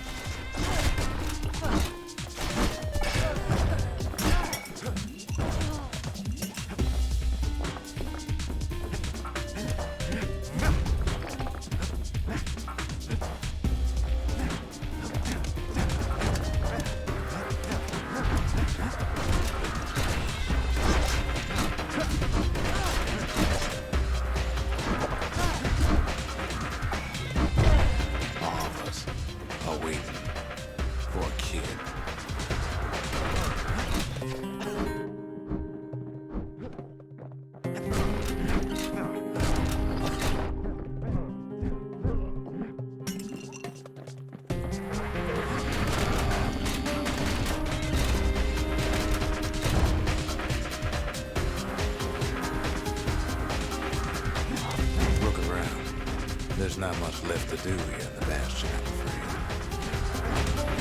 So why not tell each other stories to pass the time, right?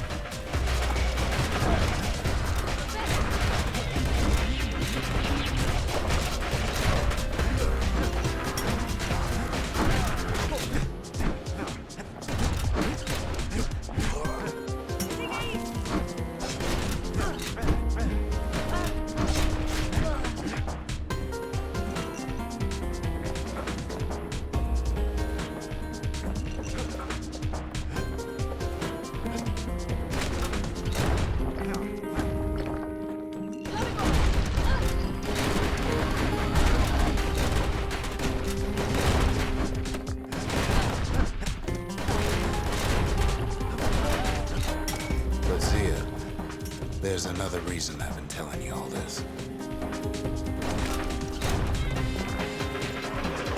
When the kid brings back that shard, the Bastion will be complete.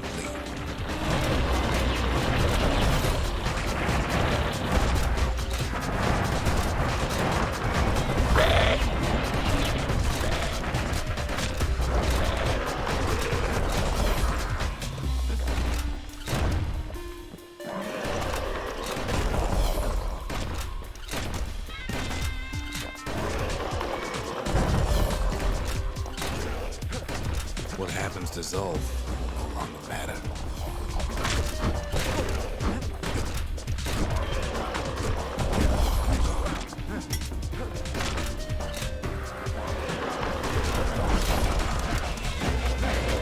This disease the Earth planted here will go away.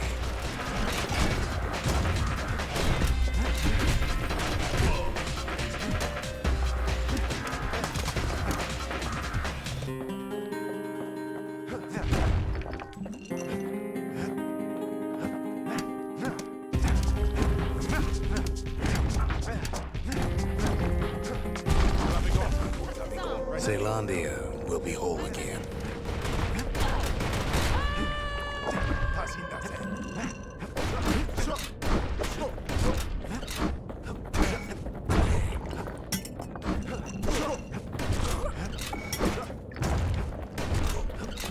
Everyone will be all right.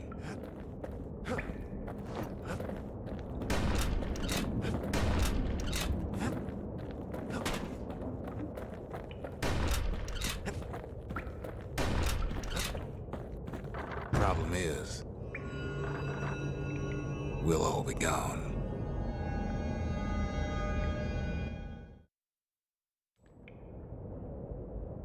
But we're not gonna die.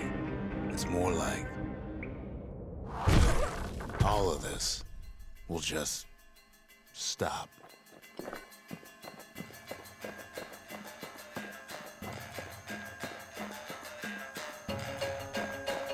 Things will go back to the way they used to be.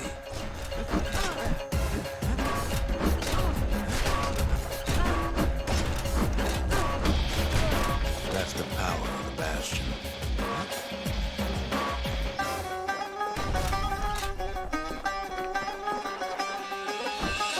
This whole place is a living record of the times before the calamity.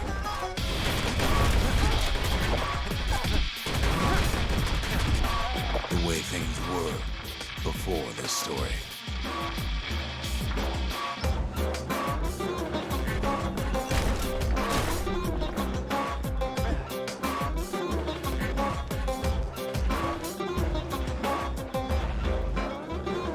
You'd be your old self again. Think of all those times that didn't go your way.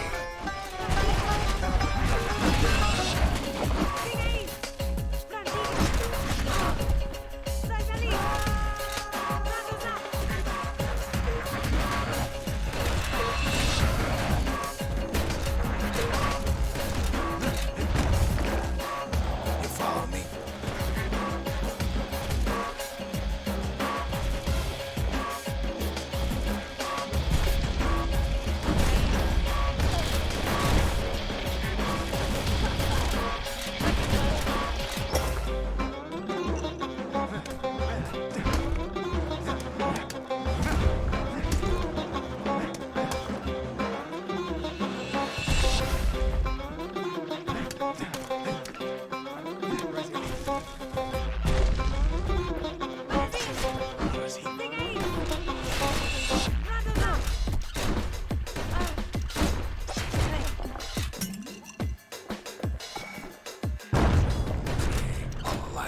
setbacks.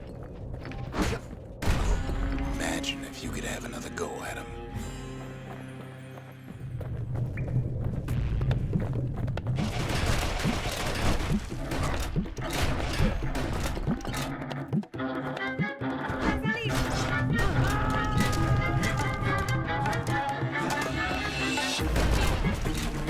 No mistakes.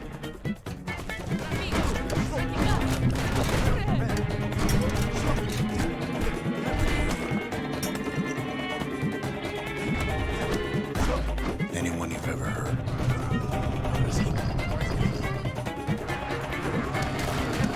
Everything you've ever done, you could do it over. And wouldn't that be grand? Wouldn't you agree? Well,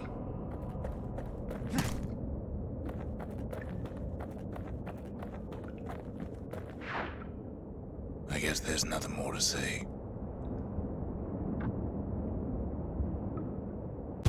Marasim. Loving on. Run.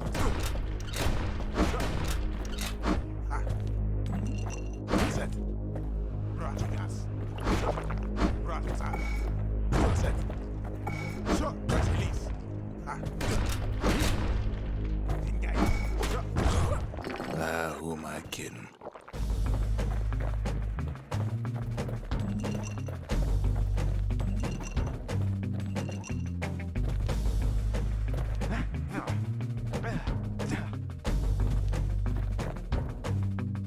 Look. There's something else. A confession.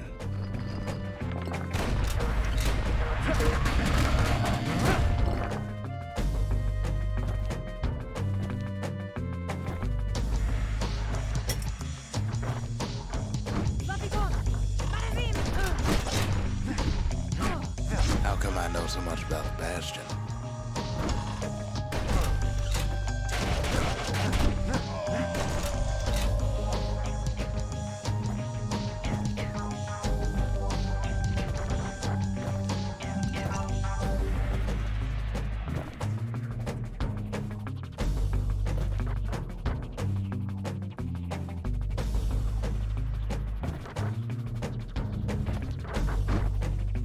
Well, I designed the place, but that's beside the point.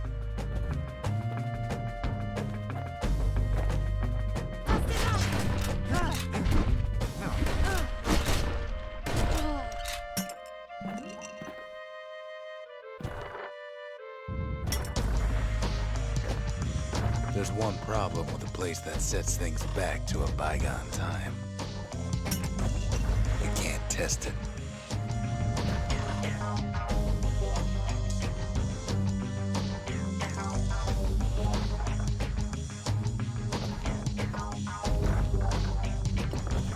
So you're probably wondering if the calamity happened already. What's to stop it from happening again after the Bastion does its thing?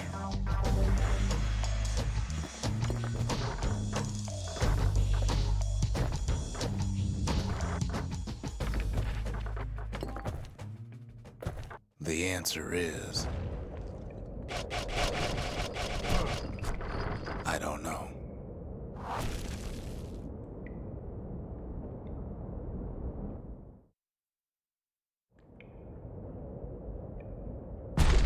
You're wondering if there ain't some other way out of this mess.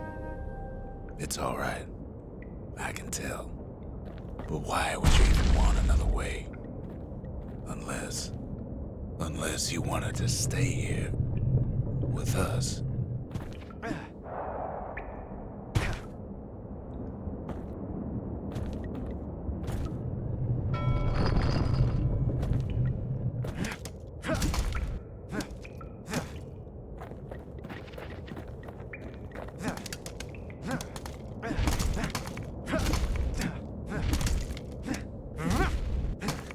Well, that's sweet and all, but I don't know if I can stick around.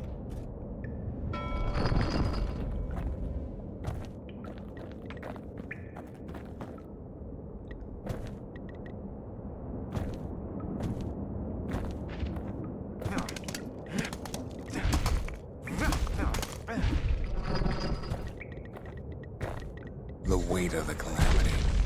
It's on our shoulders. We can't just let it go.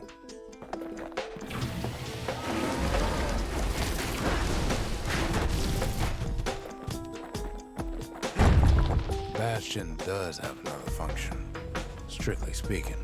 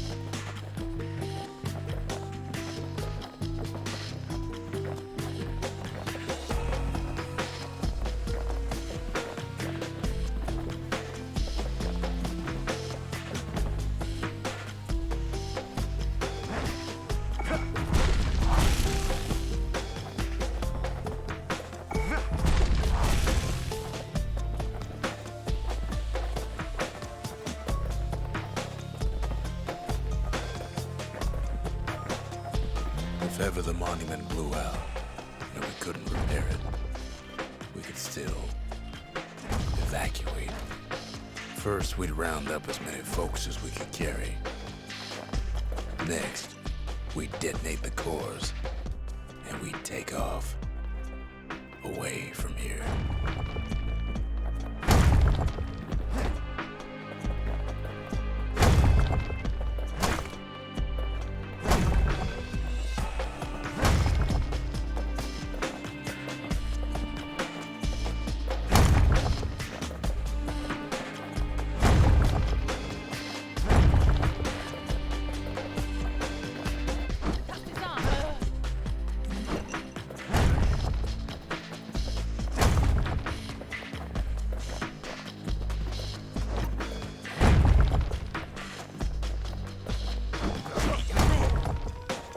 Heavy, ain't it?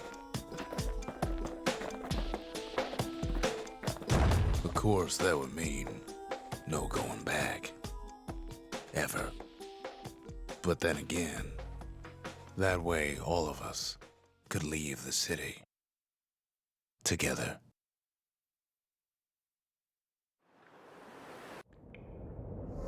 You know Zolf and his countrymen won't be giving up that shard without a fight, don't you?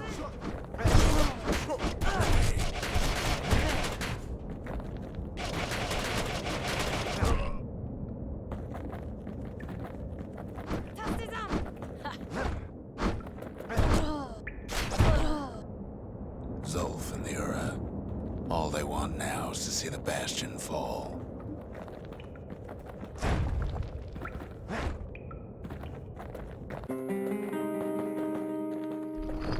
Zolf dedicated his life to lasting peace between the Ura and Caelondia.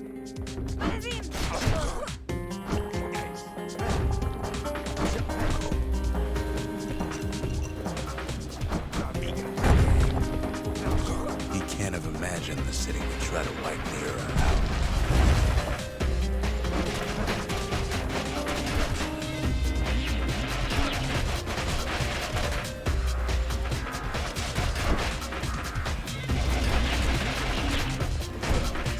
Zolf ain't lost every shred of decency, though, has he?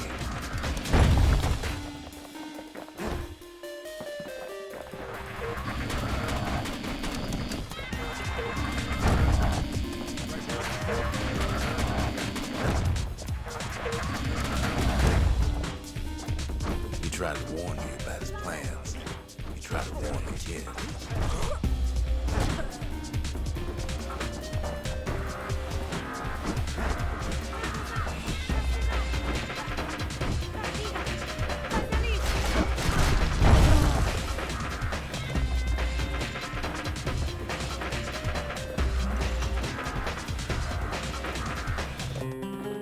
For Zolf, this ain't a personal matter.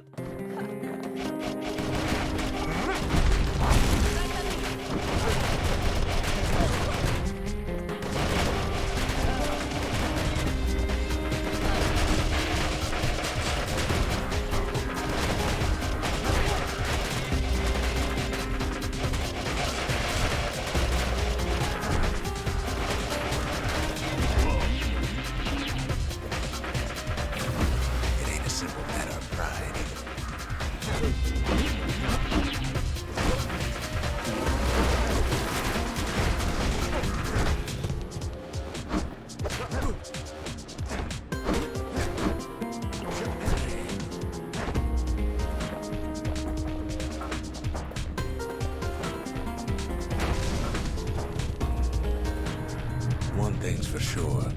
The Ura can't be happy that the kid followed Zolf all the way home.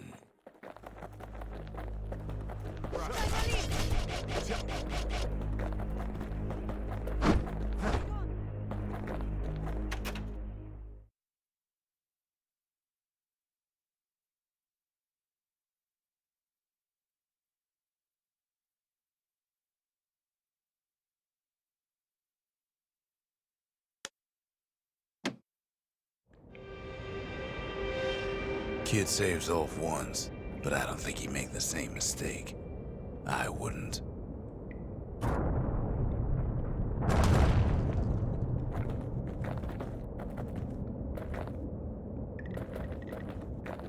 Don't you worry, though. Once the Bastion's restored, it'll all be all right. You ain't still thinking about that whole leaving the city thing, are you?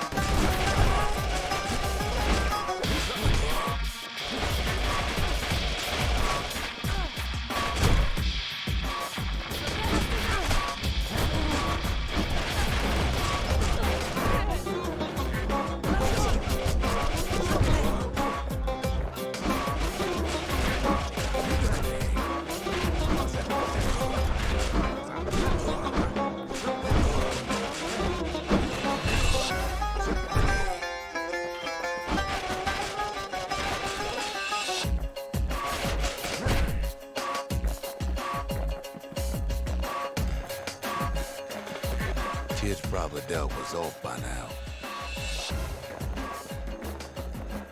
He reminds me of myself when I was his age. I ever tell you about those days?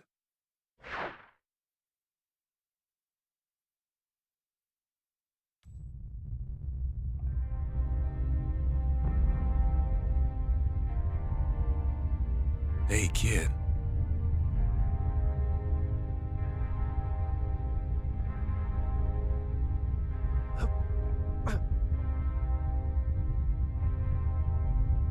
Get up, kid.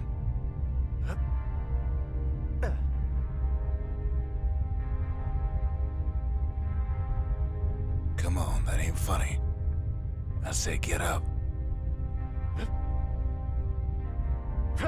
That's more like it. Now, set that shard into the monument there. Then we'll talk. The Bastion. It's finally finished. Now, there's something I want you to see.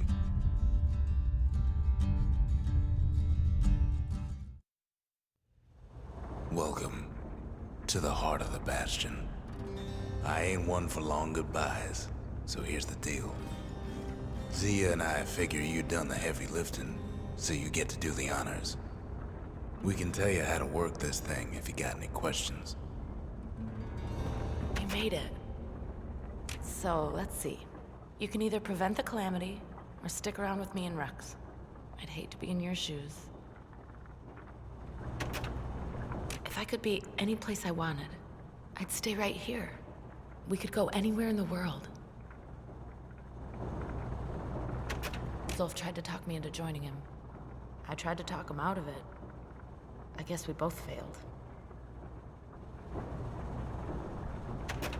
When I finally found my people, I told them we could help. They just took me for a traitor. Glad you showed up. Any moment I'd want to live again happened after the calamity, not before.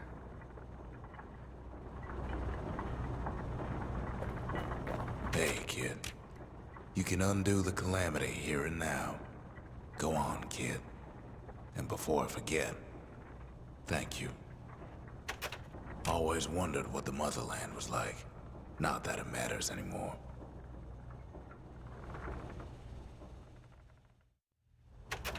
Zolf only brought more ruin to the Ura.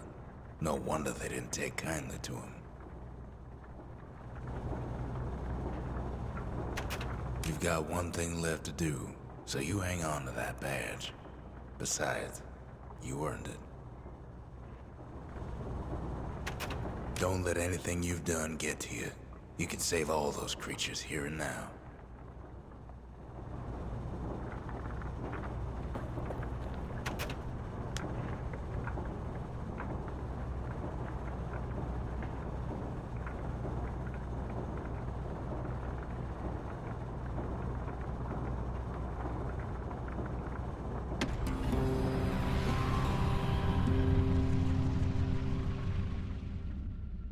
It's finished.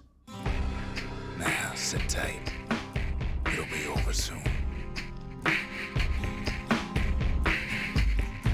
No matter what happens next, you're done good. I suppose all that's left is to try and remember this moment. The Bastion's gonna take us back to a better time.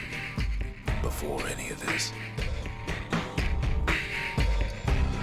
Might be we'll forget everything you've done. And each other. Though after all we've been through, I find that hard to believe. So long, kid. Maybe I'll see you in the next one. Zealandia, we're coming home.